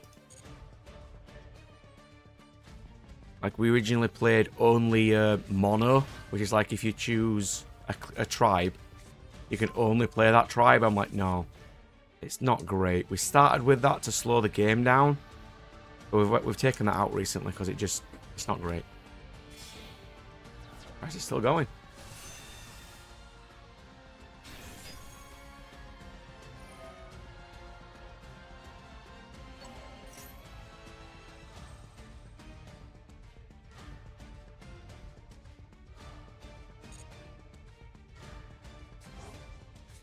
Like, we have a 30-page game document already of how to play. It just needs updating, but I'd rather do a video on it instead. I think videos are easier to comprehend.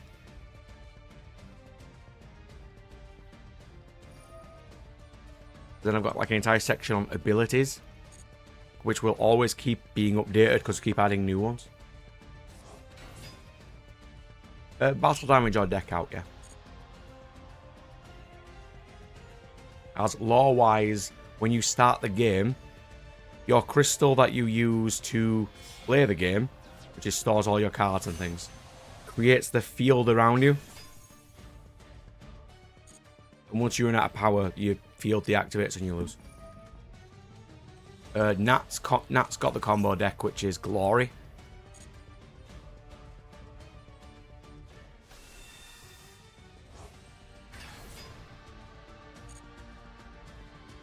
And the deck based around changing tiers is kind of combo-y.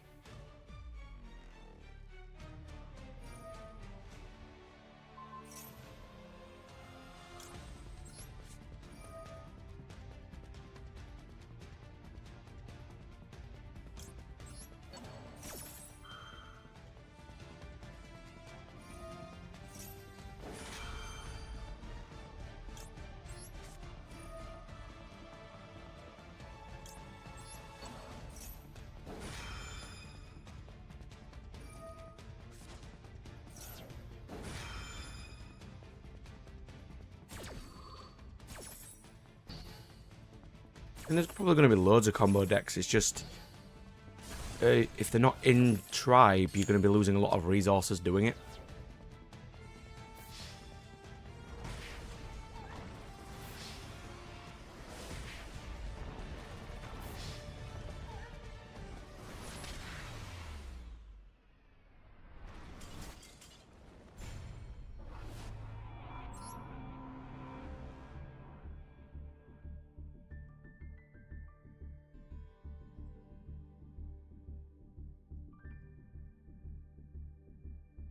Ooh, we got an extra sub.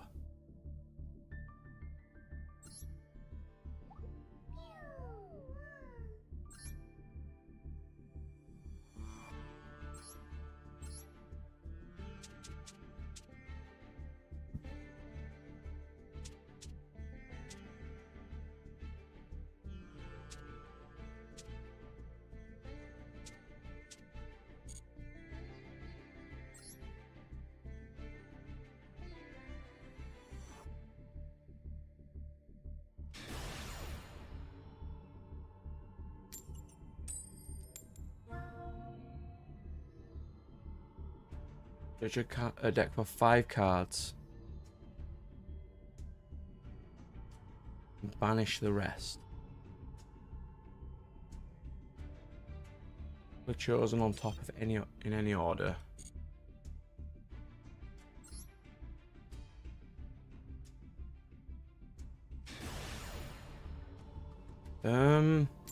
Seems fine.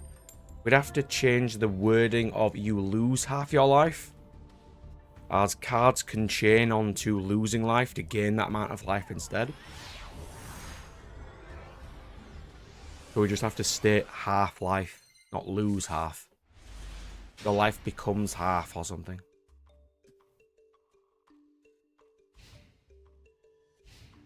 Doesn't seem terrible. Oh, lovely. We're against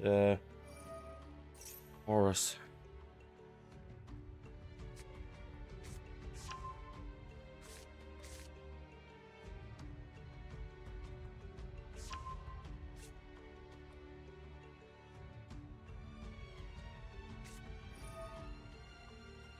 I mean, you can't really get any cards banished back in this game.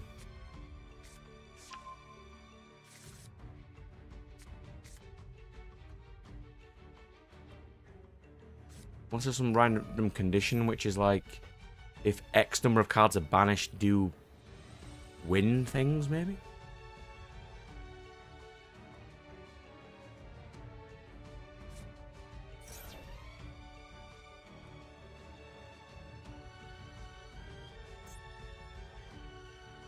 Drew 2 Veilers.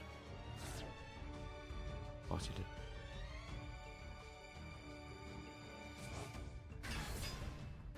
What has him set here?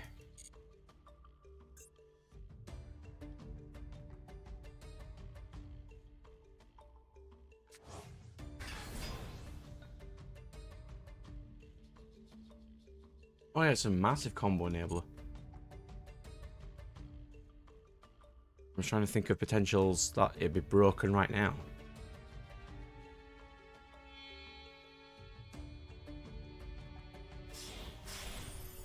Zombie vamp.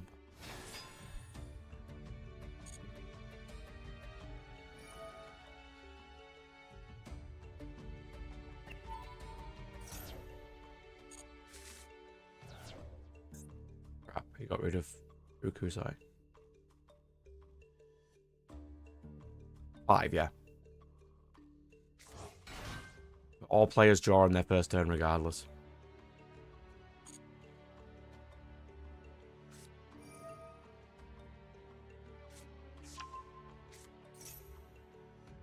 I don't believe we have one.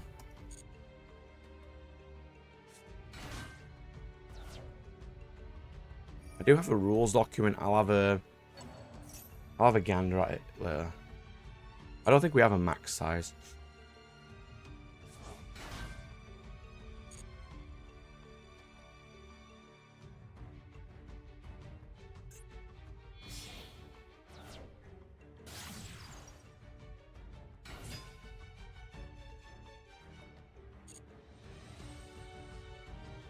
Beansmith is in everything. I hate this already.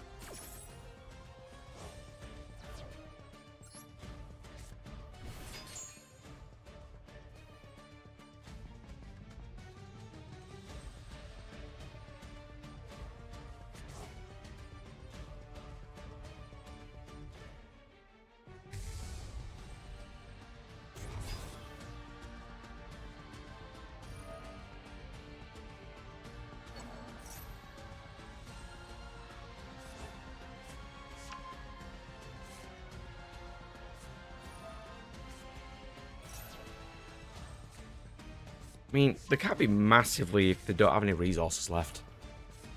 Even control cards require decent costs to work. I'll have a check of the rules. Remember where I put my is my memory stick? I might have it on here.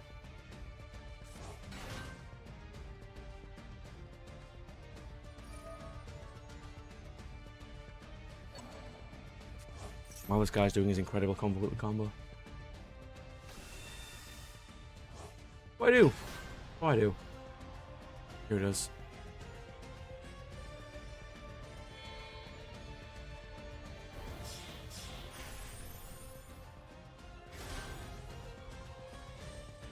So it's 25 pages.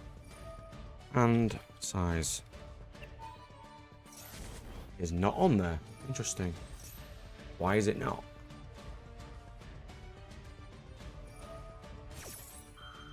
Mulligan. Deck size, but no hand size. F. Hand. After summon. Standard summon. Burst summon. Phasers. There we go. Hand size is 7.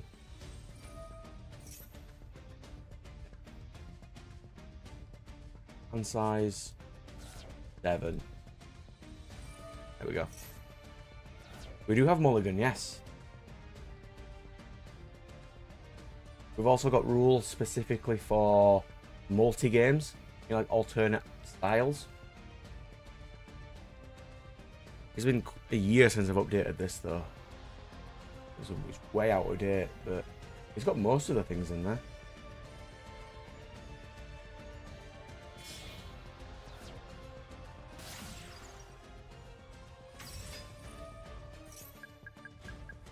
Oh, mulligan. Yeah, I can help for you.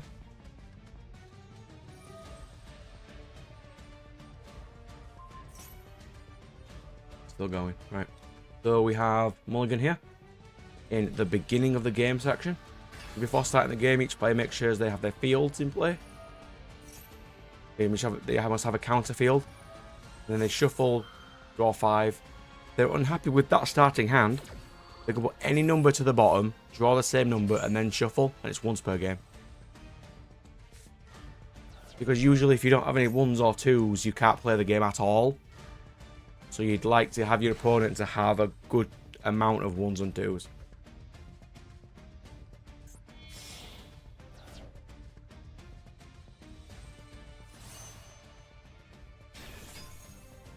We've added like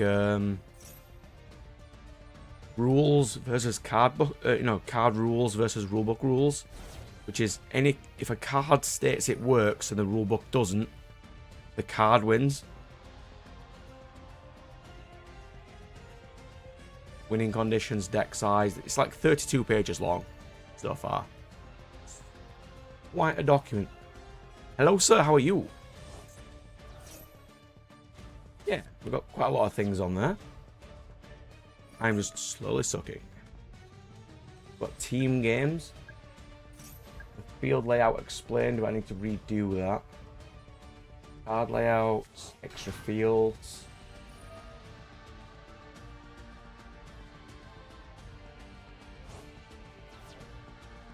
How triggers work, how artifacts work.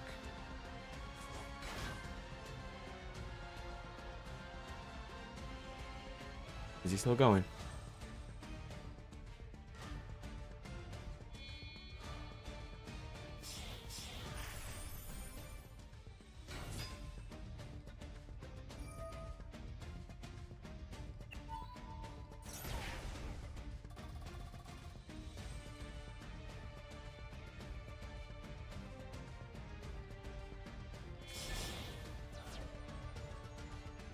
I'll quickly show you the abilities page, but it's not been redone for a while.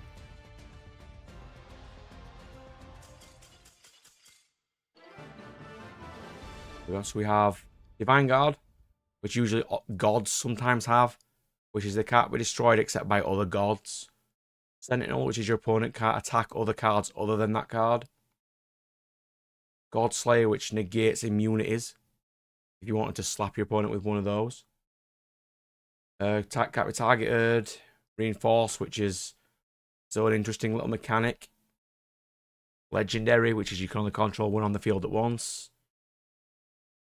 Loyalty, your opponent can't steal your cards. Stealth is its own thing. I can take me way too long to explain. Veil, which is as long as you control a card without Veil, you can't be attacked. Life Taker, which is just life leech. Attack while in guard, which is sentry. Unity is you place a card on top of another card and you stack them under each other like Xyz units. And they do things. Piercing damage. Steady. They're the main ones.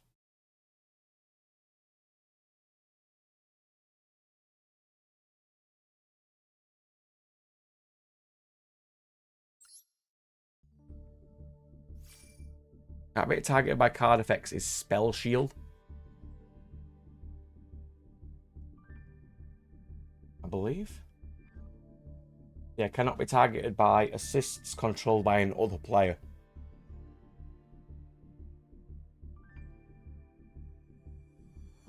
Because your worm deck was based around keywords. But that's a nice keyword you can add. Cards can't be targeted. Unless you have God Slayer on something, and then you can just punch anything in the game. Only one card currently has God Slayer, and that is literally the God Slayer deity. Which attacks twice, can negate up to twice per turn, and has God Slayer. And is immune to the effects of all gods. As in lore, that he is the God Slayer guy.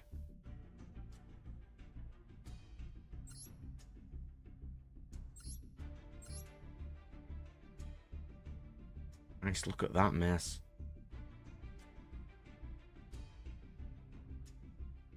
Oh, is he going for like an OTK with submersible aero shot? Or is he just doing a challenge?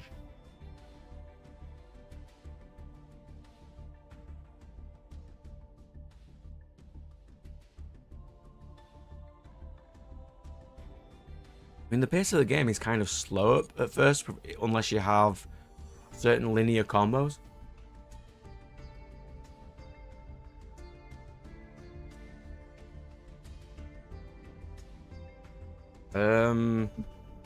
We've got 3 that state when this card attacks, your opponent can't activate things, but not things which is like your opponent can't activate assists in response to this. We don't have any of those currently, which I think is, I think Kienrai does it. Is where? Let me have a quick see. I've got it somewhere. Currently finished. Rebuilds.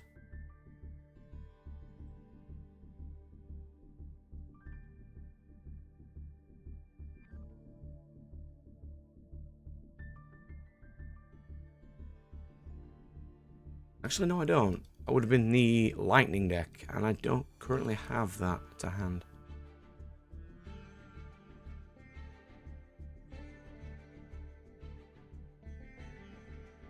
I think this guy's is similar.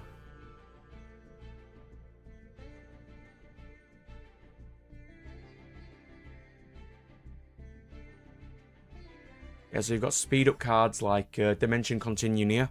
I do need to remake this, it looks terrible. Which is on summon, which is energize. Gain 5 runes on this card.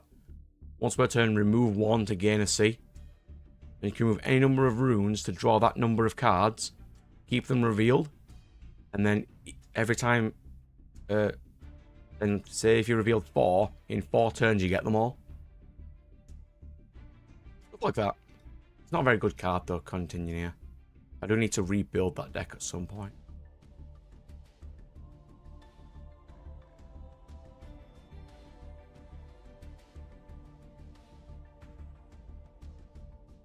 And then you have the strongest deity in the whole game, which is totally not Stardust. It's totally not Rainbow Dragon, because he has flavor text,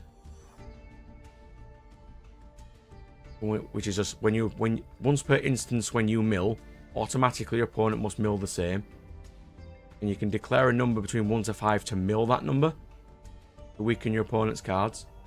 Its upkeep is to shuffle 1, and he is really, really big. I need to remake that card, it's terrible. It looks terrible, I mean, the layout and garbage. Right, let's see.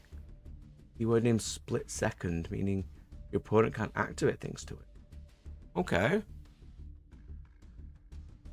We can either do that, or we can just have assists which state your opponent can't activate things, like, what is it, Brand, not Branded Regained, is it? It's the Alabaz card.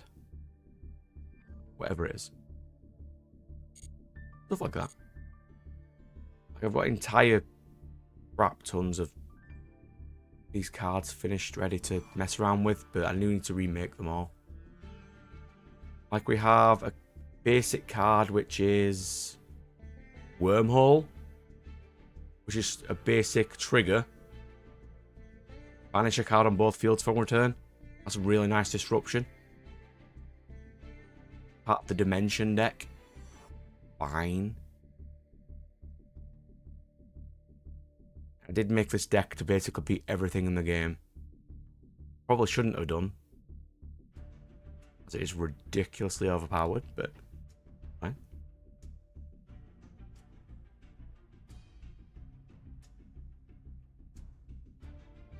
But we could make them have relatively underwhelming, considering... Actually, yeah, I could see it. We lowered the tier of, you know, like the first couple of decks. Here's a one that you might find interesting. Where is it? I remember what I called it.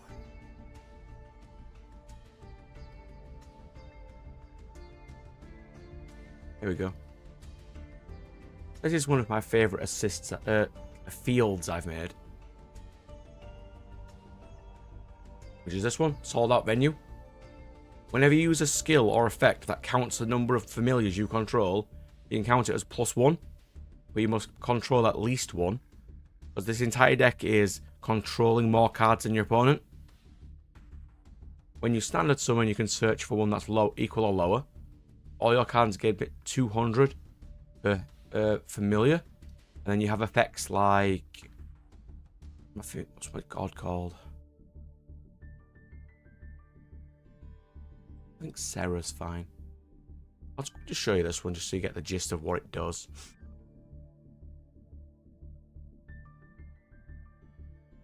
Yeah, so I get an assist on the field, but if you control 3 or more, you can destroy more things. All the cards have effects of, if the more you control, to use this one of 2+, you'd only need to control 2. At 3+, you'd only need to control 2. As your field states, you can get a +1. That's just what that deck does. I think it's quite interesting.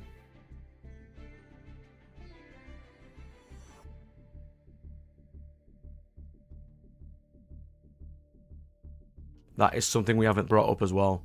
Whether we're going to be doing sideboarding or not.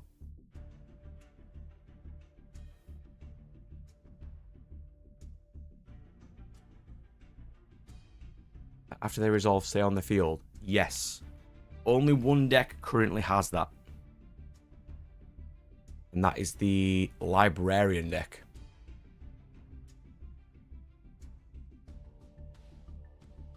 What's this one even look like? I completely forgot. I made these that long ago, I've completely forgot what they all look like. Oh yeah, this one, yeah. This card cannot be affected by the effects of any card that costs 2 or more. And anything it destroys is shuffled to the deck instead. That's quite a nice effect. Which means she can't be destroyed by massive effects. And she just gets plus 200 per card you control. I think it's pretty decent.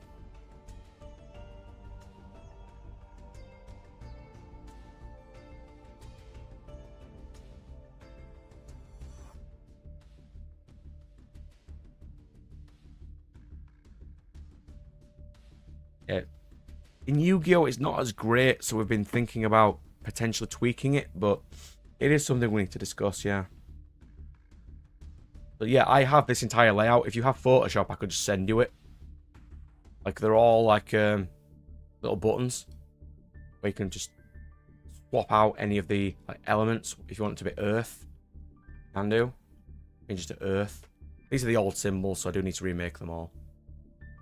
It took me quite a while to make this little layout, but I think it's quite nice.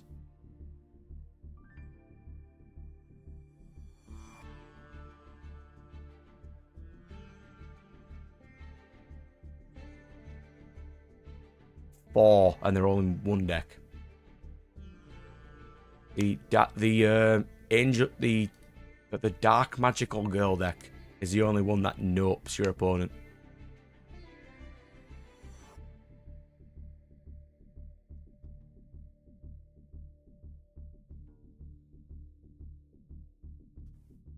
There is no goes in matches or anti-spells yet. It's partially because we hate them, we've never made any.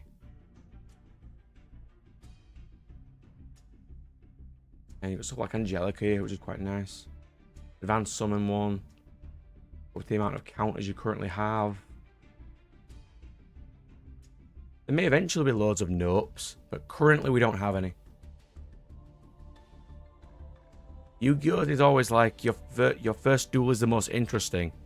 And then you just side in everything that you can use to crush your opponent. But it's also, we have costs, so it's not a massive deal. Actually, I've got the rulebook up, don't I? Do we have side deck? Come on. Load.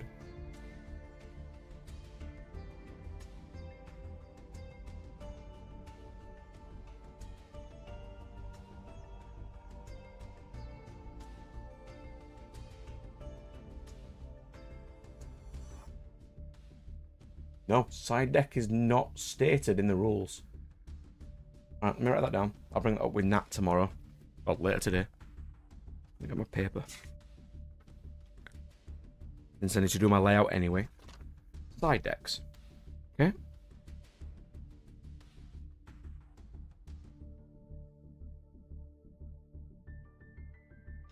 Yeah, side decks are supposed to help you out in between games and swap between other certain things.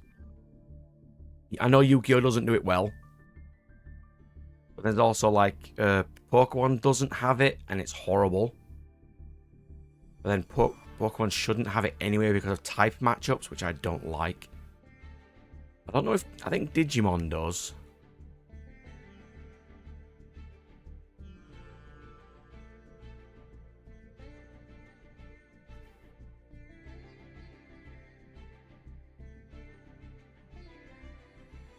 And yes, I do have a card that summons fangirl tokens. Offer any number of counters to summon that many.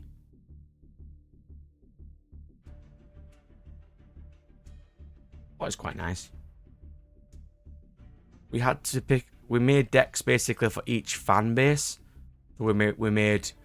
It's gonna sound stupid, but stereotypical girl deck, stereotypical man deck.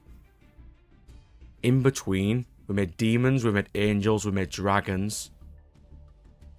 You know, just like trying to make one for each sort of fan base. Machines, we haven't really made one of yet, but we'll get there.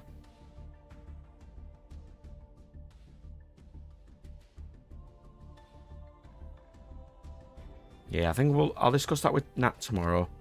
Side decks, I've got the video layout to do. Too bad.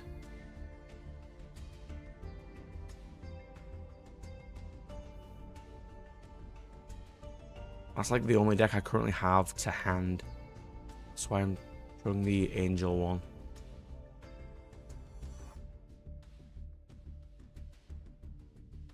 Which I do need to remake at some point. Because it's terrible.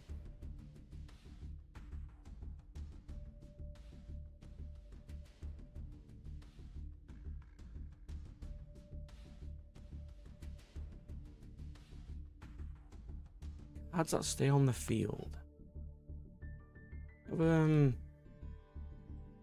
Fix the... Oh, I real zoomed that in, didn't I?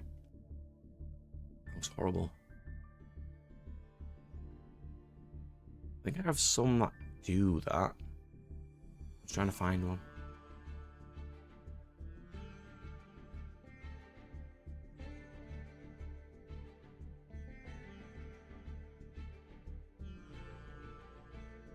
Give me a sec, I'm just gonna have to see if I can find one. Oh, I used to, I must have taken them out. I've changed a lot of these decks recently. I could see how they could stay on the field and they could do things. Like gain resources or in in subsequent turns.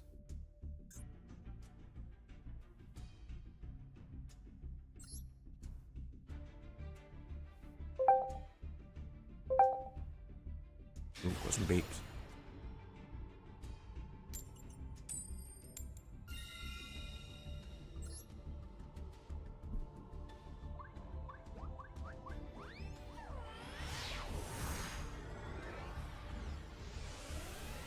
Like a continuous with an auto effect of trigger, which would like activate during your opponent's turn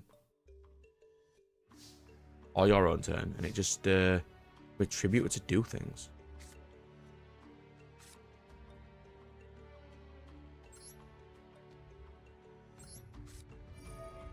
Like that didn't get any extra wag on.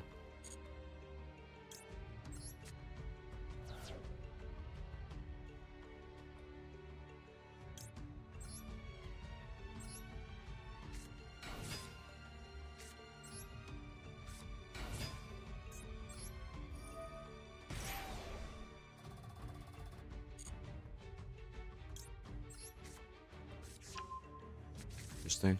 I mean, we do have a bug deck that's currently being made, which is it breaks the rule of you can only have 6 zones, and you can summon familiars to your assist zones instead. You could have things like that, so you can have more than 6 potentially.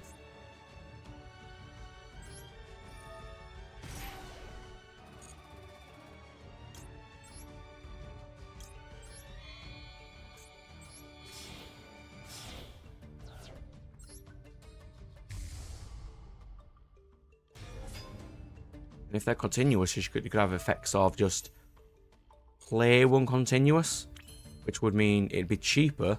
You wouldn't get its on activation effect, but it would be there for you to do other combos with later.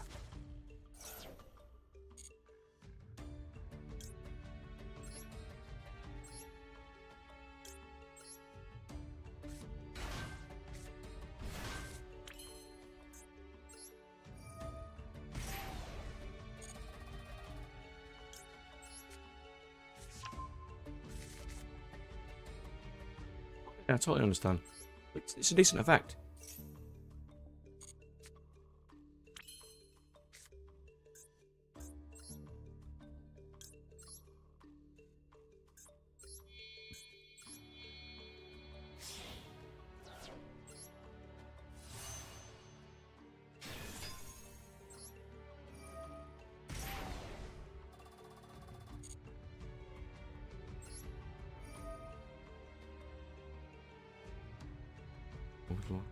This part.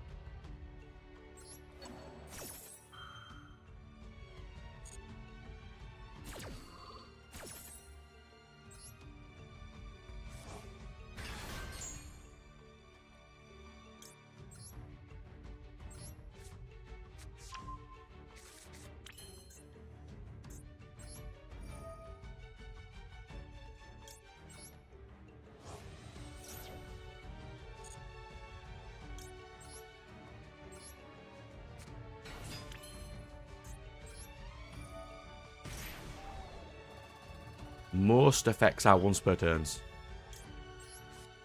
There's not a lot of non-once per turn effects.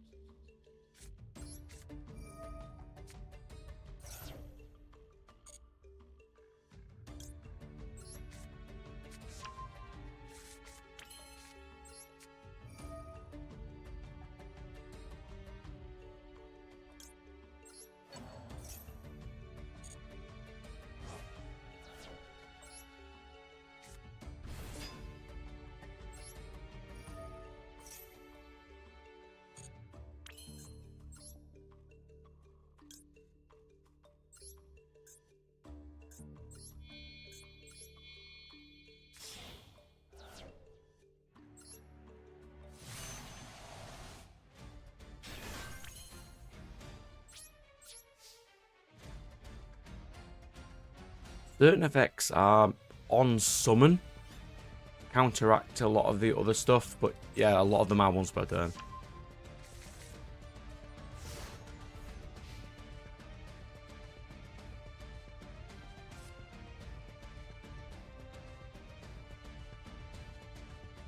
Most searches are once per turn. Most destruction effects to an extent are once per turn.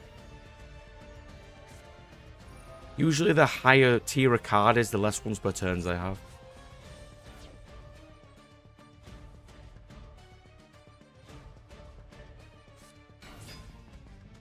I agreed the draw 2 discard one is definitely once per turn, as it is cyclable in certain decks. We kind of want to future-proof a lot of stuff too.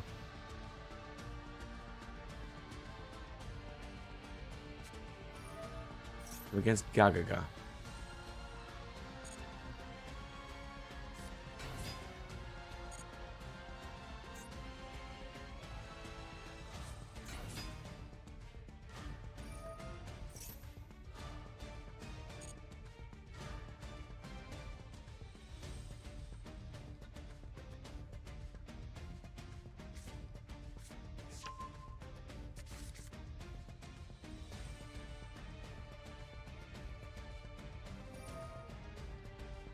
Like, for example, Nat's Glory deck has a card which is 1C, summon this card, and on summon it gets that C back. You could infinitely cycle it if it wasn't once per turn.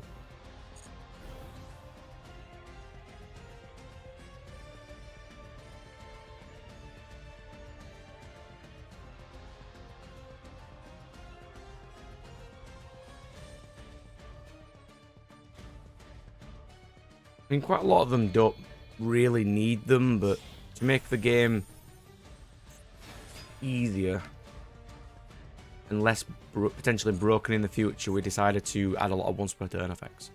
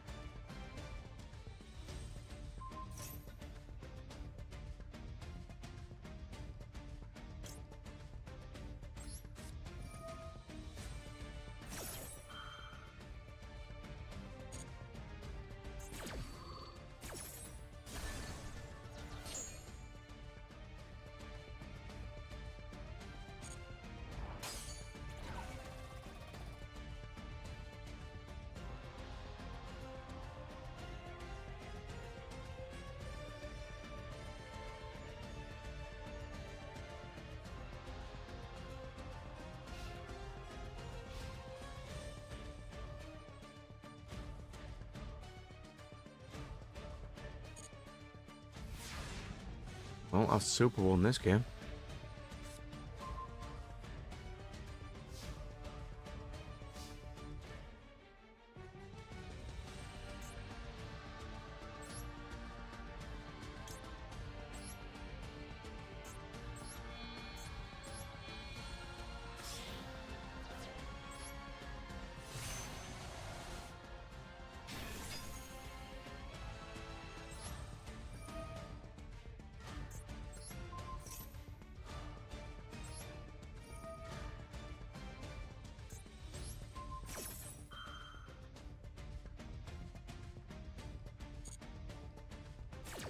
Yeah, that game was kind of bullying.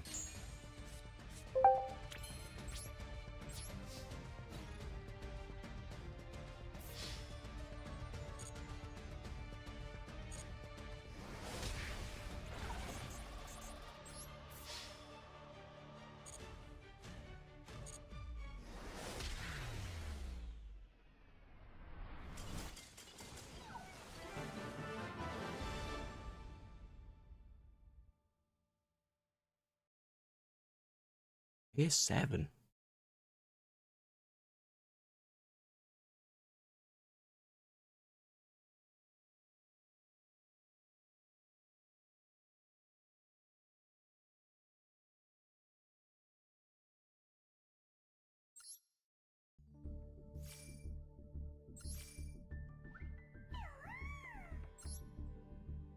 Alright, give me a quick sec since I'll stop Master Duel for a second and I'll do this. Let's put that. I made any. I don't. What?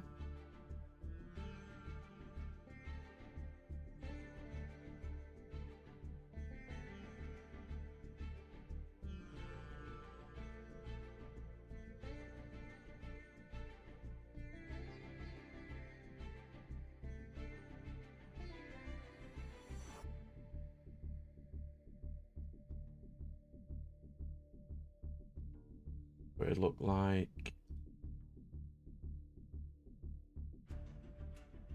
That goes that one. Have I made any assists yet? There we go.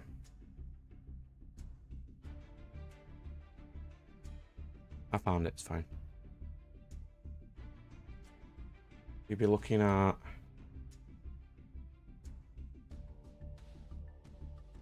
Ethereal Stone. Oblivion Stone. Okay.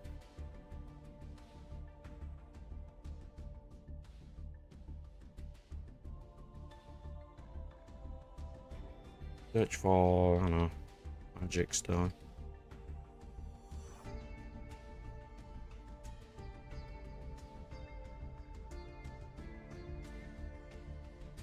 Maybe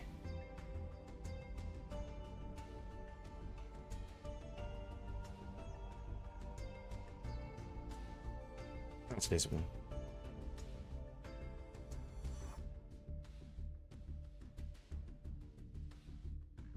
So, check it there.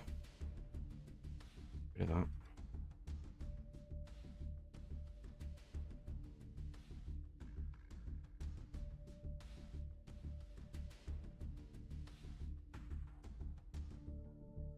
It costs nothing, so you just get rid of cost.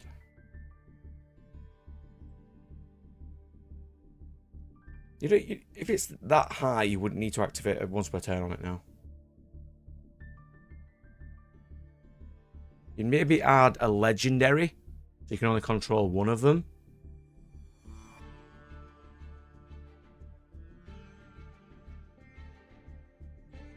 Because you'd be able to activate this card twice, technically, because you'd be able to pay the... I think... Maybe if we made it a cost of 2, which would be cost... Destroy target familiar. You'd have... Act... Target familiar... on the field and destroy it. Not like that.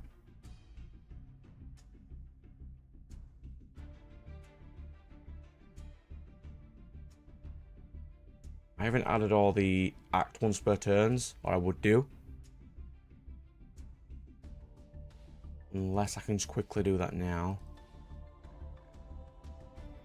Load up air. You'd have this, which should be... I can make an extra folder for it.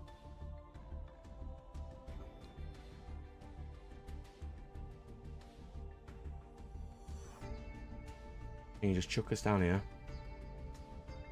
This.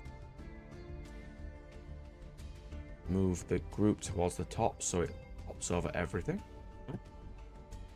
Do a zoom. Your axe would be... I'll do that. Yeah, I'm not as good at this as Nat is.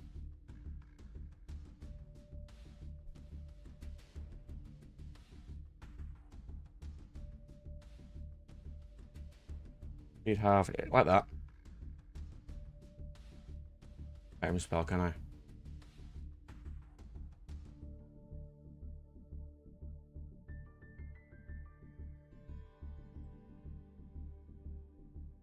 You'd have Oblivion Stone. You can activate it as a standard assist, which would destroy target familiar for 2. But then we can also... I think Air has one. Just keywords. Is... Yeah, abilities. Go. You'd have like a box like this. Put in group 1 just to have a quick mess around with. What we're calling this keyword? Ethereal. Yeah, do that. And we copy ability of, say, Veil. Put it on there like that.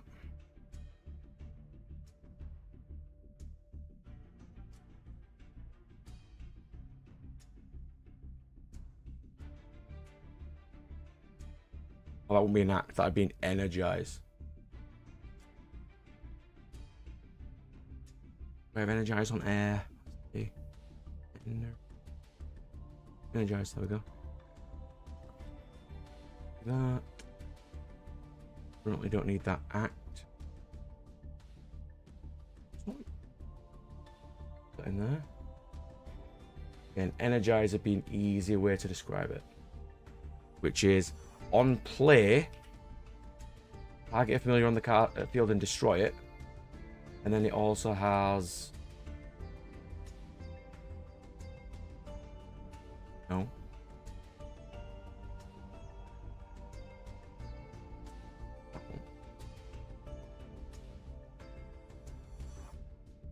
We'll give it ethereal.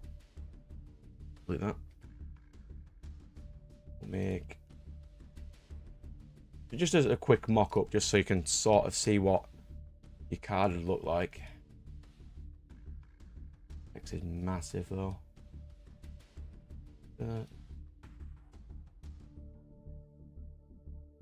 Put it like this. You make the that one longer. Now it has the keyword ethereal. And then you'd also give it the act ability, which is just activate whenever. And we'd have trigger, which is this, which has been made in a way to combine onto other things. You'd have activation, trigger, and then what it does. So you'd have act, trigger,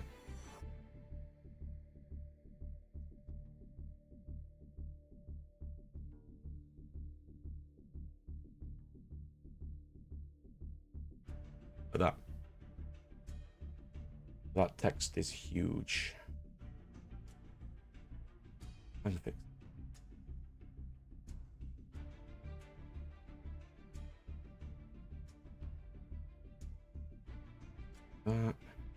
We move up the. Give me a second. If you're saying something, I can't see it yet, but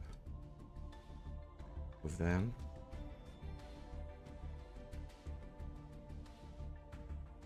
So then we just need to shift these. That. And anything that is not black box and ethereal. So this, and this. Down. And then we move the top bar down.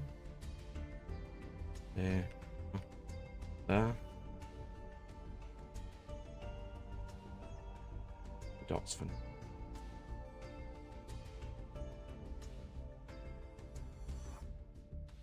It would look something like that.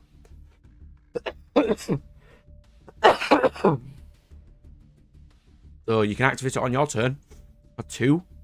Activate the energize effect of target a familiar and destroy it. And because it has ethereal, it would stay on the field. And then during any turn, because it states any turn, not just your opponent's, because you can have multiple opponents, you have the activation cost to trigger. You just target card on the field and destroy it.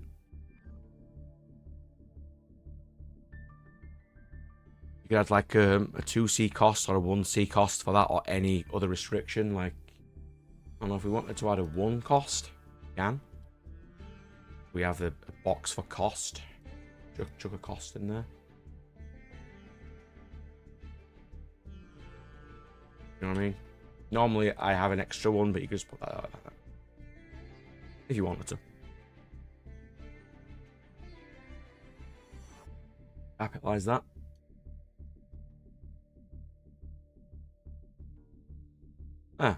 And now you have the keyword ethereal, which just means any card that would activate its effect will remain on the field instead. That is sort of what it would look like.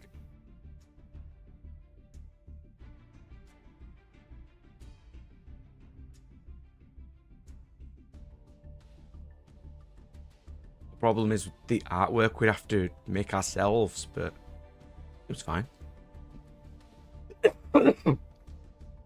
Yeah, that's sort of the wording you'd be looking at. Energize, which is on play, do it. But because it has ethereal, it won't leave the field. And then while it is face up, you can give it any trigger effects.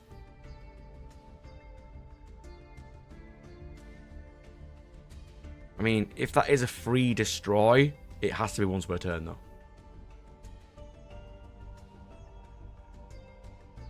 Unless it tributes itself. If it was act, trigger, destroy this card, comma, target a card. Yeah, that can be free. That's not too bad. Look, you know, something like that. It means it can be used on both turns. Yeah, tribute yourself. I'll put like a 1 or 2C cost on it, so it's just a reusable quick effect destroy. And because it's an assist, your opponent can destroy it for 1 or 2 with a destruction effect. It's not broken. It's fine.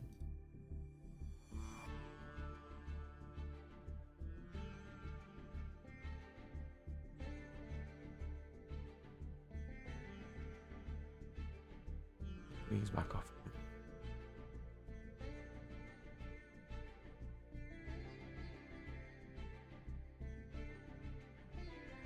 I think that's fine. And that just means you've made the keyword ethereal, if you want to use that. No other deck really has that. If you want to make that as an ability, make it, it's fine. It just means I'll add, put it on the list to chat tonight about tomorrow. Is ethereal. Is cards remain.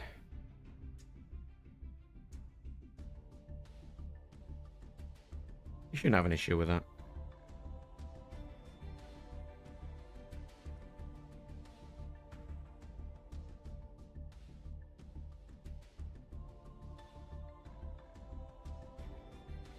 Yeah, just the basic. On activation, because that's a standard assist. We've got all the other symbols at the top. So.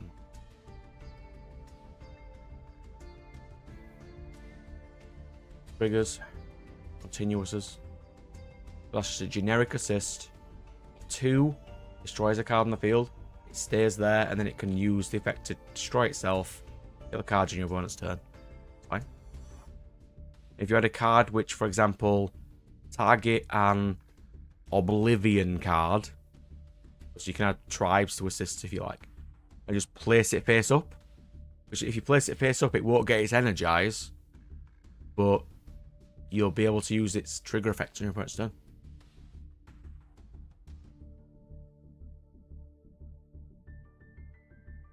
No, trigger. The keyword trigger means it can be used on any turn.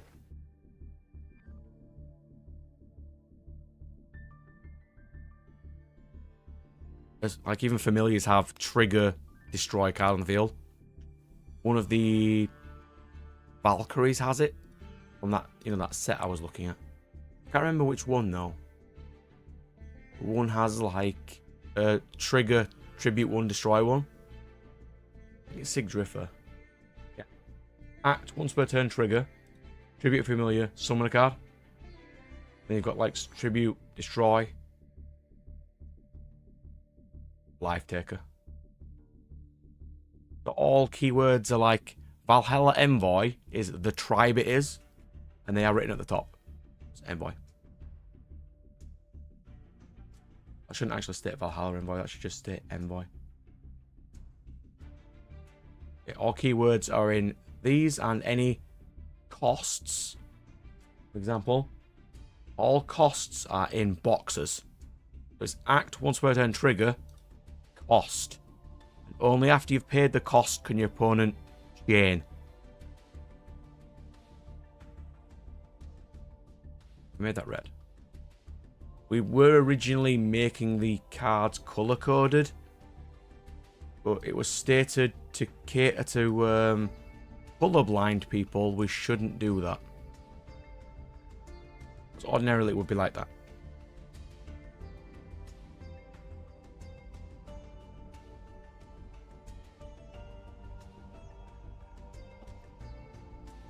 That's my last one, because I'll have to get off after it, but I'll show you how it looks, it's fine. I mean, I barely get any sleep anyway, so, because I can't lie down without coughing.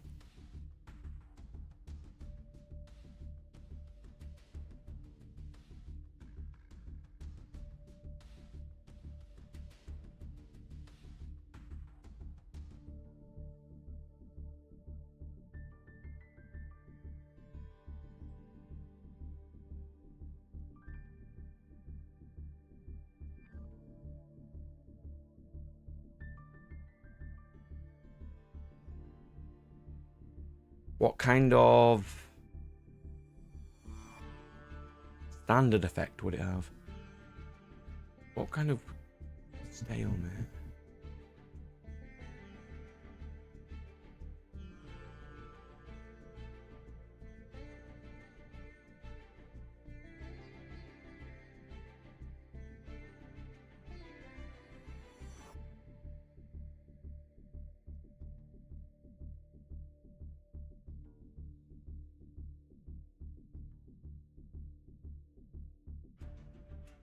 No. Alright, let's have a quick go.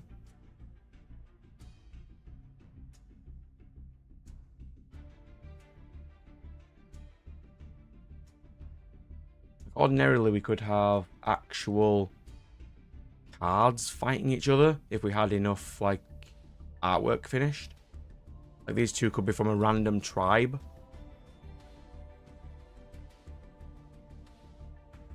We don't really have that, so we'll do... Here we go.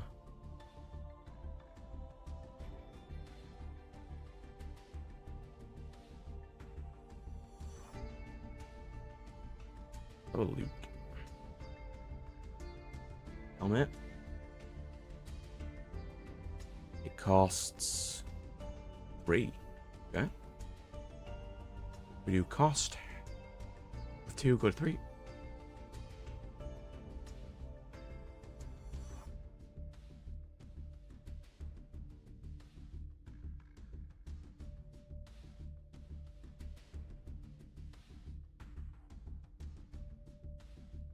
Oh, it's a trigger.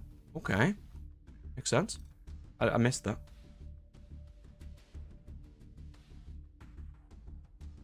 That wouldn't have an energize. Oh, actually, it would. Because that'd be the on play. It'd be on play.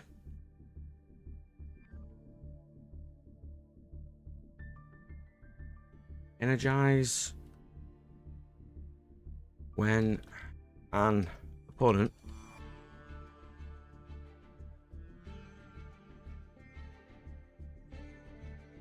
plays a card.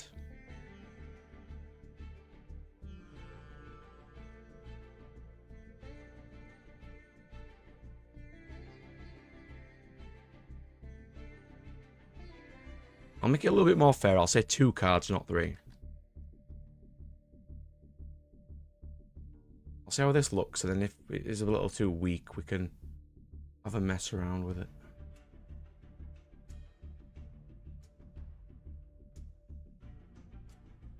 So that stays, that stays. But then you'd also have the...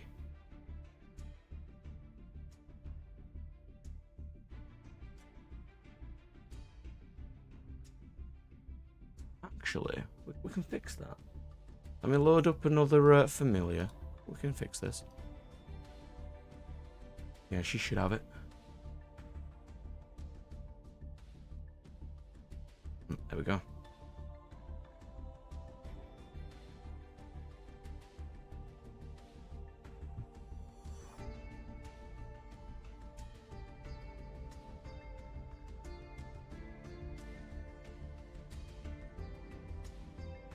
Zoom out.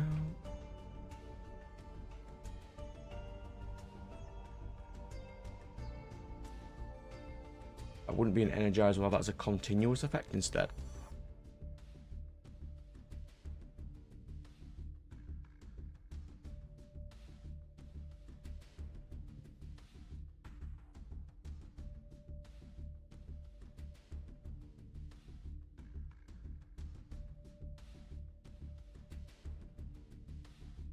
It tributes itself for the extra draw.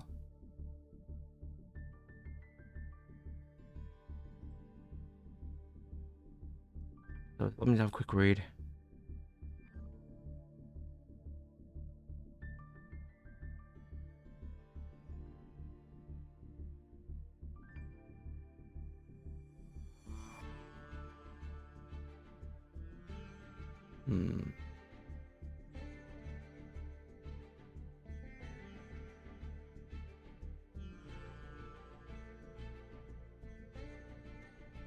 Right, so it'd be when a player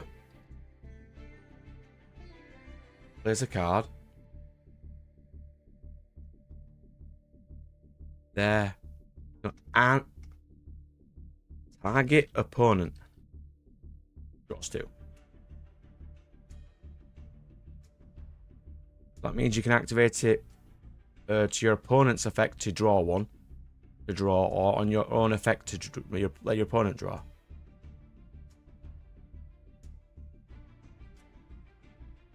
What would his ethereal effect be? Right now, it basically turns into a continuous. And this would definitely have to be once per turn. Like if your opponent plays 6 cards, you can't draw 12.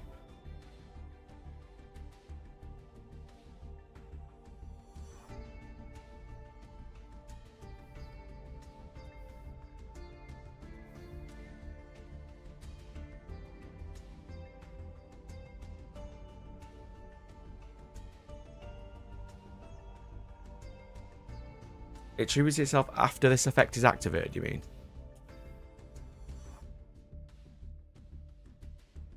Or does it have an effect later on, which is an effect to tribute itself?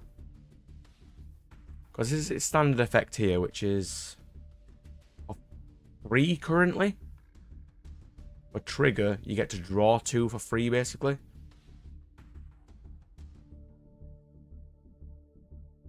And then it stays on the field. Maybe for 1 more use.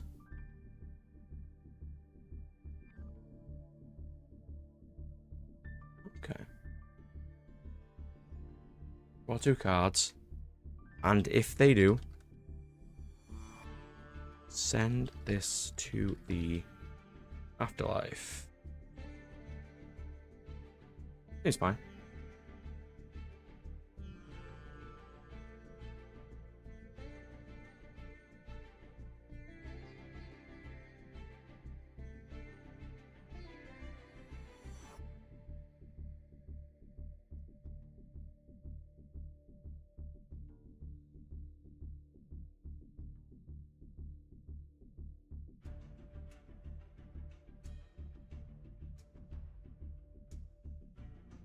That seems right to me.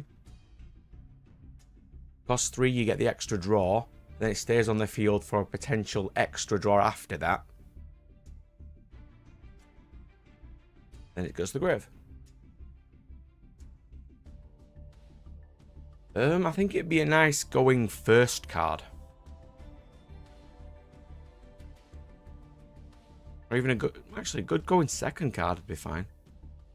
But if they have any interruptions, you'd get the draw 2, but you'd also have to, that's a massive cost for turn 2.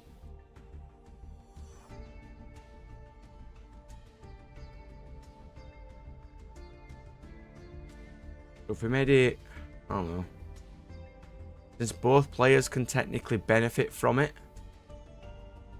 we made it, I don't know, 2. Make it a 2 cost. It's also unsearchable, so it can be a little bit better.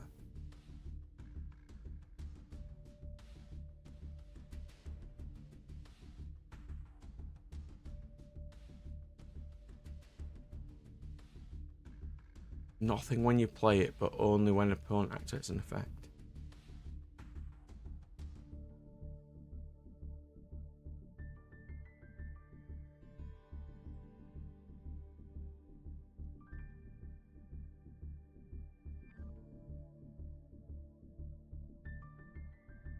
Okay. It doesn't even need an activation cost at all. Because that's activation cost. If it needed an actual cost, we can put the symbol in it. You know, like these ones. Act 1 cost plus tribute. It doesn't need an actual activation cost.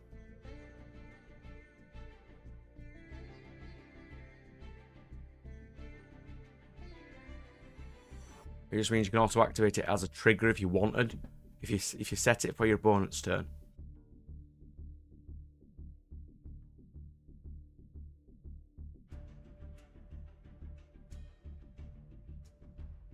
Because it stays on the field, it's basically considered, you know, like an actual continuous. I think that's fine. Take its cost off. That's the continuous of when a player when a player activates an effect or plays a card, that opponent draws 2. So if you chain this to your opponent, you get to draw stuff. Or if you want to make your opponent draw things, you can. Certain convoluted stuff. That seems fine.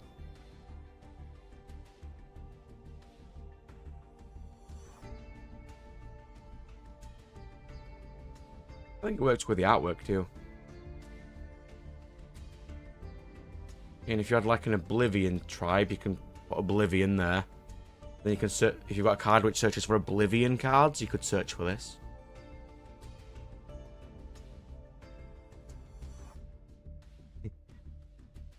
Nothing wrong with control, providing you can get some nice amount of counters for it. Which is probably the first thing you'd need to think of how are you going to gain the resources you need.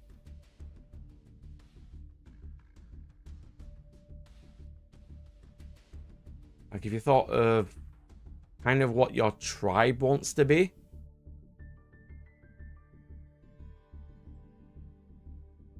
Let's call it Oblivion for now.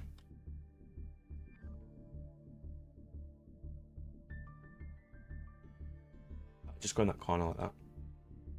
So now it is an Oblivion card. So if you have a search for a card that's, you know, 1C, search for an Oblivion card, it would now search for an Oblivion card. So that would be searchable then. Oh, generic support. Interesting. Just if you did want to make your own tribe, it's fine. You don't have to. That's a nice support card, actually. We don't have that many support cards.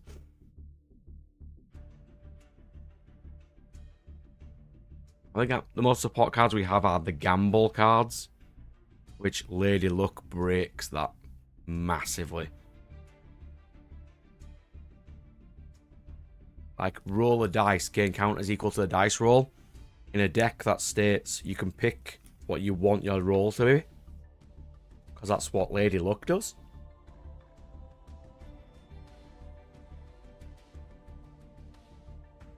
He's a little powerful.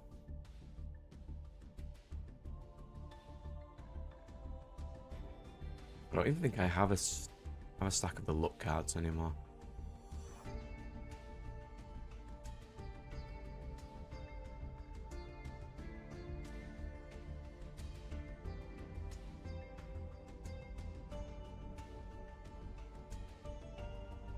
Oh, I do actually.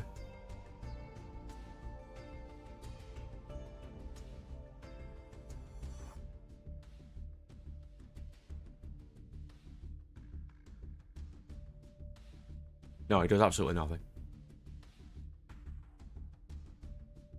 He has no activation cost. It would be played as a trigger, which would normally go to the graveyard.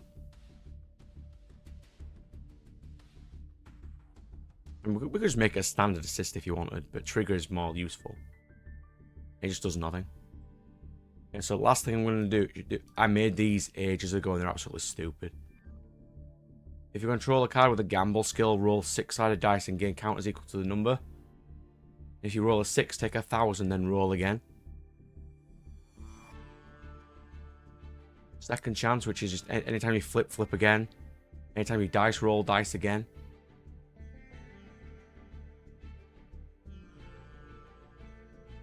3 mana's fine for those, yeah. During each player's respective turn, they can choose a familiar their opponent controls. And then that opponent chooses a number between 1 and 6 and rolls.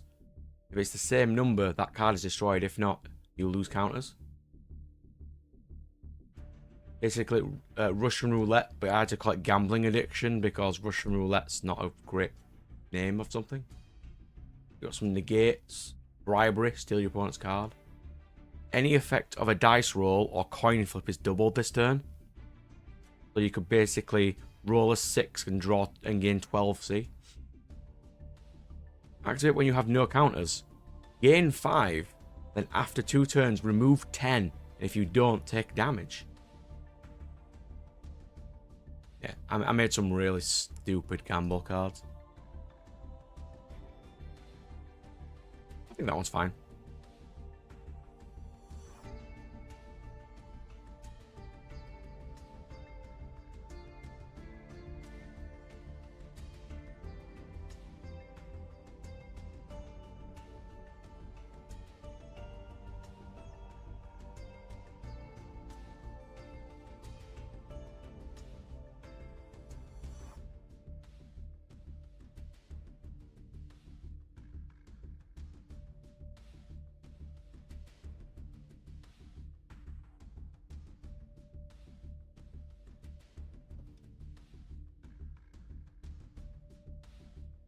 Yeah.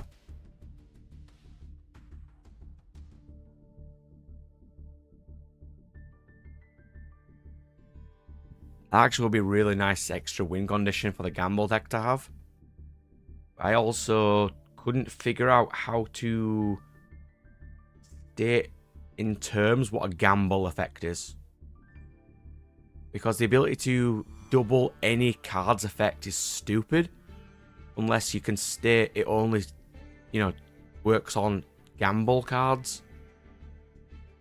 If I had to pick sort of what I would consider gamble cards to be, that was fun.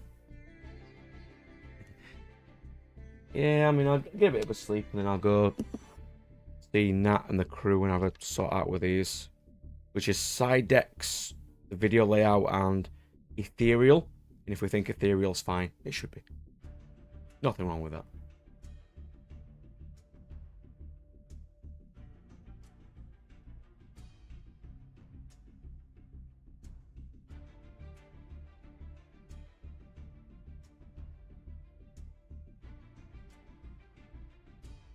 So yes, good sir.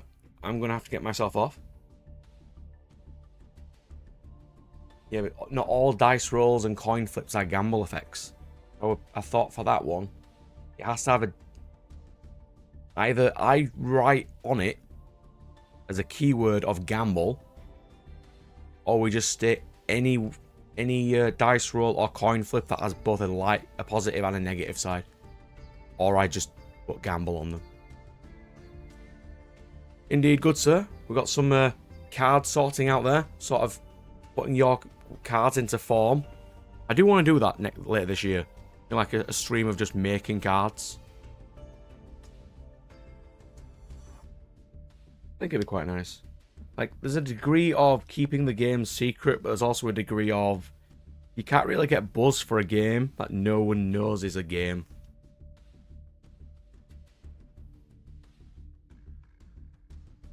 Anyway. I hope I get better soon as well, good sir. And I'll see you later.